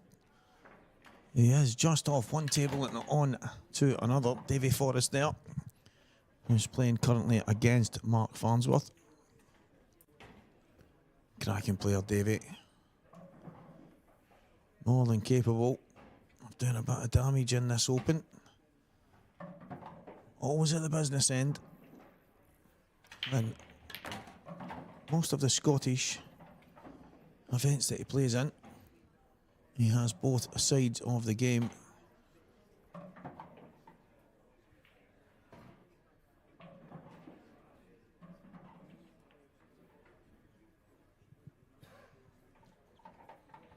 Mark Boyle and Rob Wilson is the one we're going to be featuring on the main table. And that should be an absolute cracker. See Darren Cook still to go head to head with Gareth Hibbert, Declan O'Callaghan and Connor Jones. Yep, that is the match at the top. Liam Dunster, Evan Parry Williams, all just begun. And the lag off in this match. Rob Wilson, a professional IPA European champion for the weekend. Mark Boyle, serial winner on all fronts. So should be a cracking tie. Really looking forward to that one. The match you can see there, Davy Forrest 4, Mark Farnsworth 4. So that is a good tie as well. It's like both players playing some good stuff.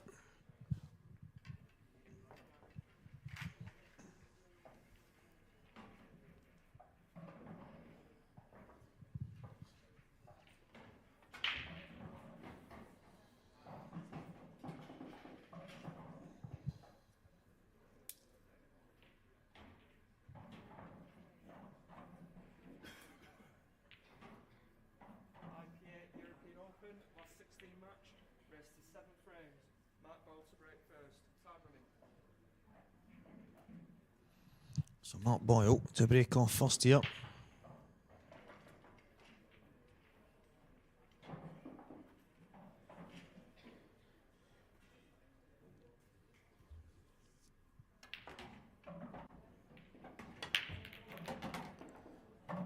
Typical Mark Boyle fashion. He absolutely creams that. Ball's flying in. Is there a straightforward opportunity? I think the yellow, you can see between the two reds, looks like it will go in the middle, but can he keep the one closest to the cushion clear and maybe take them out? Or can he play the reds? I don't think he can get the angle on the red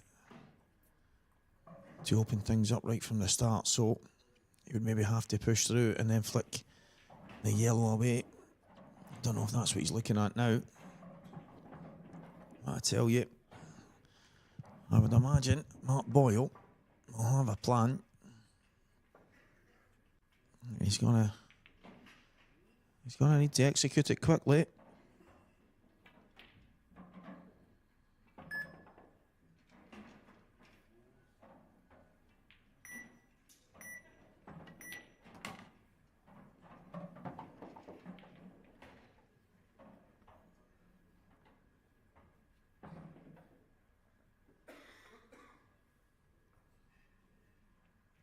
You see, all the yellows do have a pocket. It's just the map, the pattern between the three yellows at the top left.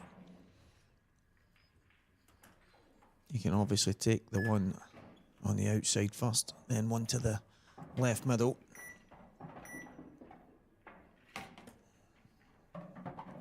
He's going to go the one up the left-hand side first. It looks like he's going to play into them here. You'll be unlucky not to be on the yellow closest to the right-hand middle pocket.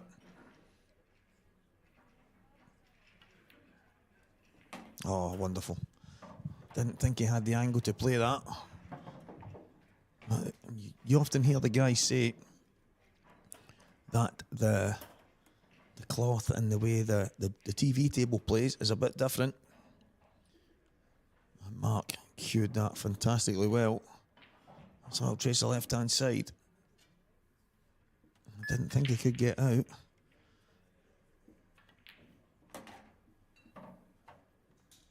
But what a finish this is.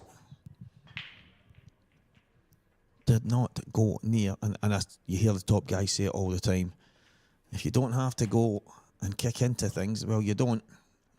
Go and do it. And Mark is taking these out fantastic. The black not easy. I'm pretty sure he'll just drop on it. Play it up the right hand cushion to the top right hand pocket.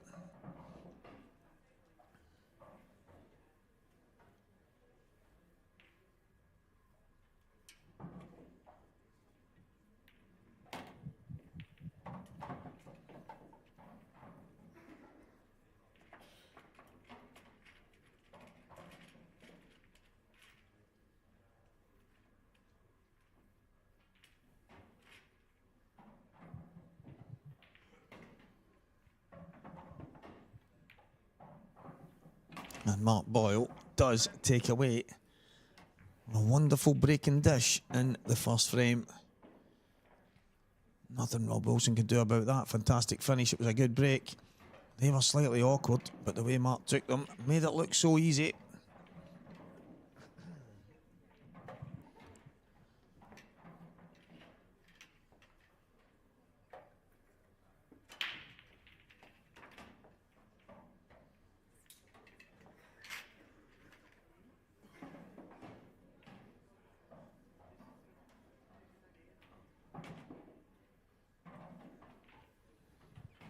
That match between Mark Farnsworth and Davy Forrest still poised at 4 frames apiece.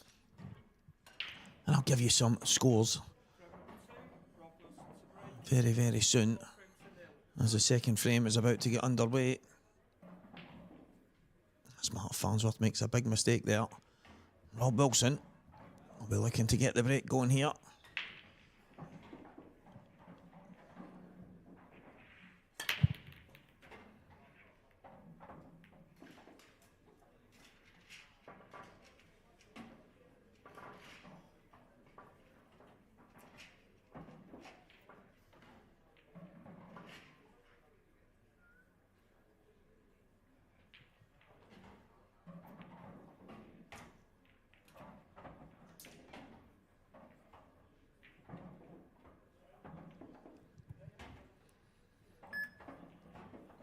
Mark might just decide he just run off this ball and bring the cue ball back to where it is just now.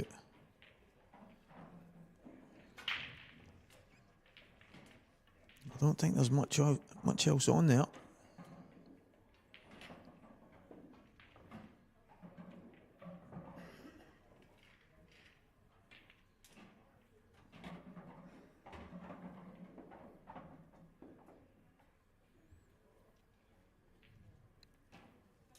Trying to get the yellow up the cushion just enough that Rob can't play the same shot. And it is a frozen yellow as well. It won't make much difference in the shot that Rob's going to play.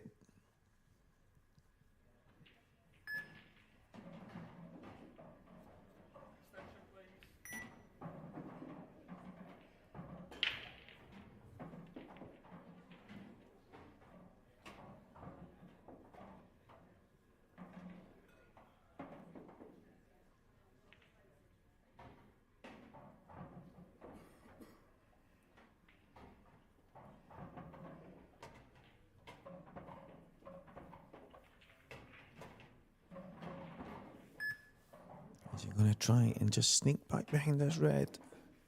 Well, he's just put the red. I don't mind it if he's covered the top. I think he might have left Mark a plant there. He's giving him a shot at the long yellow. Well, So the reds looked a bit better. He's covered the one to the top left. But Mark having a quick look at the 2 yellows just above the black. And that is unfortunate. But it's always the risk when you kick into things.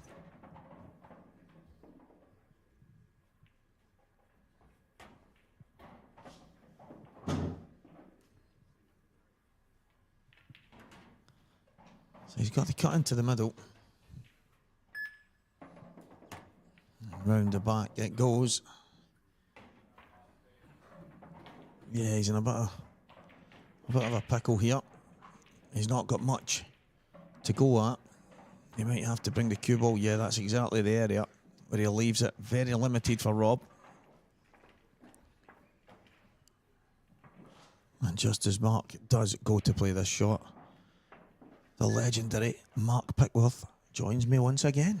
Yeah, me once again. Not sure about legendary, but yeah, I'm here.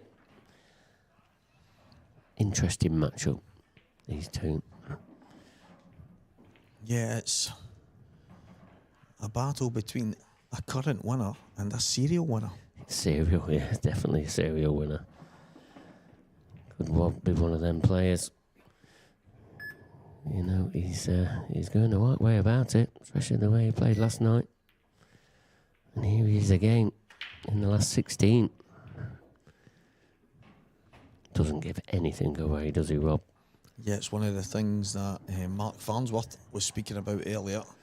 He's always rated, and everyone's always rated Rob. They know he was obviously a previous pro and what have you. He says, but he just does the simple things very good, and it's no surprise that he's ended up going on to win that title last night. Mark probably hoping for a bit more out of that treble that he's played. Yeah, he's hoping to dislodge a few more out, but he hasn't. I think he can cut this yellow back into the bottom right. He's going to need a bit of luck to be on something, but he's got a shot. Yeah, there's no guarantees when he does go clattering into these reds.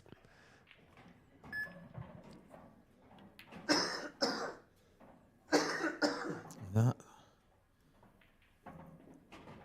Oh, it just stays on the edge. Very controlled shot that was, yeah. And controlled expertly. And it really was. And it looks to me like he's played it in such a way, if it does drop, Mark, he's got the yellow to the middle and the possible kick on the yellow above the black. Rob maybe just going to hide the cue ball here.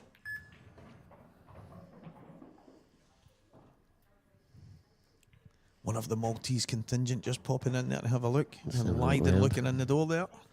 Wants to know why everyone keeps coming down here, doesn't he? He saw what was down here and he turned around very quickly.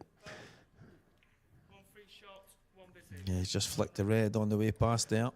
And he must have just flicked it.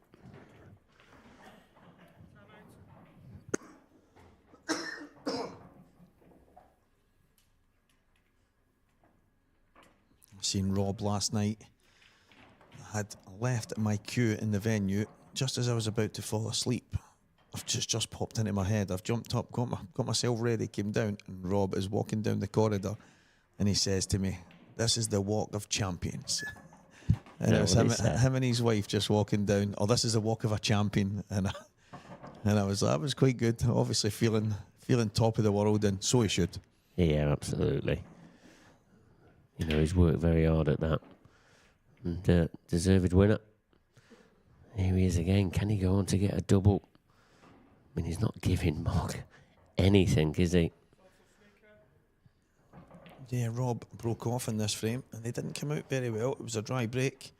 They were always quite tight from the start. Mark tried to be aggressive. He's ended up second favourite here. It's not a bad shot he's played there. Yeah, unless Rob can get back into that corner. I don't know if there's enough room for that cue ball to get past them yellows. I wonder if he can just slide off the red and knock the yellow up to the top left. That should give him a little bit of breathing space. That's what he's done. Yeah, great shout. Yeah, these yellows are turning into a very horrible clearance. At the moment, Rob's winning this safety battle.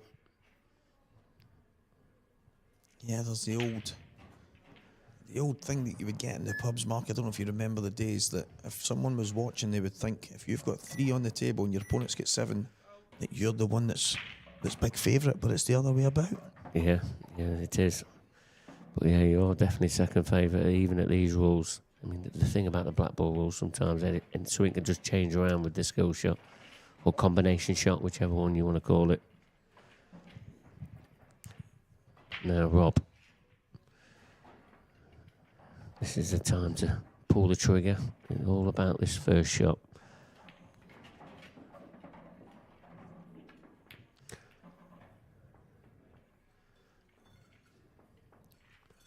I don't think he's on out, is he? Can he get through to that in the middle? I think if he can, he's quite fortunate there, Mark. That could have went so wrong. Yeah, he's on it. He is on it. And I also think the 2 reds on the right-hand side look like they're close to being maybe just about a straight plant. He's quite fortunate the way they've come out there. Could have went wrong. Yeah, like you're saying, a little bit of the rub of the green or the rub of the blue.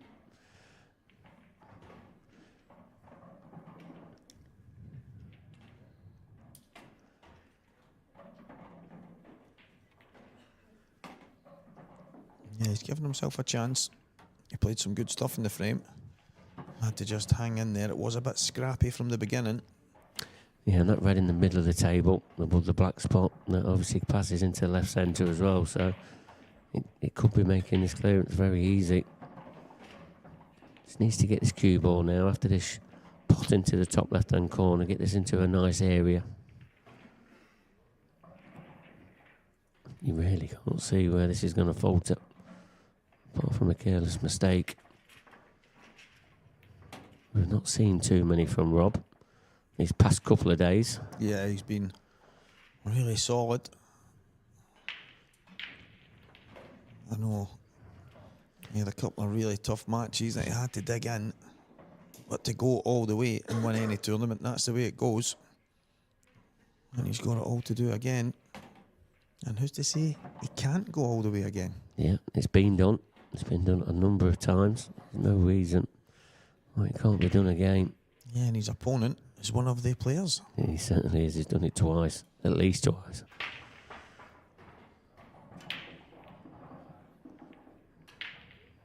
But now, Rob, been pretty solid in this frame. He would like to be where that yellow is, close to the middle of the table. I think he'll just be happy with a shot. He might decide to just come through the gap, take the black in the opposite bottom corner.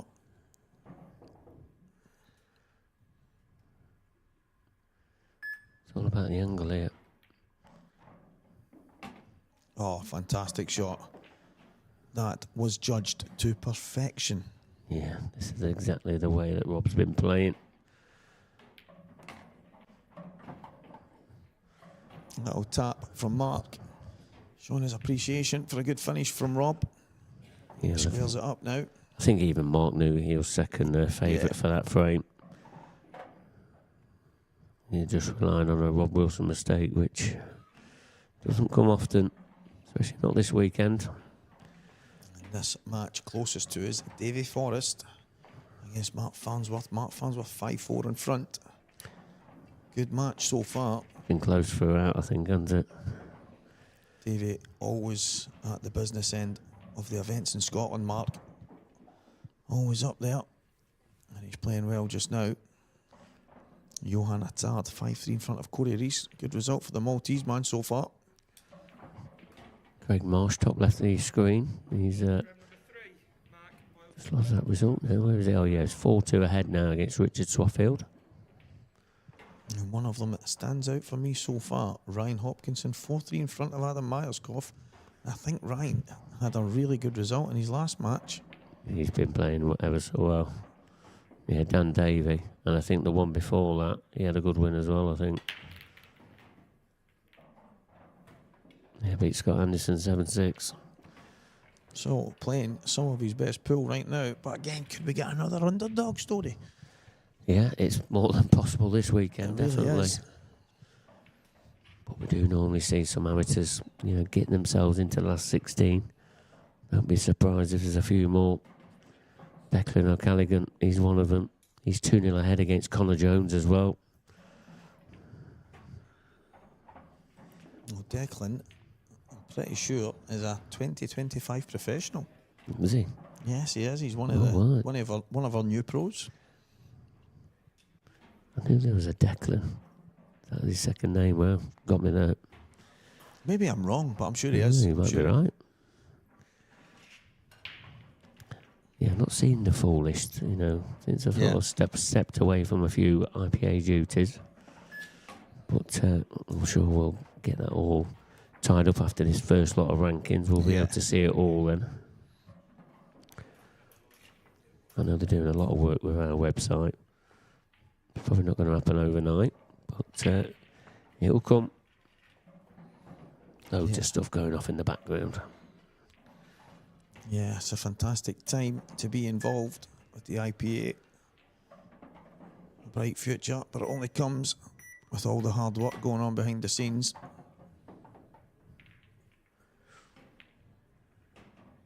Now does that red pass the two yellows into the bottom corner at the left-hand side? If it does, a big chance here for Rob.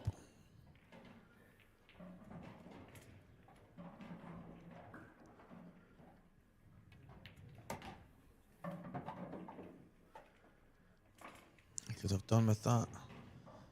Coming out a bit more. Or is he on it? He's having a look. It looks tight.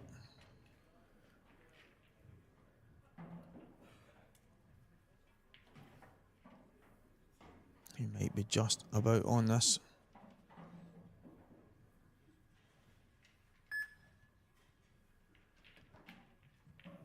Yeah, good shot.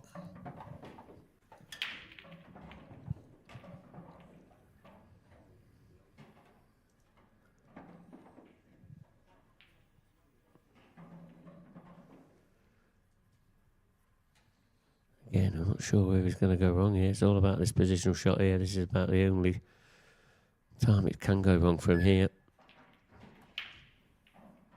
Yeah, that was, to me, he wanted to cannon the yellow full in the face. That would have given him the option of taking the red long to the top left corner or the middle. I'm not sure he's got a shot here. If it's touching, wow. Touching it is. And he can play the plant now. The yellow onto the red and just a little screw out, or even just drop it. Mark's just smiling.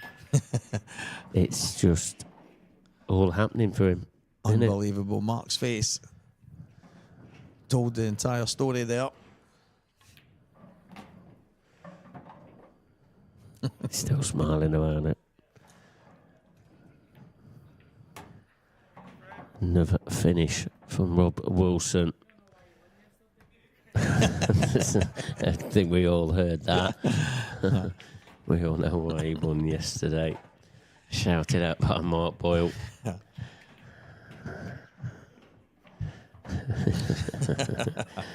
least he took it well.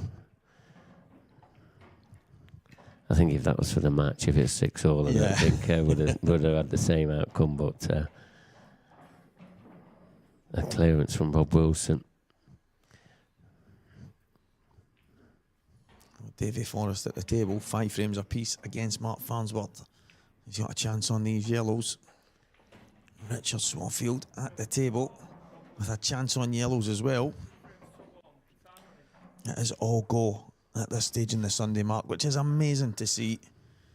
Still so much to play for as Rob Wilson breaks off in frame number 4. He's 2-1 in front here. He's got one. Has he got a chance? He's got a chance, all right. Look at those yellows. Mark Boyle's face, once again, telling a bit of a story. He puffed the cheeks out as the ball landed. It's like Moses parting the Red Sea here. All the yellows so far away from the reds. There's not a lot for Rob to do here. Just has to stay composed, and it's going to be 3-1.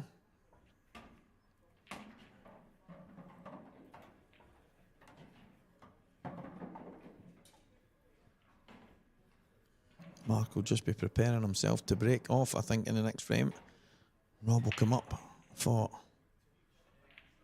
She's just going to drop this in. Nice and simple. Go upstairs for the one at the top left. And then it'll be right middle, or left middle, bottom right. And he will have a choice if he decides to run past the black. I think he'll stun out and take it into the bottom right as well. It's just about his angle. But like I say, he does have some options. The balls are in the open. He shouldn't have too many problems here.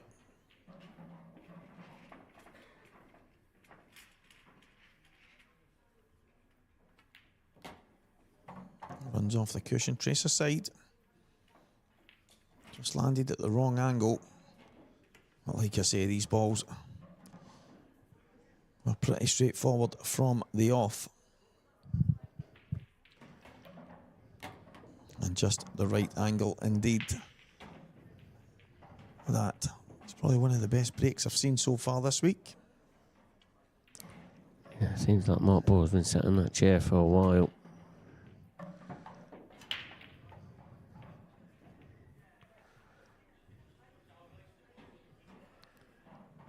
Rob Wilson starting to look like a man possessed. Yeah, giving Mark Boyle nothing. Swaffield, is that him packing his cue up? Well, Rich was on a finish the last time we looked out here. He obviously didn't get them. Yeah, looks like Craig Marsh has won that 7-2. Not confirmed yet, but it looks likely. Just looking in there, look, Brian Cumming, another last 32 in the Open. We got to the amateur semi-finals as well, so he's got a few good ranking points there. Good start. Yeah, it's gonna take a bit of moving from that top 16 spot. There's quite a few players, including Keith Robertson, Ryan Hopkinson. There's a few of them that have given themselves a good chance pushing on in 2025, and who knows where they might finish. But a good start always helps. Yeah, I know it's a long season, but yeah, it's always best to get off to the best possible start. And definitely a few of them have. They know what's at stake.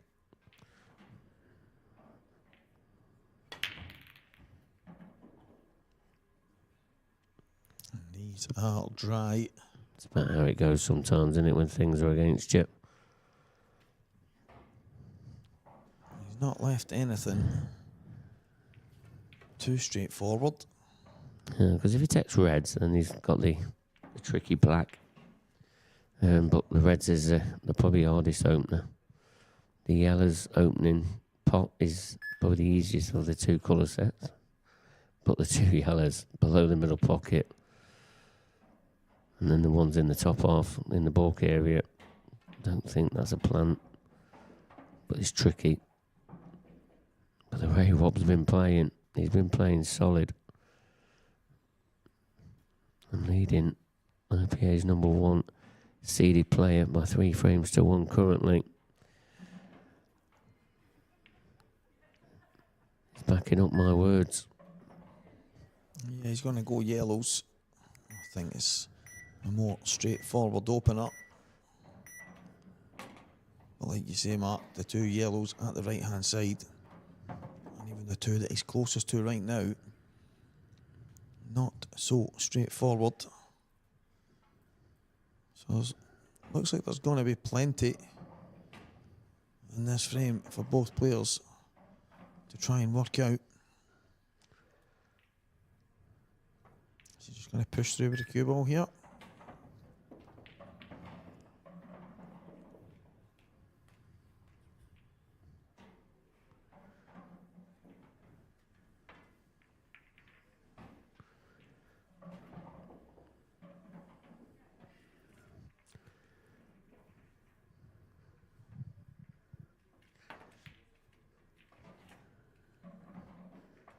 Mark. Out with the black. All the reds aren't bad now. No, they're there, aren't they? And he's got a red in the top half of the table as well if he wants to try and drop on the black or make something happen up there. He's just got to wait for a chance. But Rob is trying to work out some sort of containing shot here. He's used his extension, so that clock will be ticking down.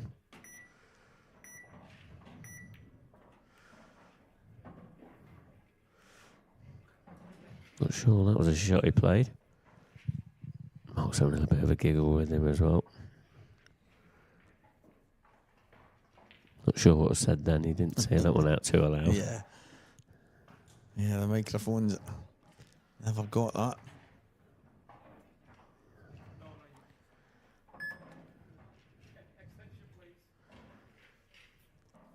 Caitlin Kennedy. She's into the semi-finals of the Lady Open.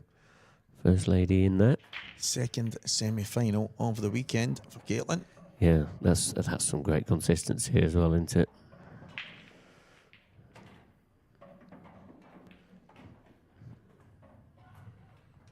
Mark's got a bit of thinking to do here. There's not a whole lot he can do, except play the one to the top. So he might be trying, maybe even nudge the yellow, clear a space for the black. That's what he did try and do. He's on nothing. I don't think he is anyway. He's looking to see if the black will go from the overhead. It doesn't look like it. Has he got a thin clip on the red that can then probably connect to the ball that's over the pocket? Yeah, he can definitely play this one. Oh, right. Had to swerve it.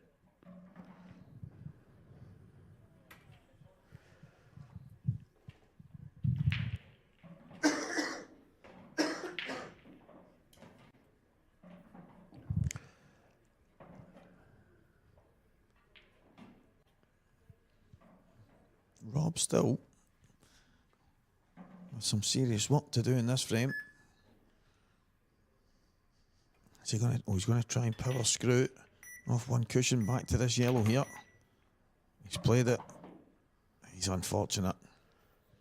Sometimes they come out, sometimes they go the way that it has right now.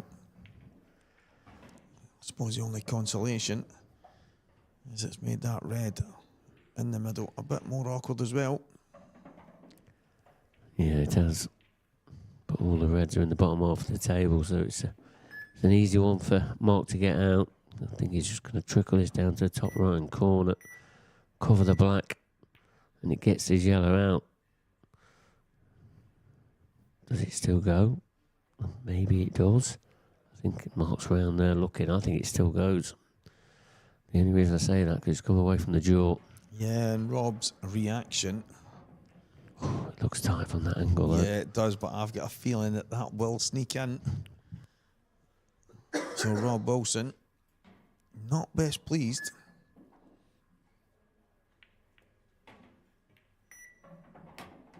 Nice controlled shot from Mark.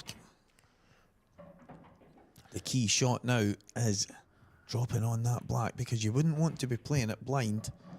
I think anywhere right behind it, Mark, and you've got a chance. If you're having to play some kind of cut, it can be such a difficult shot to play when you only have maybe the width of the ball to squeeze through. Yeah. But Mark, he's already decided that black goes.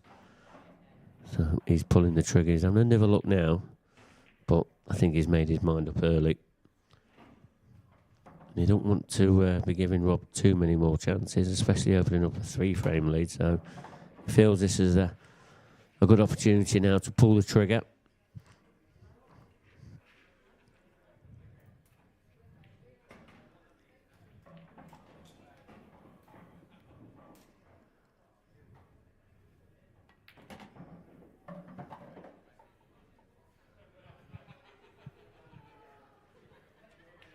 It's all about the angle he has on the red to the left middle.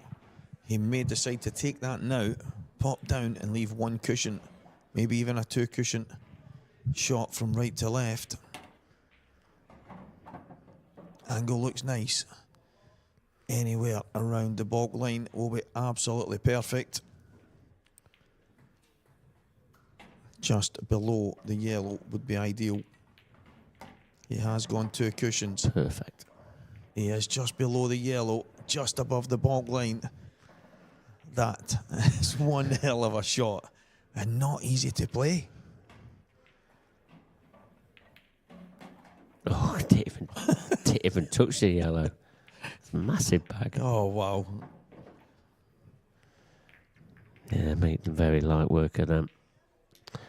We're just trying to make up dramas here in the comms box, and when you get players like Mark Boyle, they just make you look a little bit silly, really. Yes, it's as if he turned the black ball into some kind of small marble there and just sneaked it through. It never looked like it was as clean as that, and it didn't even touch the sides.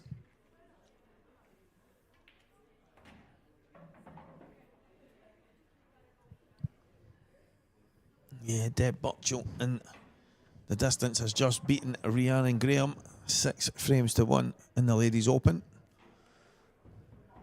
Oh, right, yeah, in the top corner, yeah.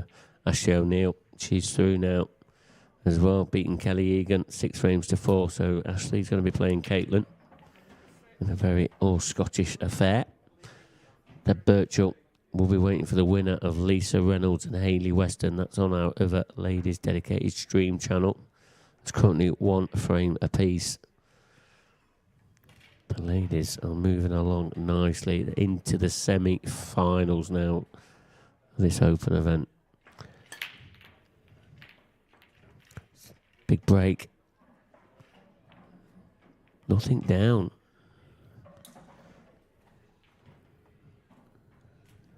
I'm actually slightly worried about guessing whether that yellow next to the red at the top goes after the one a moment ago with the black. But I think the yellows stand out ever so slightly here. The reds aren't terrible. If the 2 reds at the top, if the one on the inside closest to the cushion goes, Mark may decide to go reds.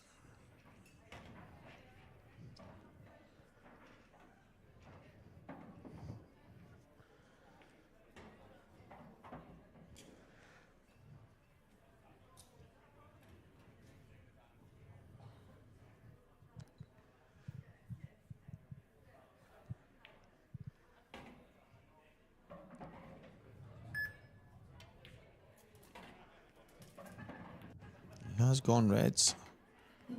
So on table Has that gone wrong? Yeah, it's gone wrong. Tomlinson, Johan Attard. Michael Tomlinson, Johan Attard, table 9, please.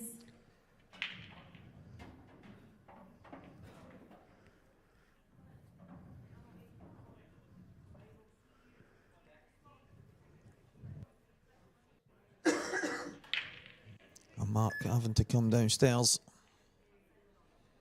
Just going to screw towards the yellow.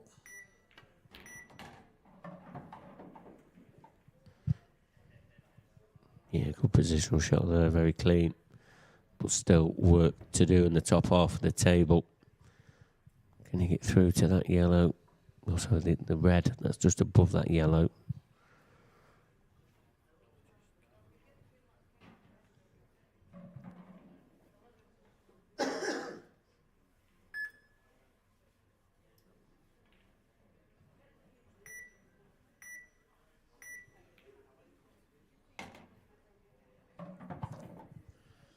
Having to get his jog on there. Using the full 30 seconds. Liam Dunster-esque. He's looking to see if he can still pot that red at the top. I think he can. He's going to have a tough shot to play. Pop the red at the top left in, and then get himself back out and on the one that's closest to it. Can he go all the way up? Good shot. I think he would have liked to be just a tiny bit higher. You might have to play all these reds in the one pocket. If he can just about stun on and off the cushion. Might be okay. Oh. Wasn't easy. No, not at that pace, definitely not. Chance down for Rob. And look where Mark Boyle's reds are. Yeah, he was trying to get out on that red. Closest to the right-hand side. Maybe one of the moments that he maybe could have just about took his medicine, Mark. Just popped it in, just left the cue ball close to the cushion and taken the red along the top and basically playing the 3 reds in the top right-hand corner, but he's a perfectionist and tried to go probably a slightly tougher way, but making it easier for the black. Yeah, but you got to be expecting now, Rob. Is Rob going to go for these, or there's going to be a containing shot somewhere, surely? I think the yellow that's close to the 2 reds goes in the top left corner. Oh, right. Well, that makes a difference then. Because he's got the perfect yellow. Yeah. So he can drop that in and play that across. So he's got a chance here, Rob. I think he will take these. I suppose it's just about now when he wants to come back up table. Looks like he's pretty straight on the one in this bottom right-hand corner. Should be able to, as it's a bit closer to the pocket, we should be able to pinch a little bit. Feel like he's going to go up table now.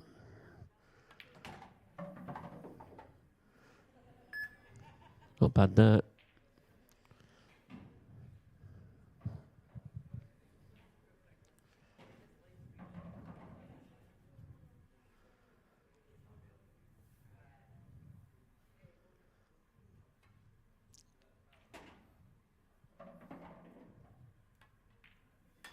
Yeah, perfect. I think he might have liked a tiny bit more angle, but he can just pop the cue ball back and play the yellow into the left middle.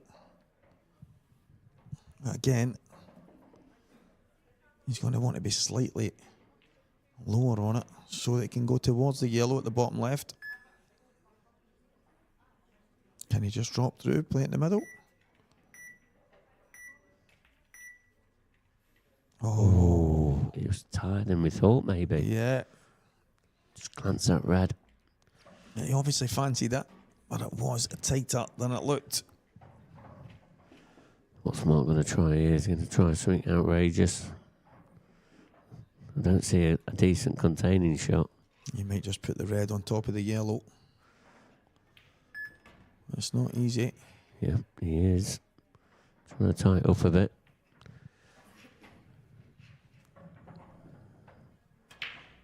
Can Rob hide this cue ball anywhere? It's not going to be easy.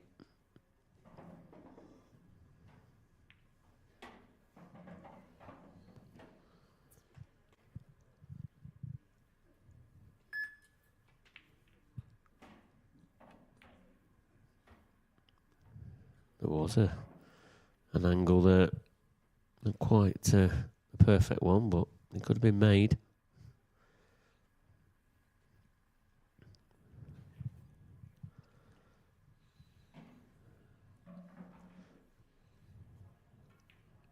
Mark will just want to leave Rob off anything to get him started here because there is options. Play the yellow inside. Oh, Mark's tried to get the red up. It's gone horribly wrong.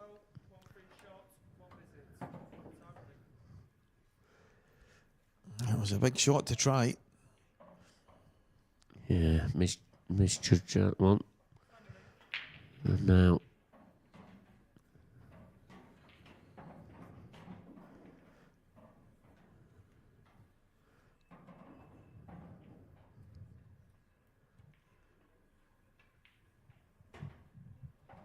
Rob using his one free shot to get closer to the yellow in the middle of the table. I'll just drop this in, and it's very straightforward from here. And a chance to go 4-2 in front of the current world number 1.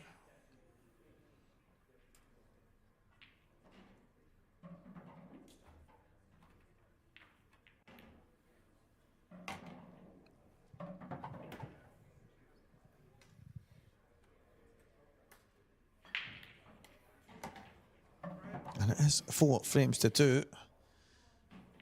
And Mark won't want to let Rob get too much of a lead here. It's a short race to 7.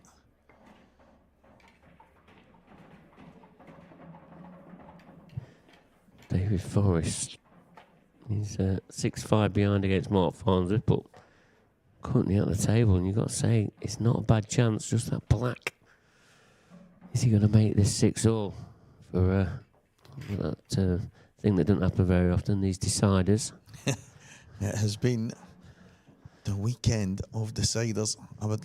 I actually think I will have a little look through all the draws when I go home and maybe try and get some kind of count. I wouldn't like to guess, but Mark, there's been a lot.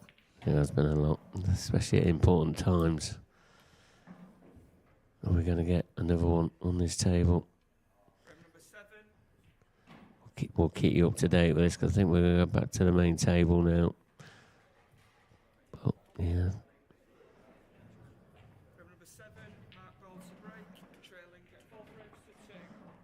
It's a chance.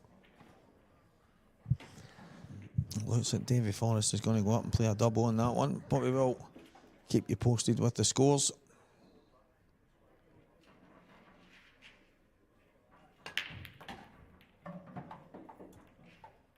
Oh, it's okay.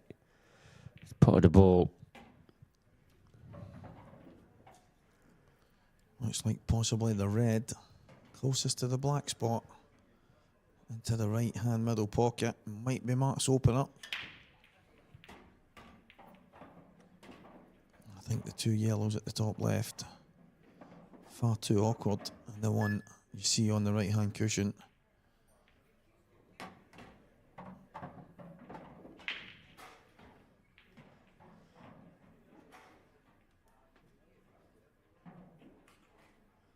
Just screwing onto the black. That'll just about do it.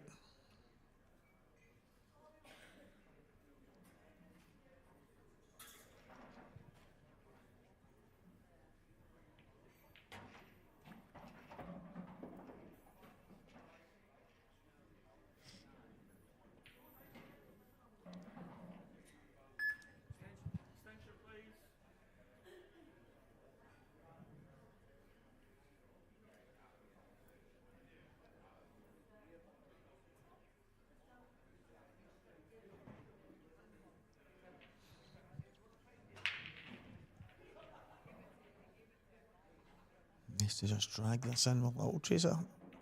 Right hand side. He's decided to come out. He's going to take the one to the bottom right first. If he gets that, he's got a great chance.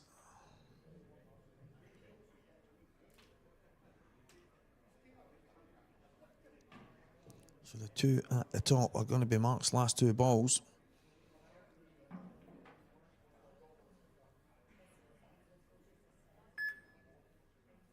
Still slightly awkward from here.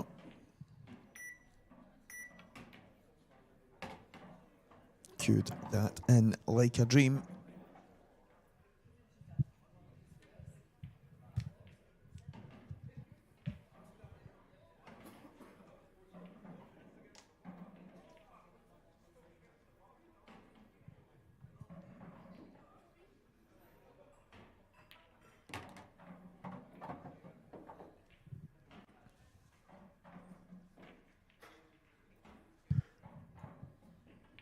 Checking to see if the black goes in both bags. Yeah, it looks like he's got options, doesn't it? Yeah, it just changes things a little if it does.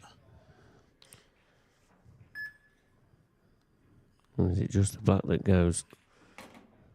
Drawing this back, has he drawn it back enough? Should be okay, should he? Yeah, I think he's underhit it slightly. Yeah, definitely another couple of inches, he'll be fine. So he's going to be digging on this one.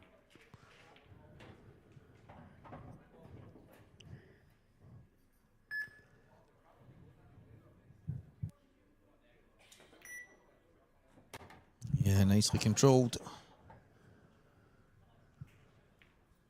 And a good response from Mr. Magic himself.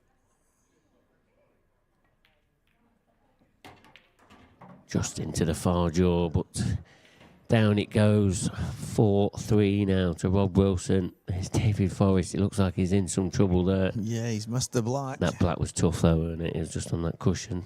Can he go off the bottom cushion, miss the yellow and the middle pocket, Referee. and somehow find the 8 ball above at the top corner there? At the bottom corner as we're looking. I suppose he ain't got a great angle if that yellow's in the way as well. It must be tricky, because otherwise he'd have played it already. He knows he misses it. It's the end of the match. Yeah. It's a must get black.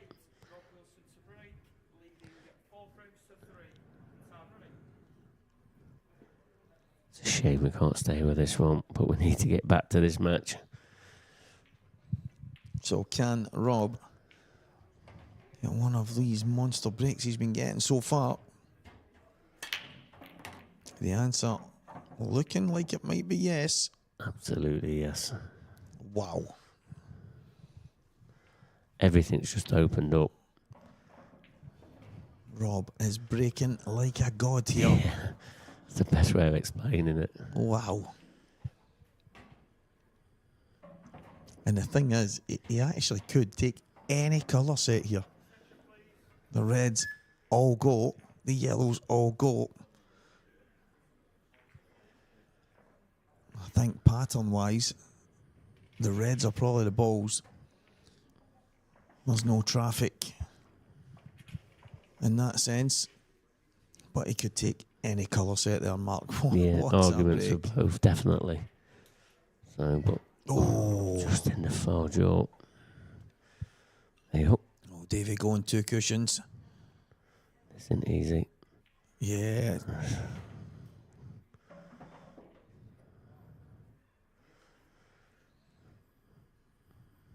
I think I would have been still trying to go just the one, maybe just slide off the side cushion. But it was a tough shot, Mark. Put him in there. Yeah, I mean, going off them 2 cushions is obviously a smaller amount of the black to hit. Coming off the 1 cushion, a bigger part of the black to hit, but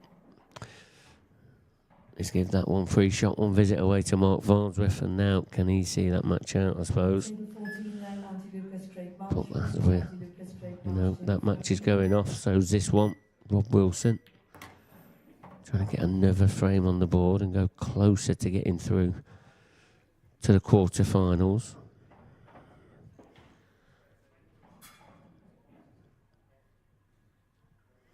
Good match. That's just started there. Andy Lucas against Craig Marsh.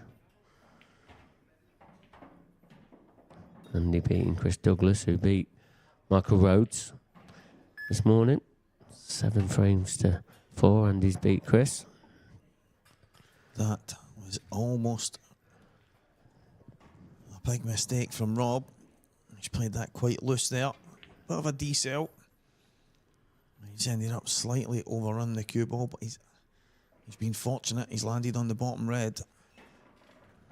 It's sort of perfect here. Mike Cannon into the black, just a slight nudge.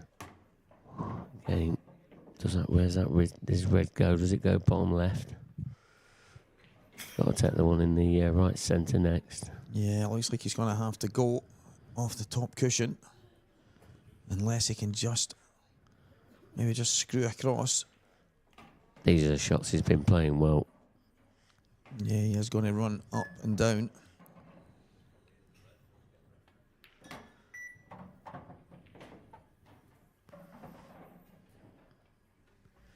Not as close as he would have liked, but he has got a nice angle to just come on and off the left-hand cushion. Yeah, it's one that he's got to be very positive on. Just making sure he gets through the ball.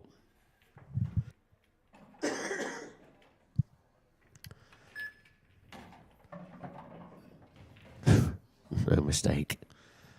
Yeah, it was some break.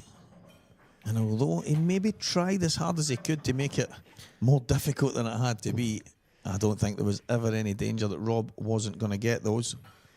Yeah, like you said, it nearly ended in disaster on that match. Here, look, that Davy Forrest Mark Farnsworth. It's over. Mark Farnsworth is through, winning by 7 frames to 5. Mark Farnsworth, he's going to be playing Christian Phillips next. Declan O'Callaghan, 6-3 in front of Connor Jones, who just won his previous round match on the TV table against Adam Davis. He's up against it in that one. Yeah, Declan was 6-1 up in this match. So Connor's pulled back a couple. But is it too many to try and pull back? It's going to be a big ask for Connor to get back in this match.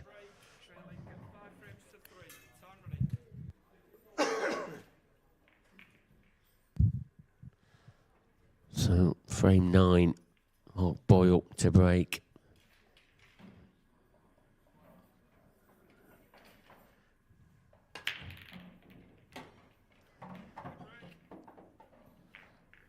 And the black ball goes down as Liam Dunster books his place in the quarterfinals. He's won 7 frames to 1 with 6 runouts against Evan Parry Williams.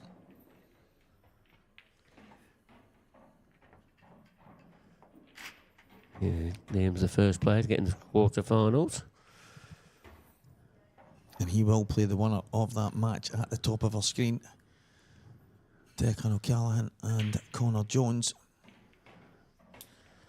Connor's looking like he's making a bit of a comeback of his own here.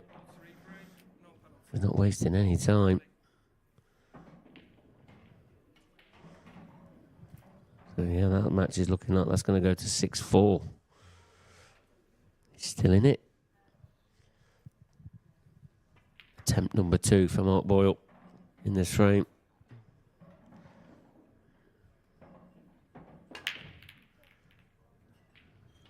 And oh wow, I was going to say true to form, you end up going dry after the black was in the one previous. But the last ball rolling has dropped in. Not the easiest layout in the world. What a chance on yellows, I would think. I think you might be able to open things up straight away.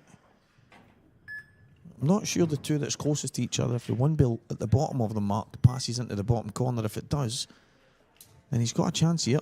They're all there. Yep, they are. Oh, it's going to have to play another cannon. I'm not sure if it goes into the middle.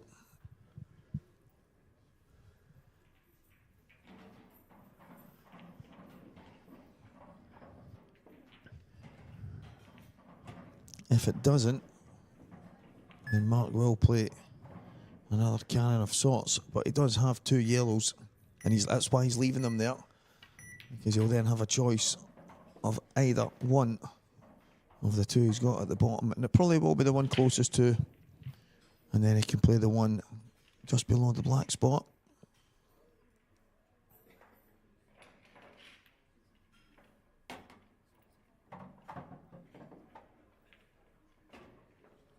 Just having a look there, so I'm going to assume it does go in the middle.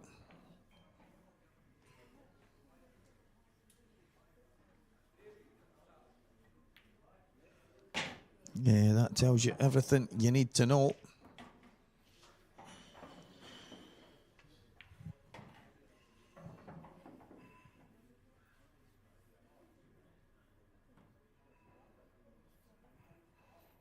So Mark will just pop this in.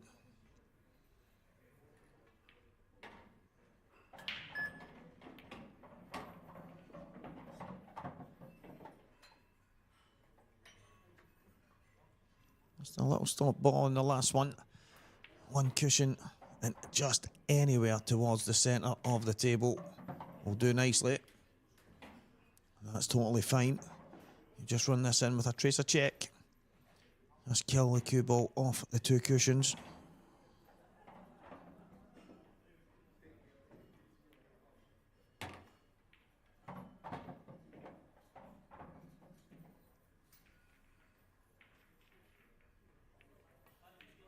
And it is 5 frames to 4. This match is well and truly at the business end. And Mark Boyle just hanging on to the coattails of Rob Wilson, our professional European Open champion here at the IPA in Newcastle.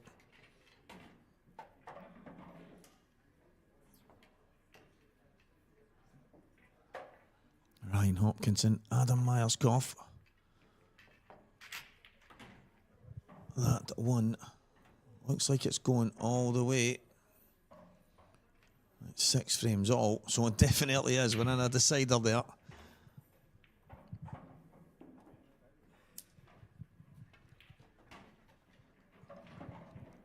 Frame number 10, Rob Wilson to break, leading 5 frames to 4. Time running.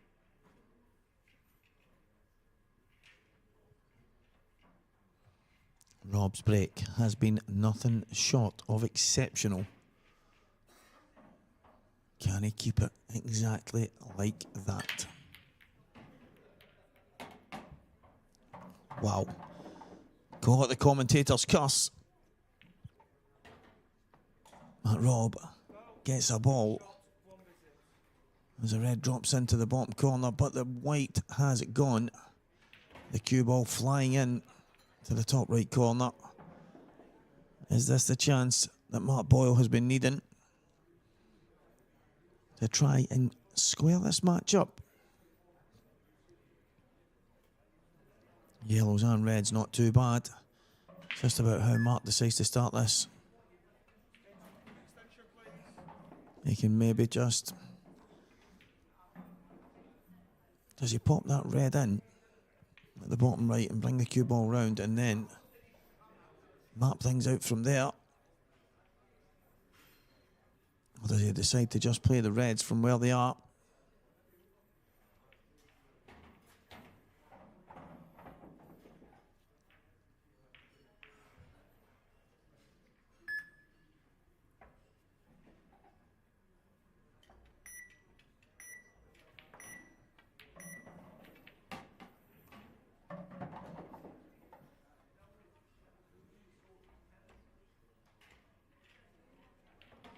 So, same idea.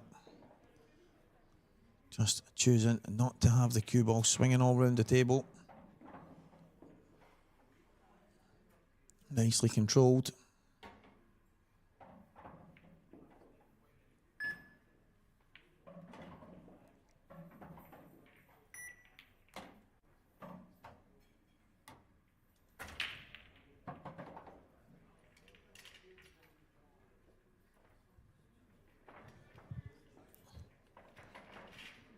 I think he'll just be able to push through here. Maybe take the yellow into the right middle pocket. Unless he can manipulate a little bit of angle. And screw off the top cushion. Not as much as he would have liked.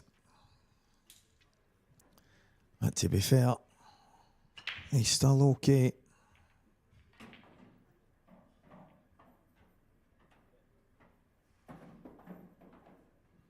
Nice controlled shot he did here.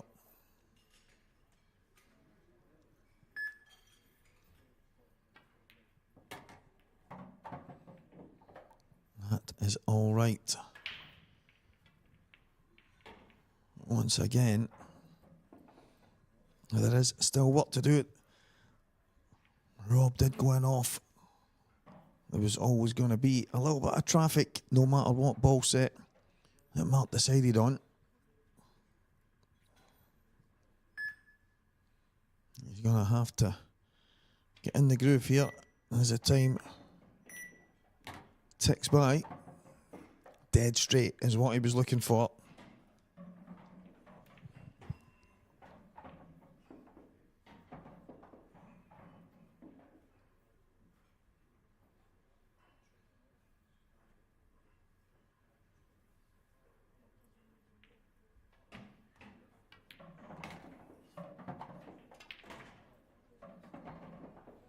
Lovely control from Mark Boyle on that shot.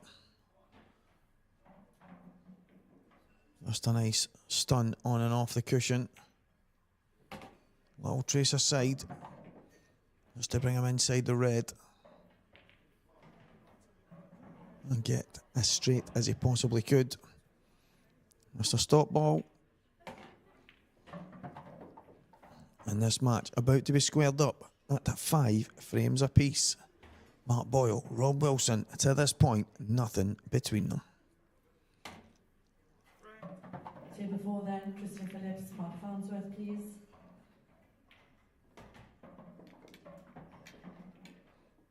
Supreme Pool, our main sponsor, Strachan 861 and Aramith Pro Cup. Without the trio that you see on the table in front of you, the Supreme winner, the table of choice for the IPA, Strachan 861. There really is no better cloth on the market right now. It does everything you want it to do. Plays so good when it's brand new. It lasts the test of time. And Aramith Pro Cup balls really are a level above. And a massive thanks to our partners 8 Ball Direct and On Board Sportswear. You see the guys all draped in the On Board Sportswear shirts. Fantastic quality and bespoke tops, mid layers and base layers. They do it all, they really do. So go and check these guys out.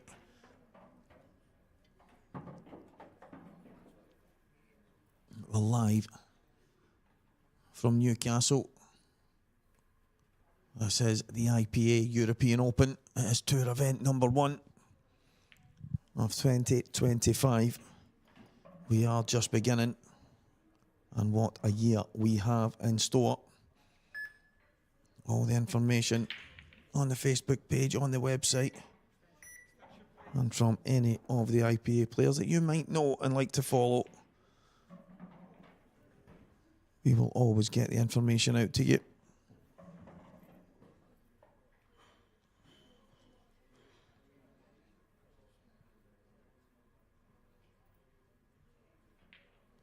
So the yellow at the top left, just above the red, is the problem ball. Oh, sorry, that is the problem area, should I say. And I'm thinking Mark must have a plan, and it might be coming right now.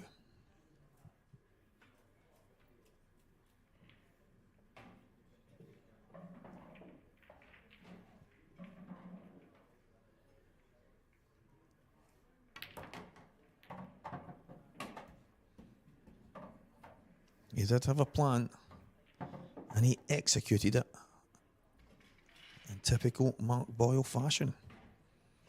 That wasn't easy. To miss the yellow you can see on the left-hand side right now, to miss that the way he did, and cannon full into the red and yellow. Fantastic shot, Mark. And he's given himself a chance here to take the lead in this match.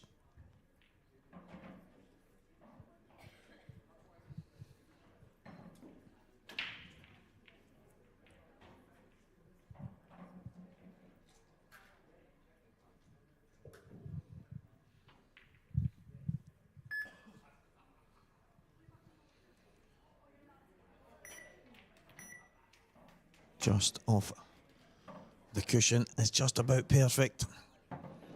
And again, you want to be just on the outside,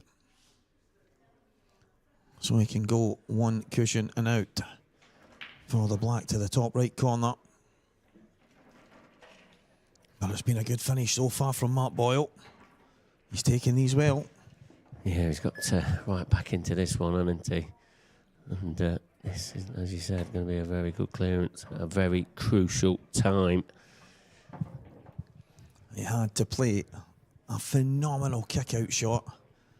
As I say, the gap between the yellow still on the left-hand side and the point of contact was so minimal. The shot he played was phenomenal, and he deserves to be in this position right now with a chance to maybe take the lead for the first time, I think, from the start of this match. Yeah, he's not got all the pocket here, But he's got the pot. Great shot. He has got it down to a fine art, making this game look ridiculously easy. Yeah.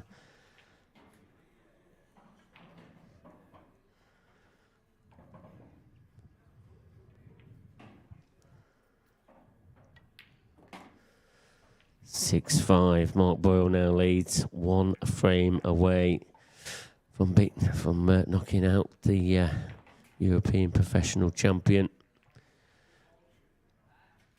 And Adam Myers-Koff from 6-5 down against Ryan Hopkinson, who's had a great weekend so far, beating some top players.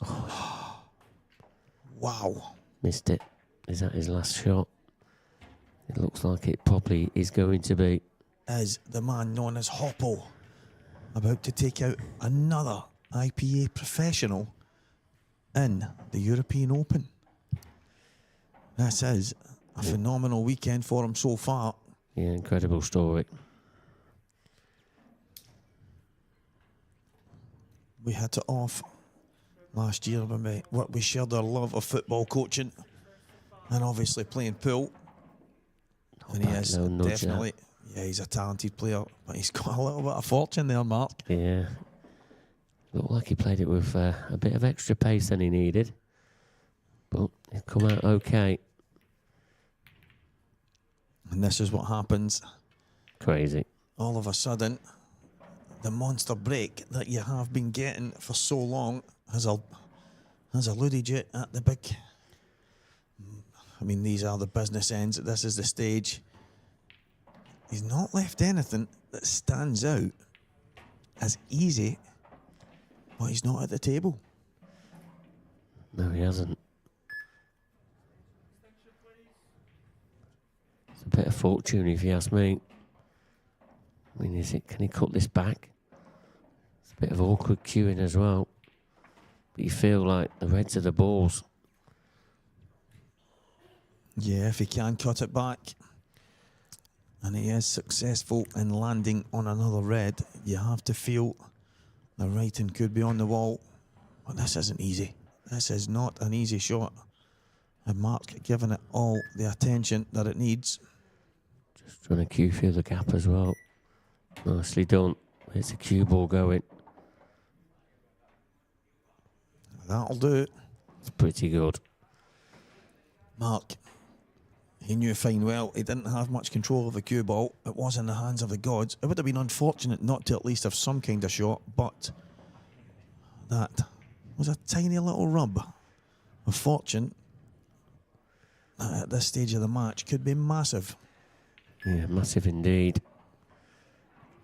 This is a really big result here for Mark, because Rob has been pretty fantastic this weekend.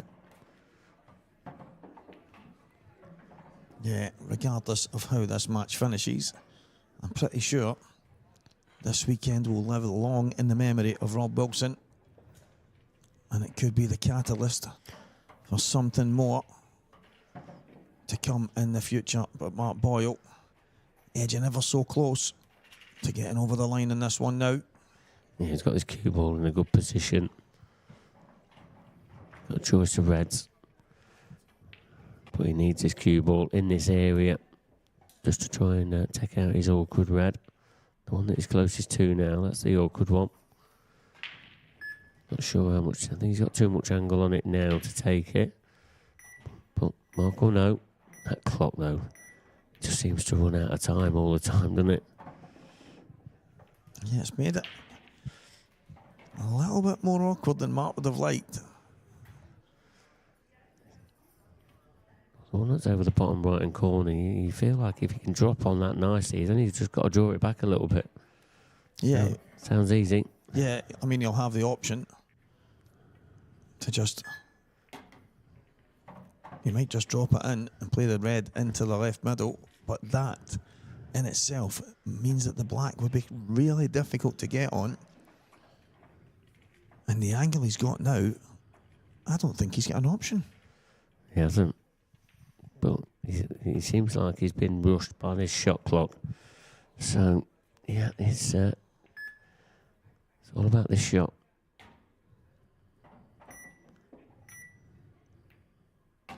Yeah, kept it simple, like you said. He is absolutely perfect. He can just run straight through.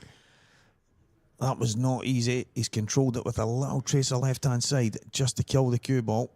And it's going to allow him to push the cue ball straight through here. Just the hammer blow to the middle pocket. And Mark Boyle is going to go in to the quarterfinals.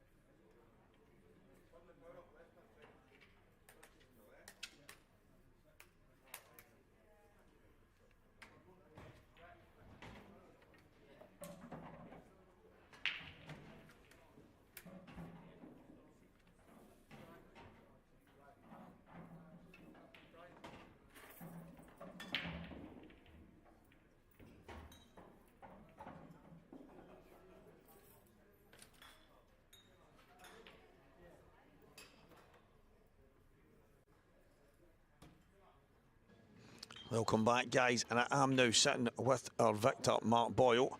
That was a tough one, mate. You were always behind, but somehow managed to get there. I don't know how I done it, to be fair, because Rob's been playing, he's been playing brilliant all weekend. I'm struggling, just struggling away, you know, so just had to dig deep at the end, and luckily they fell my way, because I could have missed anything there, to be fair, the way I'm feeling, but no, over the moon to get the win. Rob was breaking like a god, I said at the start of the match, and then all of a sudden, just at the tail end, it probably evaded him just when he needed it. But a couple of the finishes you took were absolute monsters, and for somebody that's maybe not feeling it, the guys watching at home will probably be thinking you're absolutely flying. I tell you, I feel about 20%, honestly. I was playing Ben earlier on, and every frame I won, it was like a worldie dish, and then I would miss easy ones, like with a tap-in, you know, so I'm not feeling it. I know when you get to these stages, you're saying you're not feeling it, but you're in the quarterfinals now. Is there a moment now that you think, well, why not? No, I'm just thinking about all at a time, Stevie, to be honest. It's just, it is the way I feel, but you just got to keep digging in, and then that's how I've got this far, by just digging in. If I could have easily gave up and went up the road, which how I was feeling, but no. Over the moon to be in the quarters, and we'll just see what Mark Boyle turns up next. Well, if this is Mark Boyle at 20%, guys, who knows what he's going to be like when he's 100%. Mark, well done, mate. No disrespect to Rob, by the way, but Rob's class. He played brilliant, and he was unlucky with an off. Aye. He had a break, and he got kicked in off, and that turned the match in my favour. So I got lucky there. But mind you, he got lucky at the start. There was a wee bit of a joke. No wonder Rob's winning titles. I know. He cracked that in his next break. The way it landed, we just looked at each other and laughed, you know. So, but that's cool. That's how it's so fun. You've got to try and enjoy it, you know. Even though it's like mentally draining, you know, at times, because you've got to be switched on. But it's not easy peasy all the time, you know. You just got to dig deep sometimes. So no, but Rob, class player, and we'll see him in a couple of weeks, and where are we? Bolton. Aye, so that'll be. I'm sure he'll be confident leading into that as well. So brilliant, mate. Congratulations, and on to the quarterfinals is Mark Boyle. Cheers, Stevie. Thanks, bro. Well done, mate.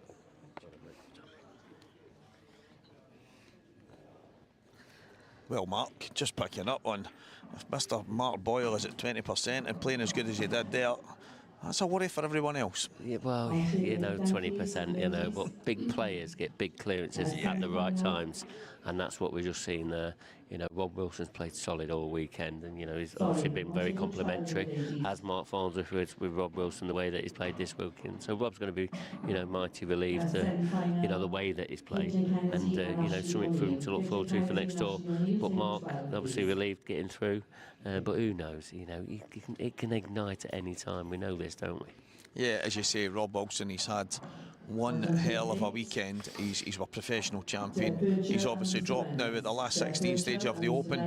But as weekends go in the pool circuit, it's not bad. It's not bad at all. I mean, it was only a dry break and an in-off that's cost him, and that's the fine margins in this professional level, and Rob will know that now, and he's going on to good things, isn't he?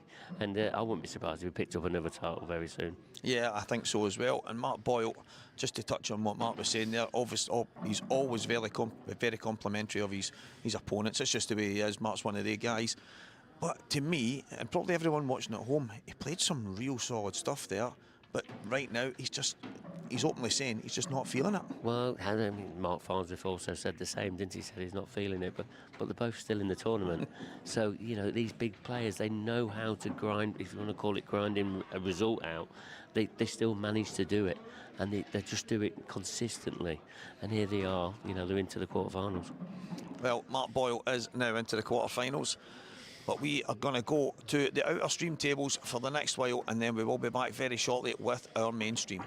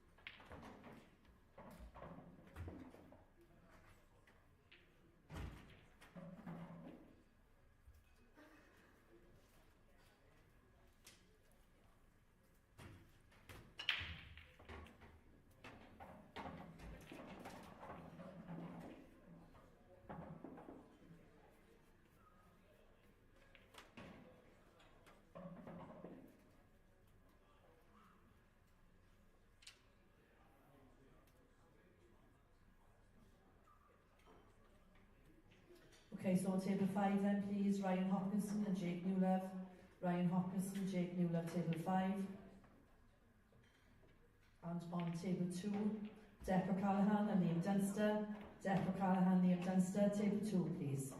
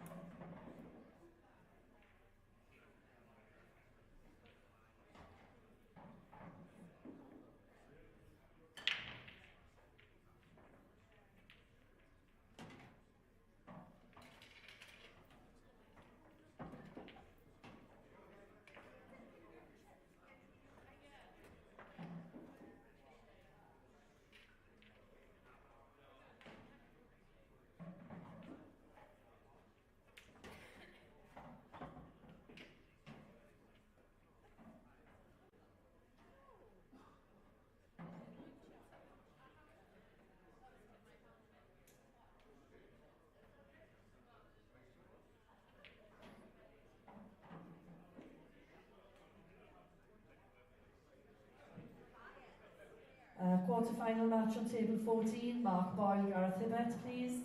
Mark Boyle, Gareth Hibbert, table 14.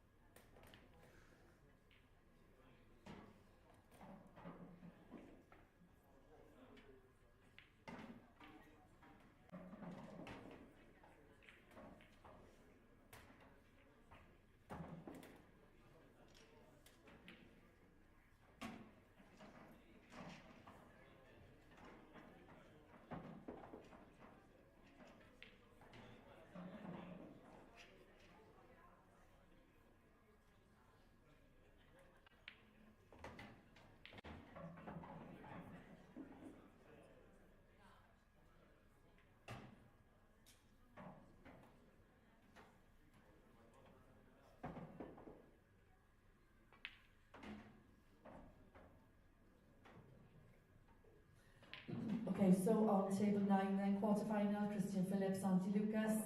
Christian Phillips, Andy Lucas, table 9, please.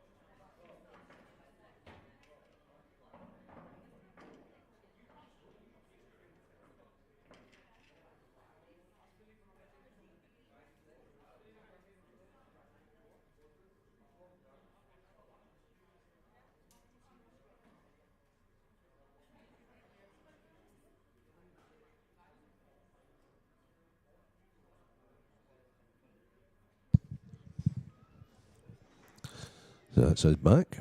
A little extended break. This match that we have just switched on to is the Godfather, Gareth Ibbott, who's 6'5" up on Mr. Magic Mark Boyle. The winner of this match will play on the live stream table against the Duster, Liam Dunster. That's up next. The Ladies Open is now at the final stage, and that's between Lisa Reynolds of England and Caitlin Kennedy of Scotland. She's had a great weekend, Caitlin. She got the semi-finals of the Ladies Elite, just beaten by eventual winner Jenny Lawson, and she's in the final of the Ladies Open.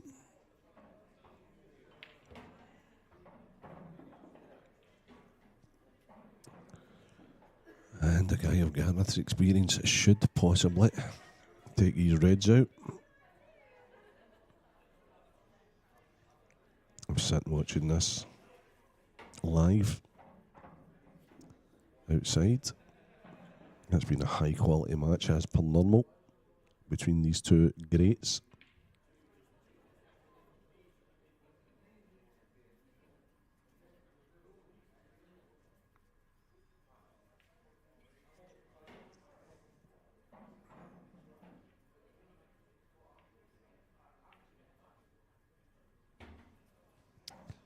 And I can't see any missing here, to be honest with you.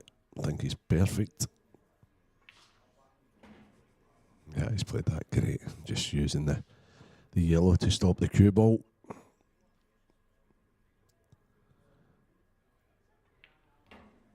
So what a match we're going to have in prospect if Gareth just makes sure of these last three balls. He is going to set up a semi-final clash with Liam Dunster.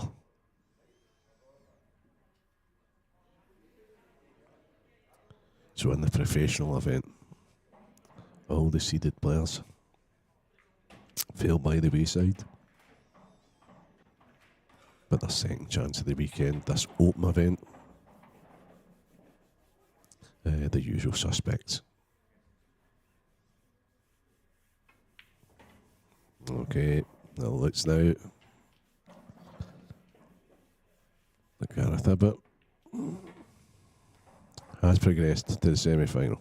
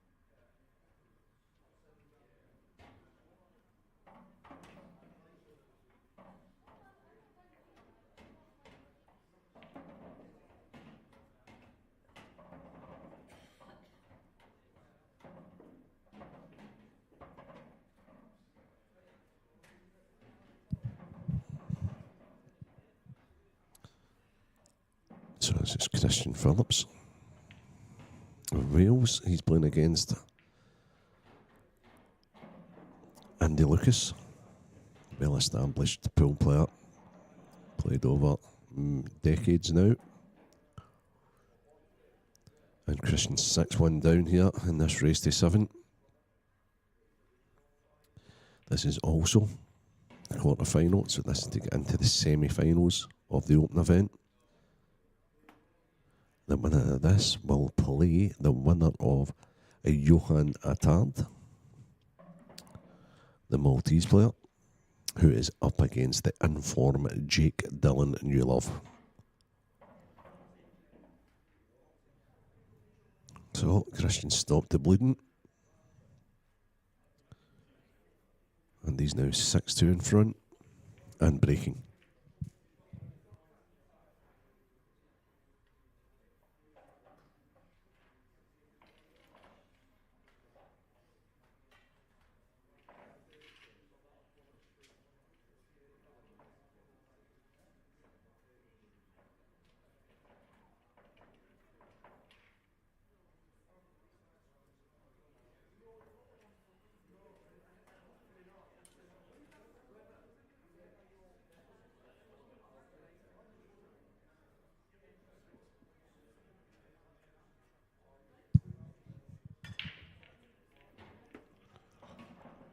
Wow. Wow. That is the side break at its best. And a quick look at them.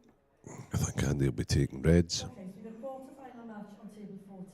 Johan Attard and Jake Newlove, please, on table 14. And then we have a semi-final on the mainstreaming table. Gareth Hibbert and Liam Dunster, please.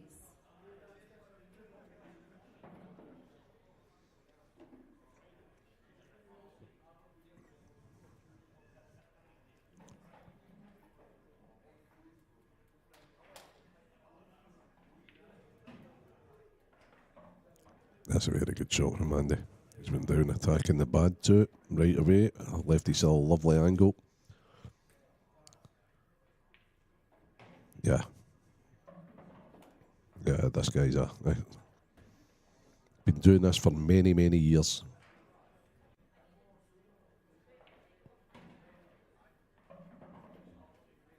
He's got a lovely, lovely rhythm when he's playing with Andy. Skips round the table.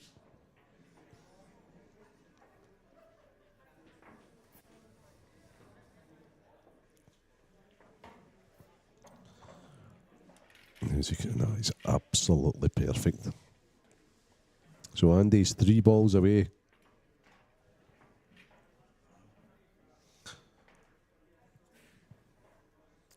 Three balls away from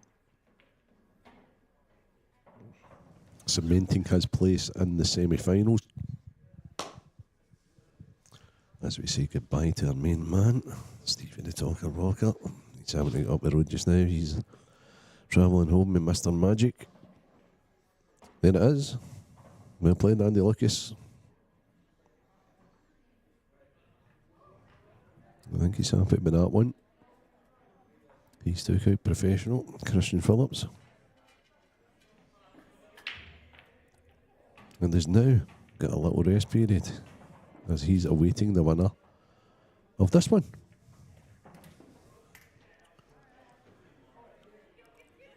I was watching a bit of this guy earlier on. I've seen him for years now, Johan, at international events. He is a top player. He was playing Correris earlier. They put in a fine performance. And this is the opening frame of the quarter-final clash. He's also playing somebody in real good form as well, and that's Jake Dillon Newlove.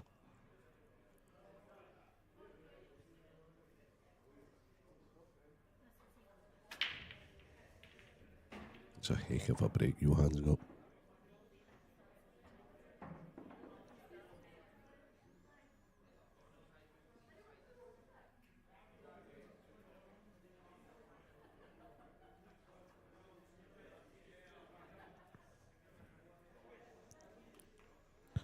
No, we've plotted his way around these.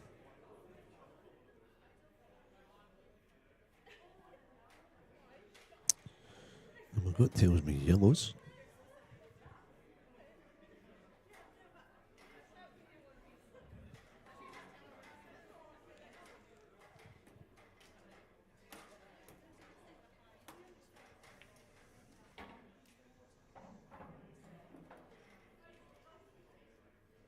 And yellows it is.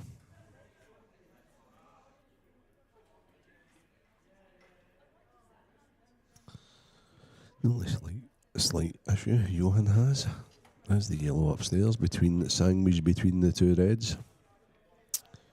The top left bag.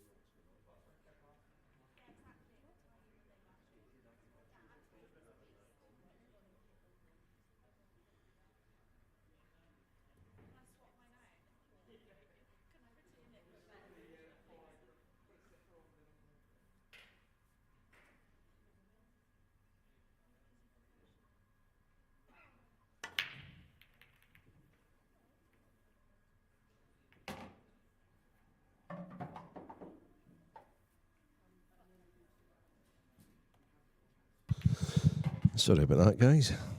Just went out at the main table there and let them know I could hear everything they were saying. and when I left, Johan must have missed one. Were they talking about you? No, no.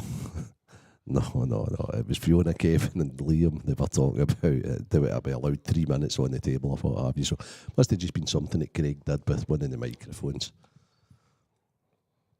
Just in case they said something untoward, Dan. Yeah. No, that would never happen. So, anyway, welcome back to the commentary booth, Dan. Thank you.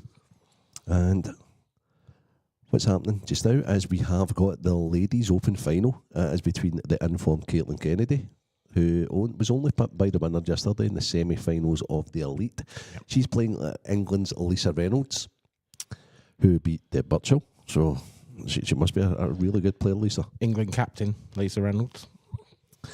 In the main open, we have Jake Dillon-Newlove is playing a quarter-final tie against Johan Attard of Malta. The winner plays Andy Lucas. Ooh.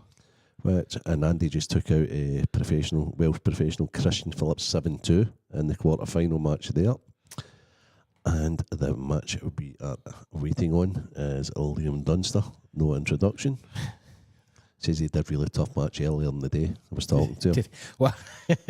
Oh no, wasn't he the game against you? That I'm only kidding. And he's playing the Godfather, Gareth Abbott, who has just taken out Mr. Magic, Matt Boyle.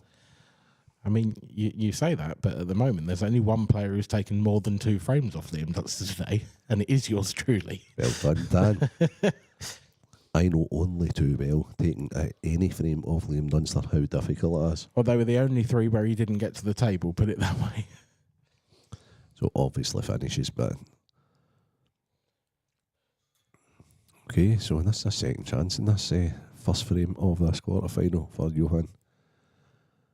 And he'll be happy at getting a second chance against Jake Dillon-Newlove because he has been in a real good form of recent.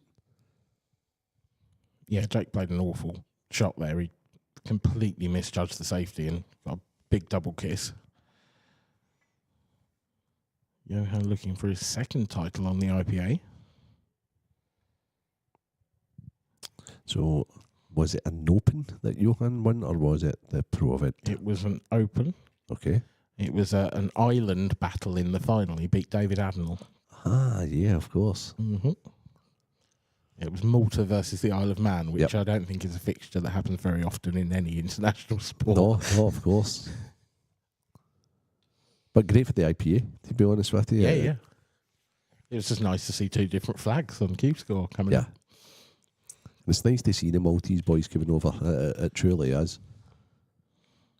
Yeah, and I mean, they've got some extraordinary talent, but Johan is the cream of the crop, I think. He's got Guru on the back of his shirt, you may notice. That is Maltese for goat. Oh, okay. So that's what that means. Okay, yeah. They call him the Maltese goat. Yeah, I seen his match with young Lyndon De Bono earlier on. It was, I think it was the first round of the pro event. Yep. And I thought that's going to be a cracking game, but you could see like Leiden was in a little of him. Yeah. I mean, Leiden's class, but Johan is, just a winner. He's very, very good.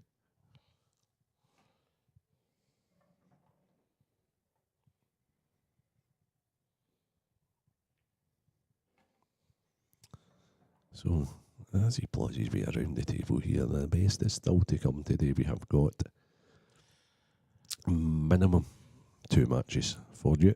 I'd be tempted to play the red on the rail onto the red and yellow here, but he's just going to open up the yellow and leave that one on the rail. Oh, he tried to disturb the other two. Yeah, like Jailers better there. I think what he tried to do is, bring that out and then bring the other one out. See, that red that he's just tried to disturb, or the yellow that he's tried to disturb, whichever way, the red goes into the left centre. So I think he goes reds now anyway. Oh, yeah, for sure. And he's not. Oh, okay. I mean... every red's got a pocket. He's got an ideal yellow over the left centre, I suppose, to just drift down. He could stun this in and actually play that next. Yeah, but every red has a pocket then. Yeah, I agree. But he's taking a long, hard look and he's going yellow, so I'm surprised a little bit, but... Okay. He must think it can't go wrong, the little nudge. He does need to nudge something, doesn't he? The yellow closest to the 8 ball. Yeah, I mean, I think you take the yellow in balk now, and I think you could just leave yourself any similar angle to what he's on now, and you just run that yellow into the middle and just nudge that red, and you're going to land on it. I think if he plays it with the next shot as well, he's got a little bit of safety because he'd still probably have a yellow to the top right if it did go wrong.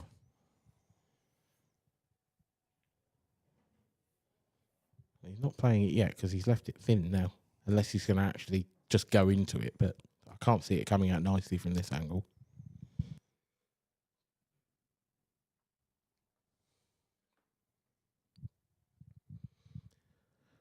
I think, I think that's the plan, but I thought he might leave that yellow he's just played as a backup. Yeah, and that's why I went a little silent there. I've been a bit perplexed as to what he's actually going to be on when he plays this and nudges in. Well, he just needs to make sure he wants to catch this a little bit thin, so he catches the red on the left-hand side, and then it can't really go wrong. That's perfect. That's what I thought he was playing. Yeah. Still, however, a risk, but here we go. Hibbert v Dunster. This is a clash for the ages. I think the match we're just about to watch, I'm not sure if any of the guys have been on stream this weekend. I don't think Liam has really good, anyway. Really good. I mean, I didn't catch a lot the first 2 days. No, of course. but I think you might be right. Yeah. It'll be interesting to see how quickly the guys adapt. But these are two guys that have been in the latter stages and won loads of tournaments, so you would fully expect they'll adapt to the TV conditions very quick. The one thing I would say, and this might turn out to be completely wrong, but the way that the stream table is broken today, I think I'd expect Gareth's break to work better, because I feel like it's the players who are giving power to the break who are getting the better of the splits. Gareth's break is unbelievable, isn't it, man? Liam's is more controlled, yeah. and from what I've seen today, the controlled breaks haven't quite worked so well. Having said that, he broke like a god against me. Right, okay. When that works, I mean, when that side break works and that ball goes into the middle, it's almost like cheating, really, because the finishes are presented so. Ooh, that's coming out all right. I'd say he broke he broke dry twice towards the end of the match, and those were where I got a couple of frames against him. But early on in the match, that break was just phenomenal. Yeah, it's not nice because you just know he's going to get them. Yeah, that's exactly what it was like. So we're going to find out how Gareth's break works first. Oh, kicked in off. Yeah, kicked in off, and it's one of the better splits we've seen today, but it was dry anyway. Yeah. One thing I like about Liam's game is it's just how good he works the clock. Yeah. It's almost as he's programmed to hit the ball about like 2 seconds from the end. It's incredible.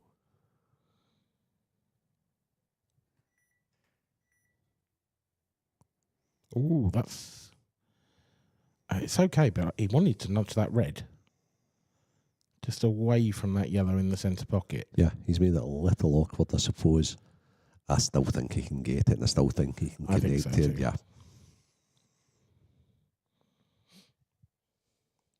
I think Gareth is resigned to the fact that he's probably going to be 1-0 down here. Yeah, it's the one thing. The in-off from the break is so devastating. It's at this level, it is basically frame away. I'd love to see a percentage stat on that, on the TV table. Yeah. I would think it would be somewhere sort of 70 or 80% reversed-ish. Oh yeah, yeah. There's not many mistakes made in that situation where you do foul. That looks pretty perfect, Dan.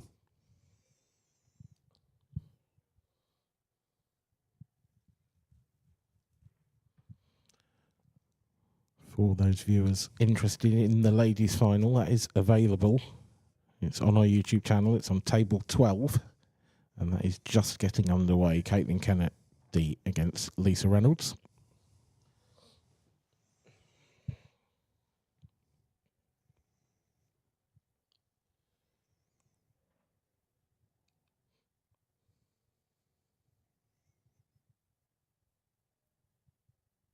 And not much to be said here. Pretty straight, but yeah, it is. Yeah, I mean, I'm just thinking about Liam's break here for the second frame. I think the only person who isn't is Liam, to be honest. Yeah.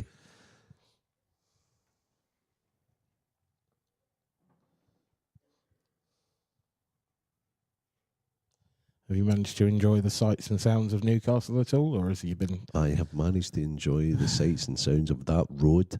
When you cross the road to the Little Asda and petrol station across the road, it's a nightmare. Yes, it is. Yeah. Yeah, you have to be very quick across the roundabout. So happy to have survived that for a couple of days, Dan.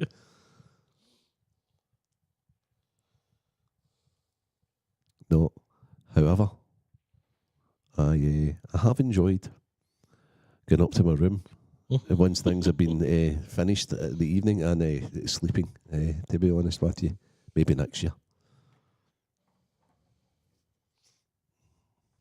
probably the only drawback of this venue, actually, that it's a little bit out of town. Nice venue, though. I've enjoyed that. Beautiful. Yeah, yeah. Good hospitality here. We are always well looked after.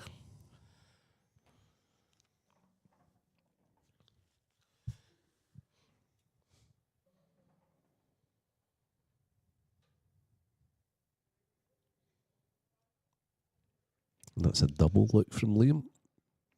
It's supposed to be a little tighter, and then he goes through his little routine. Nah, that's just Liam doing Liam things, I think. Yeah, for sure. Absolutely flies. Yeah, no problem. No issues at all.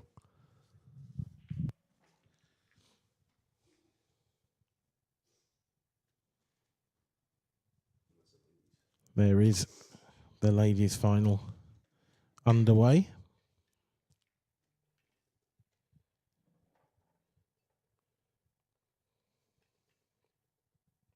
Really are getting down to the business end now.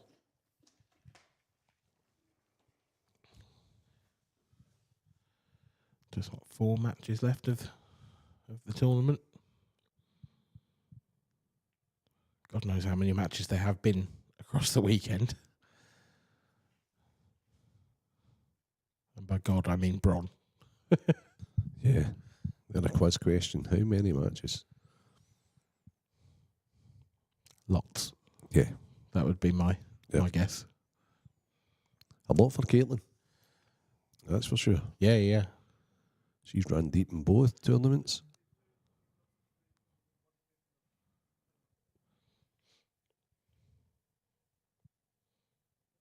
Yeah, she may have played the most matches of anyone, actually. Yeah, quite possibly. Not sure, because it's probably a round or 2 extra in the Open for the men, but it would be close. I think it probably would be her. Yeah. So there's that break we were talking about. Didn't quite make the one into the middle that he normally does, but he did make the one into the bottom, Dan. Yeah, he won't be too fussed about that.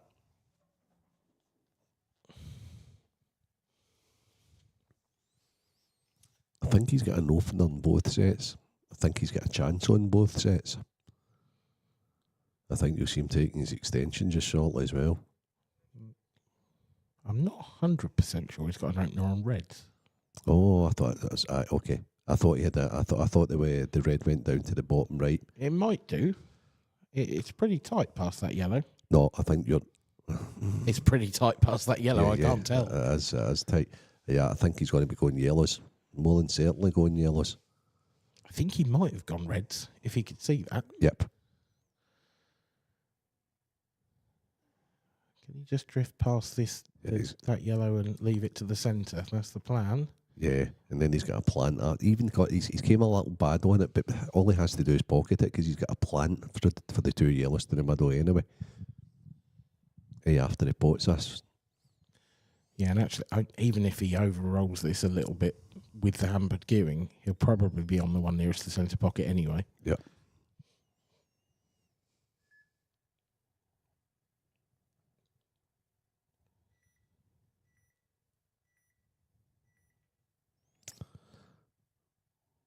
Oh, perfect.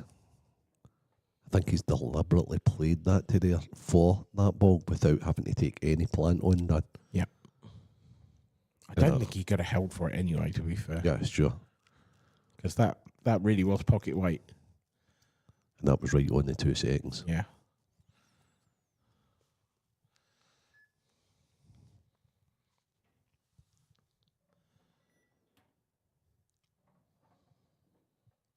Yeah, so this is the shot. If you guess that's that shot right, it should be pretty straightforward and arguably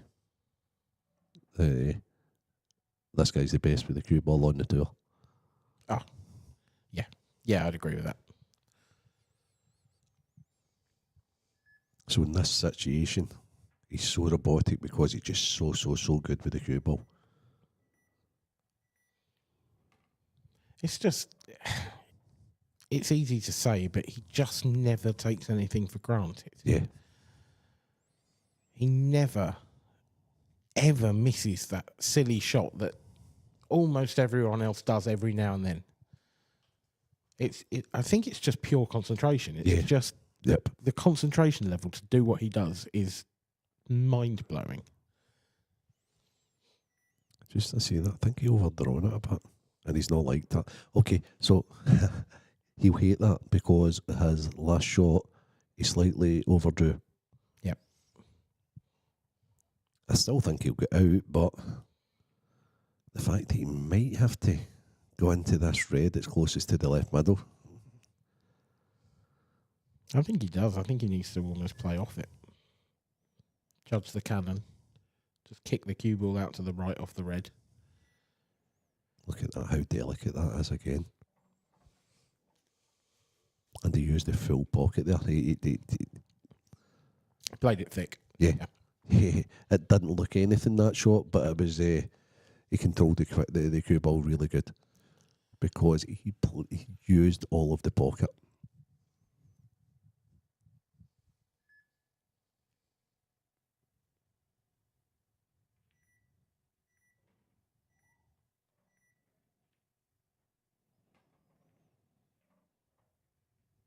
That's just so good.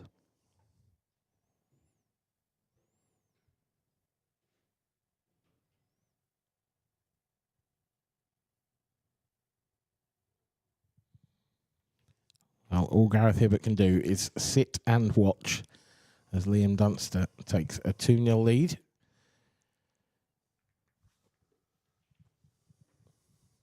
Oh, it's an unforced error from Jake. Yeah, Jake knew that.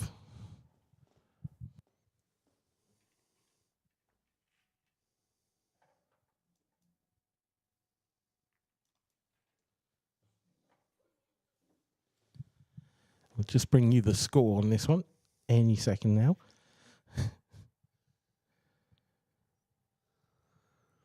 I'm not sure if there's been many frames played. It still maybe 1-0. I'll get on that. Oh, wow. Okay. 2-1 Johan at the moment. 2-1 Johan.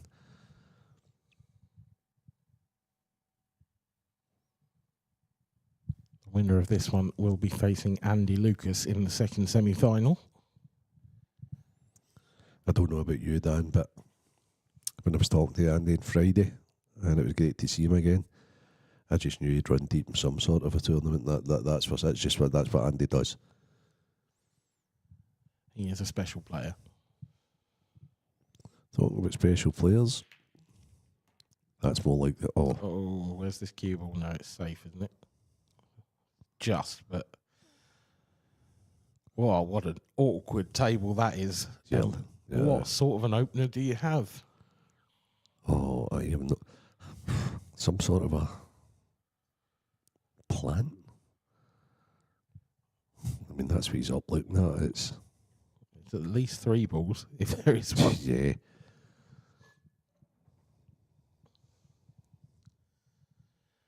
I mean, look, if you can play one of those yellows closest to the cue ball into the yellow, into the red and pot it, I think you almost give it some. Yeah.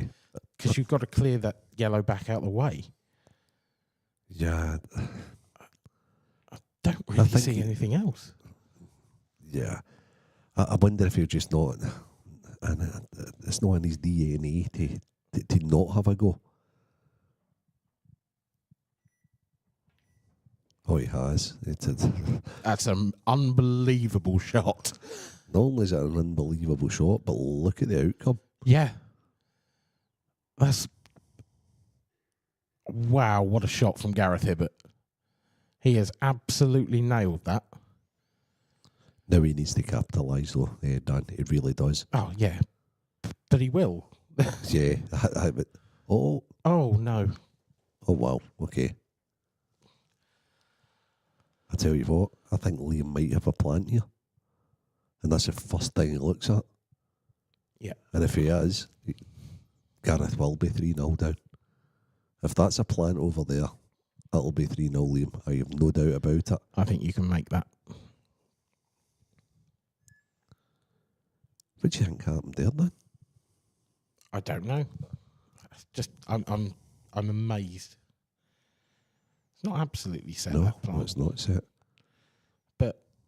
I think you can take the yellow to the left centre and get closer to it, and I think you can make it. Yep. It's one of those where you just got to come sort of almost cushion first into it. Yeah, or even possibly the top left, because Liam's got such a small tip. He loves to play where we touch a right-hand side and just spin it over. Well, he's tried to open it. And he's done it, and it's not come out. He obviously didn't fancy the plant. No. I thought he couldn't really go wrong with the plant if he makes it and then takes the ball he's making over to the left-hand side. So I would call that unforced error for each of them in this important third frame. Does Liam have a double on here? Can he double this and just stun into the yellow and open it back out? No. Chance number 2 for Gareth. Yeah. Tougher. Not a lot tougher. It's his opener. Yeah. The red he's closest to. Can he play that? Can he cut it in? Or is the yellow in the way of the angle? Oh no, I think the yellow's in the way there. No, that's uncuttable. I think he needs to go the pot down the bottom left or the plant. I think he's going to pot in the bottom left. He's missed it with quite a considerable little bit. It wasn't easy. Wasn't easy at all. No, but now it is for Liam.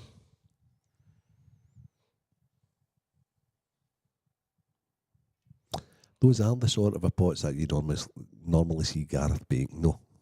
Yeah.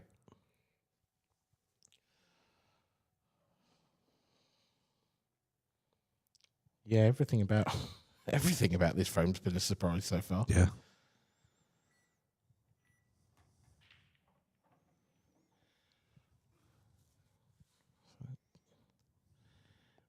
Even that was a surprise, to be honest.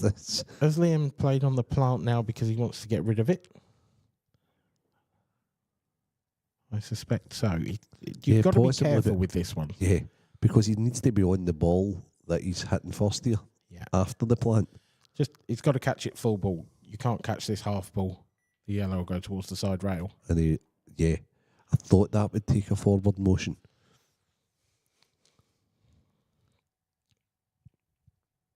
So is he going to play the ball that's over the bottom bag here and just let's screw back off the cushion? Yeah, I think so. I don't see the value in leaving it there, to be honest. It's just a more difficult ball to get back to. It's not really great for position on the 8 ball either. No. Is the 8 ball available into the bag that he's putting the yellow into just now? No, Liam plays that shot as good as anybody I've ever seen. That sometimes they can be tricky off balls hanging right over bags. Yes. To answer your question, I don't think it does, no. Okay. I think he'd love to have the cue ball right where it is now in a shot's time. They can just stun past the 8 ball. Yep. He's got the angle there. He's straight enough on this yellow that he can just screw back to somewhere roughly where he is. That's perfect, isn't it? Yep.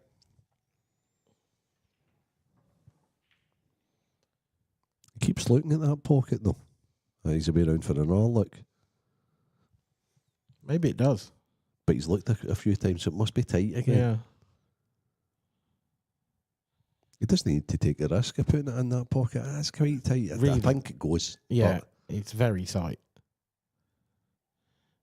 I wouldn't take the risk. It's not worth it. He's not taking the risk. Yeah.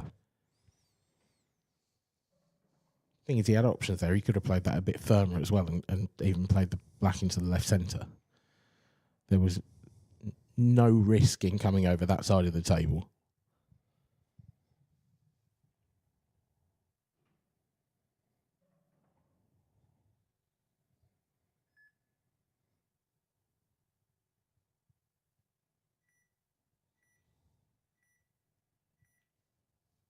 Yeah. 3-0 and Gareth needs to get going, to be honest. He had a great chance in that frame that he manufactured for himself really nicely and didn't take it. Now here's Jake Newlove. And this is 2-2 now between himself and Johan Attard. Yeah, and he's grimaced there a little, Jake, but he's he's in really good shape here to take a 3-2 lead. It is a slightly awkward position of shot on the 8 ball, because you either leave it difficult, or you flirt with the danger of going close to those 2 yellows in the middle of the table. What do you think he'll do, Dan? I think the way he's looking at that, he's just going to leave length. He's just going to run the cue ball somewhere near the baulk line. But that's not an easy 8 ball. You almost wonder if he's been practicing his penalties. Yeah. No, that's exactly what he'll do. He's just run it in.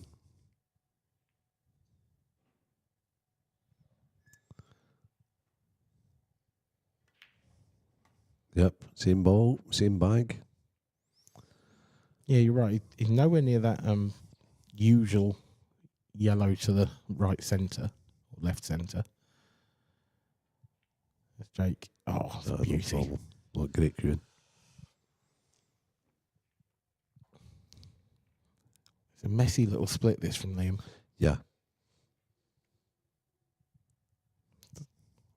Got an opening yellow to the left centre, but yeah, what value is there? Yeah, I think he'll take the reds. I think he'll take the long red into the bottom right. Maybe try and come round in the 2 rails if he can, and maybe, I don't know. I think that's the... For some reason, I've just got a feeling he'll take reds here. Yeah, I think you're probably right. I think they're the nicer colour set. It's a slightly more difficult first shot, but not that much more difficult. I think he could probably just come 1 rail here maybe and land on that red furthest down the bottom end of the table. 2 rails it is, coming right round and out. The thing with the 2 rails is he because of the distance between the cue ball and the red, you don't want to slow roll it in the table to deviate and move on you. So, but if he's not on that red he's just looked at, then he's not in a great position. Yep, I agree. And I don't know whether he's on it or not. He's used his extension, so he's forced into this. Is he cutting this back or double it? He's cutting it back. Oh, he's played that nicely. This needs to... Oh, it's perfect. This needs to just get that wee slight kick. Yeah. Absolutely perfect. I just thought he was going to slide straight onto it for a second, but I couldn't have come out a lot better. What's he not like? Oh, I mean... Yeah, that's lovely. That's a lovely look there. Because that, from our commentary point, that red in the middle looks quite tight then. Yeah, it does. It clearly goes, but it's whether you could get the angle to get up table from it, and clearly from the overhead, he's bang on it. Yeah. Django, take it now. Yeah. I think you've got to. You don't want that to be your ball to get up for the 8 ball, because you can't really land low on it.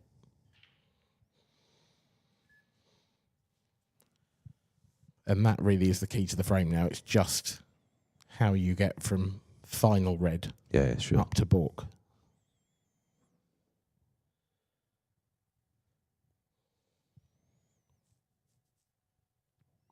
You're right, yeah. This is all about angle, and what he doesn't want to do is try and pull it back too much to leave an angle to go over the right side. Yeah. If he leaves it straight, I think he can screw with maybe a touch of reverse side and take the 8 ball into the right corner. I think that's what he's played, actually. Yep, I think so too. This isn't easy. Maybe half an inch short of perfect, but he can nip it back. So what bag's the 8 ball going in, Dan? See, I think top right. Yeah. Personally. But there is some traffic. Well, he needs to thread the needle between as you say, the 2 yellows, the traffic of the 2 yellows. Oh, Just going to leave it long. I mean, when you're Liam Dunster, why not? I wouldn't fancy this, I have to say. This is a tough pot. I actually love his shot. He's trusting himself. Yeah. Taking no risks of trying to, as I say, go between the traffic. I should have probably spotted that. I'm disappointed with myself.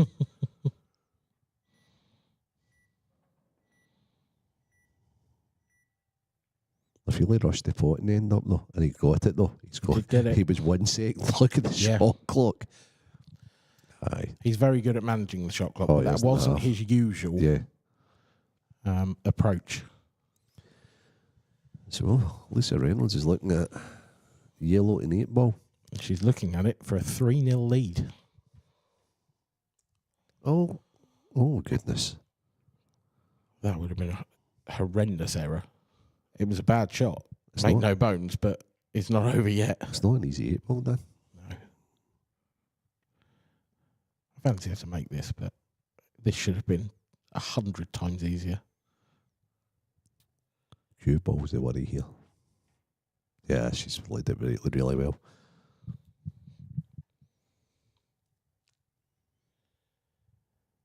Here's Jake Newlove, 3-2 up.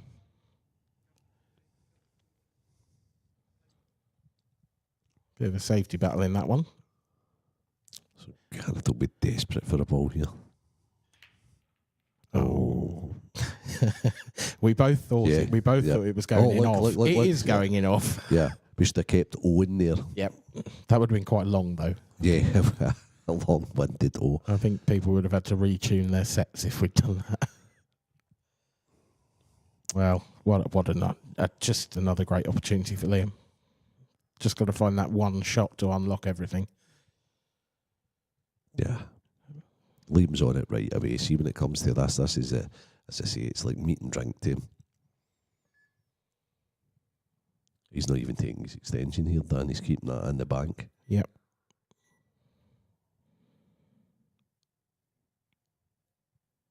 It's not absolutely ideal.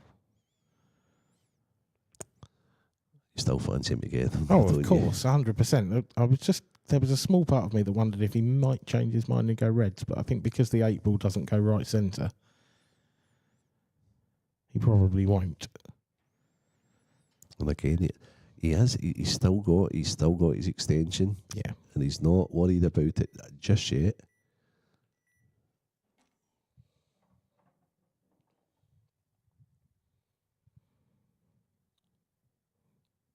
It was a slightly careless first shot, because if that yellow had dropped in, this would have been a lot easier. Oh, I have no argument with you about that. It was slightly careless. It's so un-Liam-like. And is he playing the... Yeah. So for Liam to have to play a plant is careless. Yeah. By his standards. By his standards. However, now he's perfect. Obviously, the yellow beside the 8 ball must go in the right middle, I would suspect. If not, it's going to the bottom left, because he wouldn't have started this finish not knowing where that went. Yeah, I was just looking at that exact ball, and I'm wondering, you wouldn't want to play it as a plant, so I think it would plant to the right centre, but you wouldn't want to play that because you might push that yellow up. So I wonder if he might take it up to the top right. That must have a note. That's what he's looking at now, isn't it? To see if it goes into the bottom left. I think he's plumb on it now. No, he's not taking that long. No way is he taking that long. That must go to the right mid. Again, he's looking at it again. It's amazing how many times he's did this. That looks incredibly tight. I don't think that goes bottom left. Okay. Well, it must do then, because otherwise... He's certainly not playing for a double. That's for sure. Right, okay.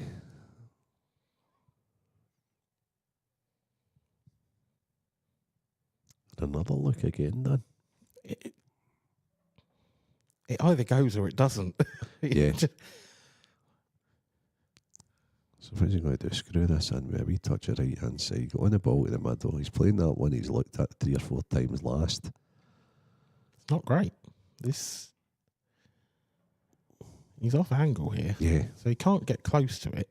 Yeah, he needed to touch more side on that to be straighter on the ball to the middle. I mean, you can drop this in and hold, but then actually getting on the 8 ball might be tricky.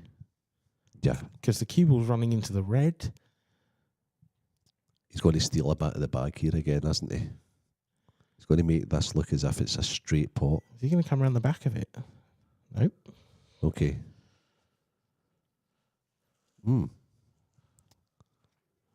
Can he pinch a bit again and just bring the fight back? What is it? He's not looking a bit going round the angles.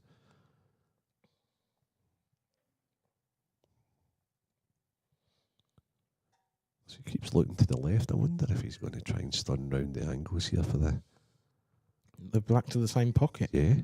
Needs to watch the red upstairs. Oh, what a shot this is. Where's the cue ball, though? It's close. Right, so where's Liam? It's beautiful. Where's Liam learned that from? Gareth Hibbert, probably. Yeah, Gareth will like that. That's one of my shots. shots. Watching my videos. Oh goodness, that was a great shot. It was. But it was a surprise that Liam had to take it. That's like something you see Marshy doing, isn't it? Just like... Yeah. Yeah, brilliant. Brilliant. He's putting on a clinic here, Liam. Yeah, it's a masterclass so far. Caitlin Kennedy's taken another frame in that time, so that must have been a quick fire one. Lisa leading by 3 frames to 1. And it's still 3-2 Jake Dylan Newlove in the quarterfinals. They're the winner of that's playing Andy Lucas.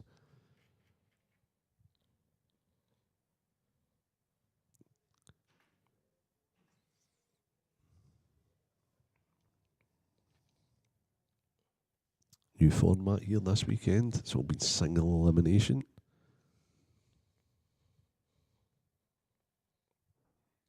I have to say, the tables have looked wonderful, Dan. They've played wonderful as well. The Supreme tables are they are a joy to play on for you guys. Some good reports from the players coming back all week. Yeah, I haven't had a single complaint. They just play the way tables should. And this is like they're not very, very, very tight. They're not. I know some people want it so that if you touch a rail, the ball won't go in. I don't think that's the way this game should be played. I think that limits your options a little bit. Yeah. So he didn't get the ball to the left corner there. No. Because another ball got in the road of it and kicked it away. Good chance for Gareth. How good a chance, though? I've seen him finishing these in the past, that's for sure. Oh, 100%. I don't think the score matters to Gareth. I just think it wouldn't affect him either way. I think, if anything, when he's 5-0 done, he's more likely to get them. Yeah, I would agree with that, actually. Is he looking at a plant here? Yeah, he is. Kind of needs to, because there's no way to solve those 2 yellows and reds in the bottom of the table without doing that first off. But it's a really tough opener. And the cue ball's going to be a little bit wild because you've got to hit that with a fair bit of pace to make a plant that thin. Yeah.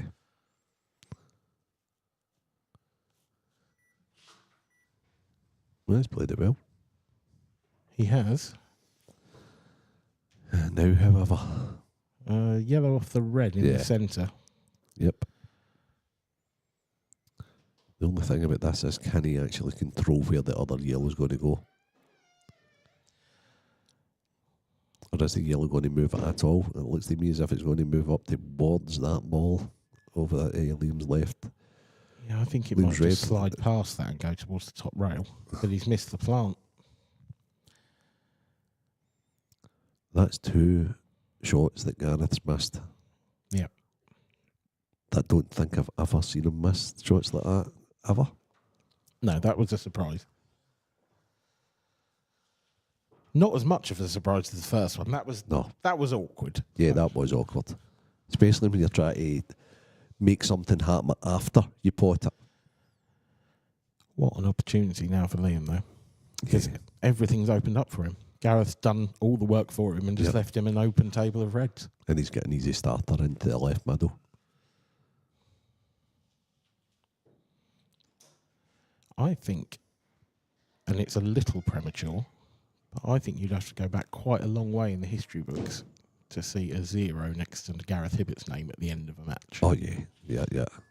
I mean, that just because of his prowess of breaking and finishing. That doesn't happen very often.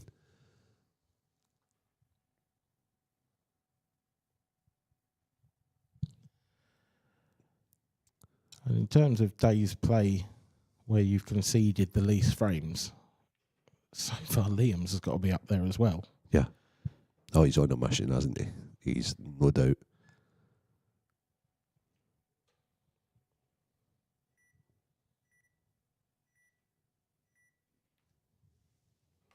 I mean, that was just straight to middle. I think Gareth's resigned to the fact that it could be 6-0. That'll put an awful lot of pressure on his next break. Could be his last shot. I'm sure he'll cry into his 2 World Championship titles. On his back-to-back 147s. Exactly, yeah.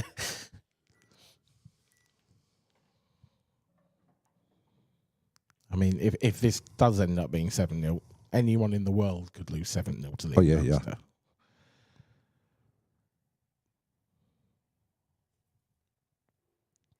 yeah. I think I used to have a wee practice with Liam now and again, and I only ever played him when I was super sharp. And see if I did, honestly, you could play like 4, 5 sets, 6 sets, maybe first to 5, 6. See if I one set, I was absolutely delighted. Yeah, absolutely. Yeah, I completely understand that. But there was lots of those sets that I lost to the middle of a polo. That's for sure. Do you prefer the bagel or the donut? I donut for me. Yeah, same.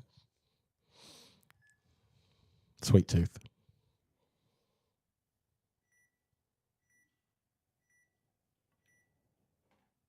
That's great control again.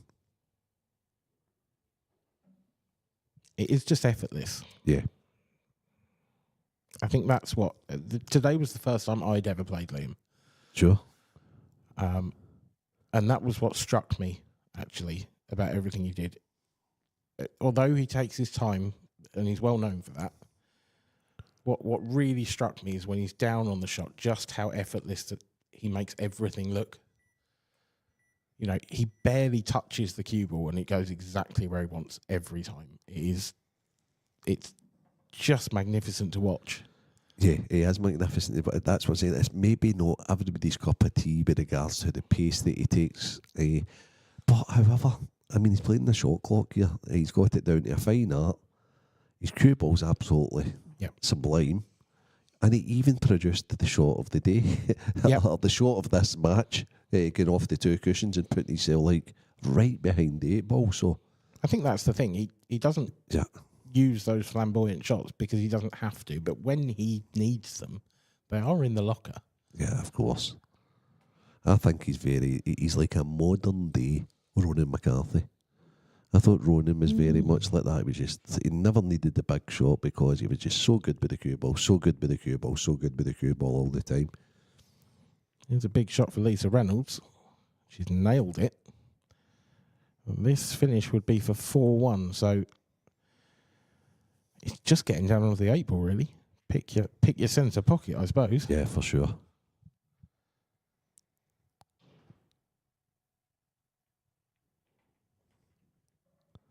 That was nicely struck. Yeah. Probably would have liked a bit more angle on this.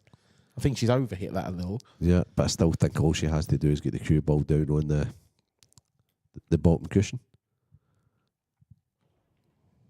No. Oh, she's not hit it. It's going to come down far That's fine. enough. That's actually okay. There are decisions whether she cuts it in or doubles it. I'm cutting that all day long. I think Gareth will break finish. Got to get a ball off the break there we first, and he go. has. It's messy again, though. Lisa cut Great it. shot. That is What a shot. Brilliant shot. What a black that is. 4-1 Lisa Reynolds. Take a bow. Superb.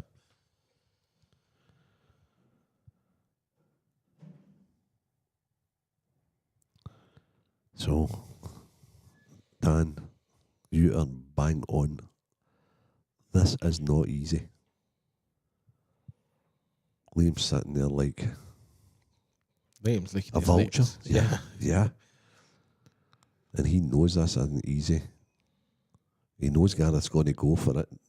Oh, yeah, 6-0 down. Gareth's not going to go down. He's going to go down swinging.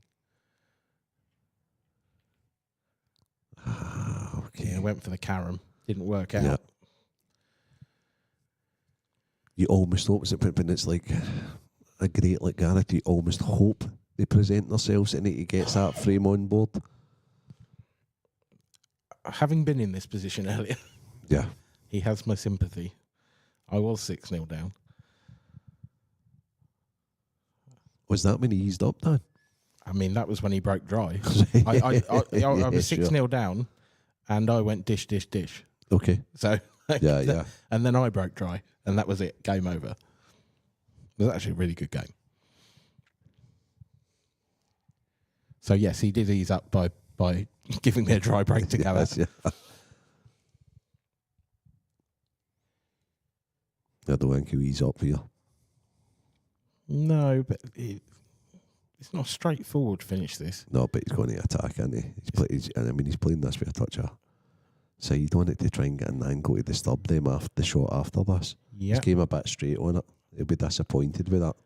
He played for an angle on that to the left middle there to try and disturb the two over the right middle. I think he might just have it, but I think it's a punchier one than he'd like. Okay. I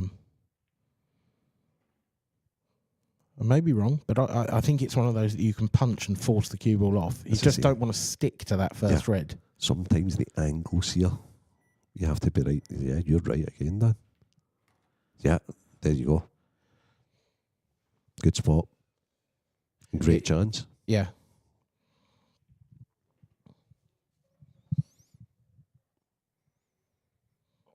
Do you take the one down the rail now? I think that's what he's looking at, and then he's going to play the one up the top left. Saves him from doing anything with his cue ball.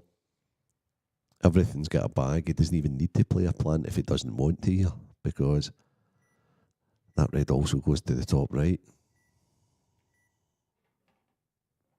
He's not looking like missing one of them down the rail. They're going straight in the middle of the bags. I mean, this has been an almost flawless performance. Yeah. You could be hypercritical and point out a couple of slightly iffy shots, but I know one man that will be hypercritical if he watches his performance back, and I know he will, and that's Liam. Yeah. He'll be like, I should have played that better. He's the ultimate pro. Yeah.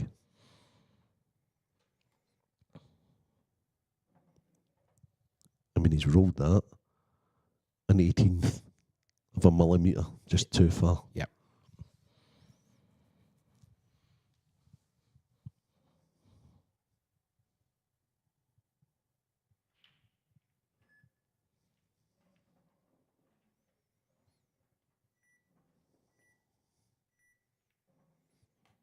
That's how he recovers for these wee shots.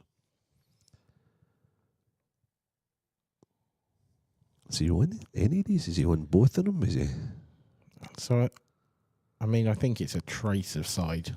Oh, at worst.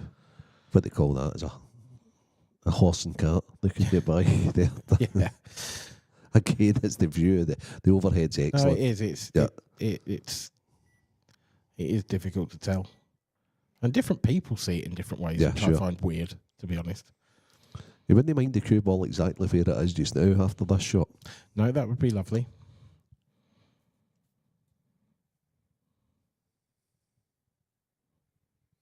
I think it would be there or thereabouts. Probably a couple of inches closer to the cushion.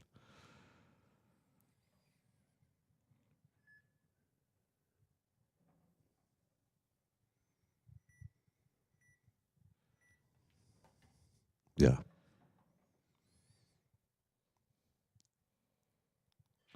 What a performance. It's been pretty much faultless.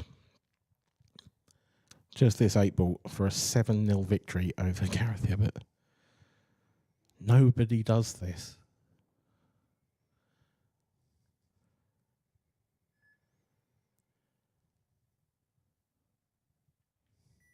but Liam does. Brilliant stuff. And no wonder the crowd are clapping. That is an outstanding performance from Liam Dunster. It'll be very, very interesting to listen to his interview.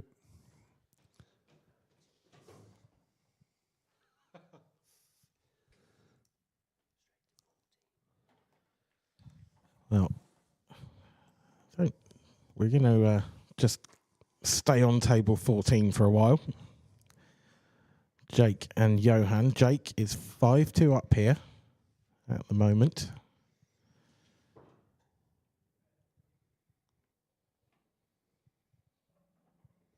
So Liam has got a little bit of a wait now, Dan.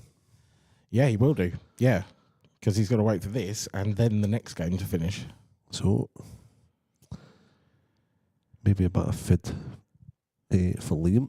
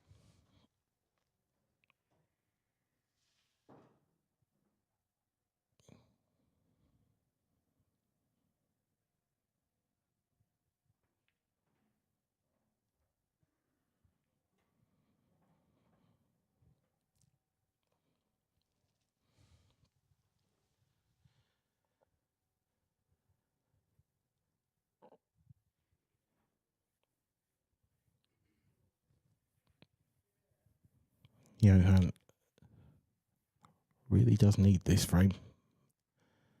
6-2 you feel would be a difficult battle to overcome, and it's not getting any easier. The writing may well be on the wall now. I don't see how he can get out from here. And Jake is in a very, very strong position.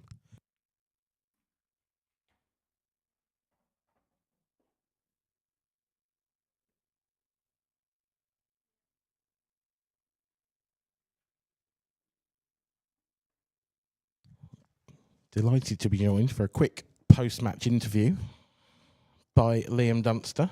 Good evening, Liam. Congratulations. Thank you. An astonishing performance. Yeah, I wasn't expecting that, to be honest.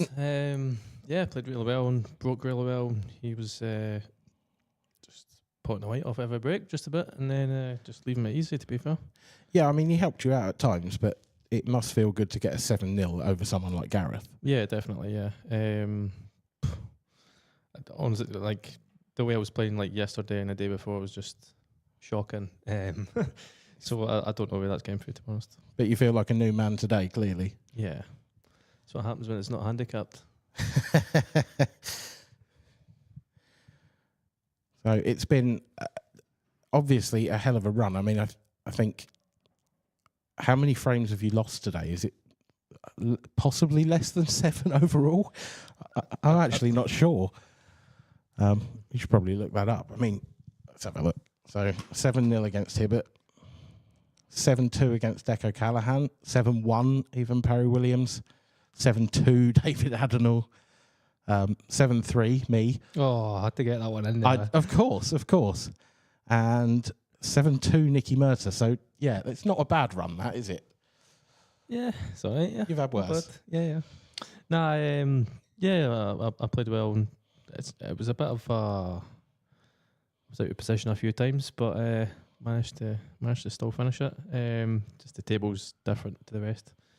It feels fluffier. It's weird, like hairier. You know what I mean? Okay. Have you ever heard it being described as that? I've seen tables that I would describe as that, but I've never heard the TV table described in that way.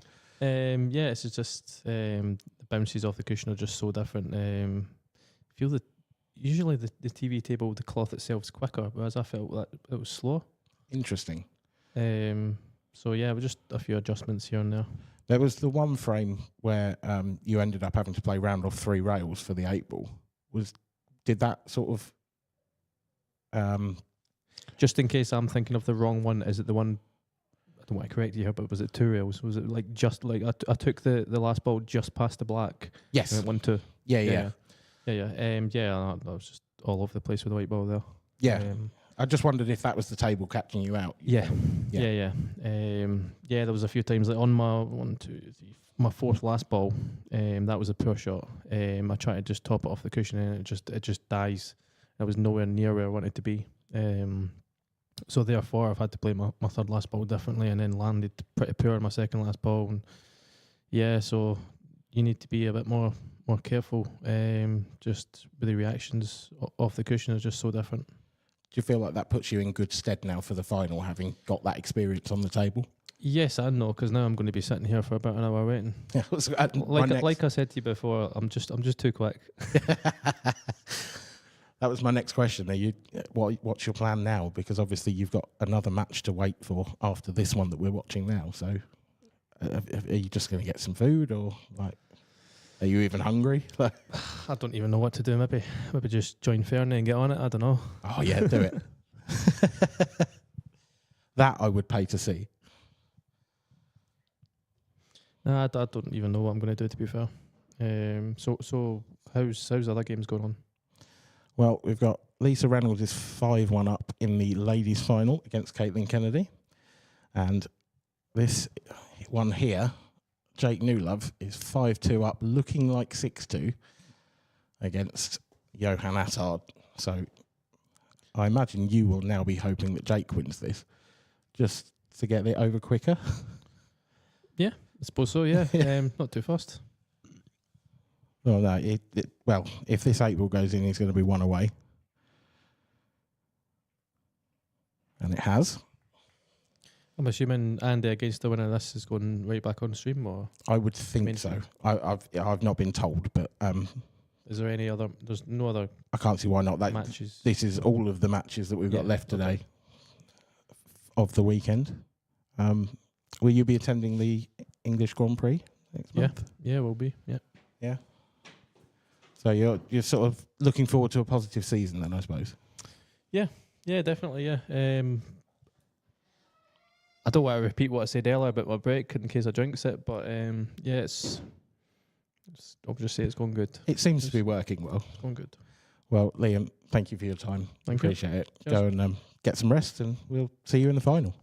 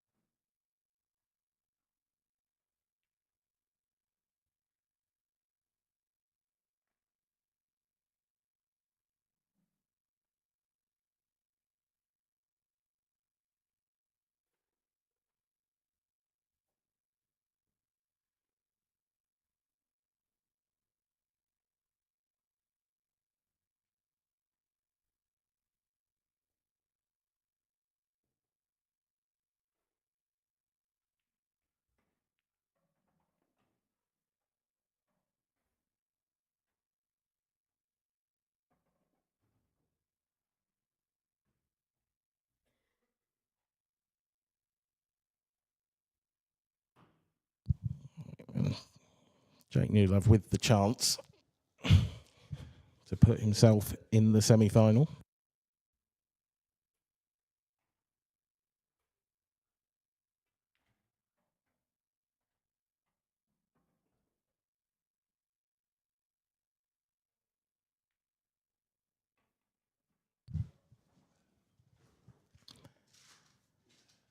It looks like that 8 ball will pass to the bottom right, so I don't see any problems here at all for Jake.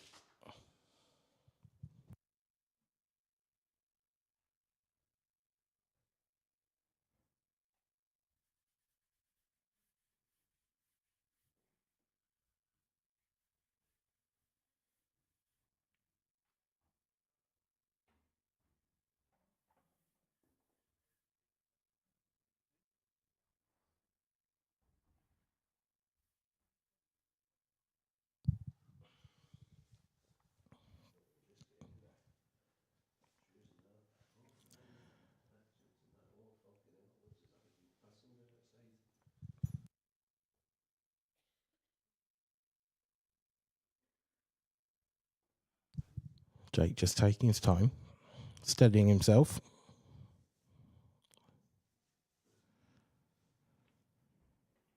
Three balls away from the European Open semi-final.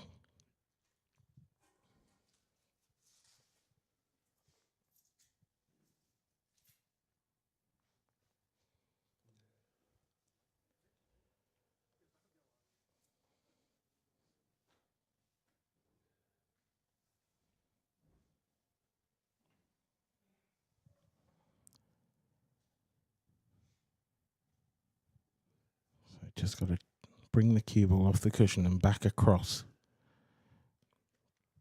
past the red and the 8 ball.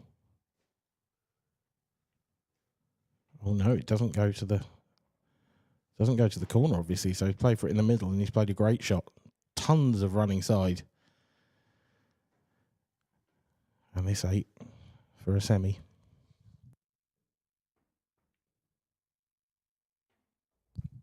In it goes. Congratulations to Jake Newlove, who will take on Andy Lucas in the second European Open semi-final. That will be coming up on the stream table shortly. We'll be back with that as soon as possible.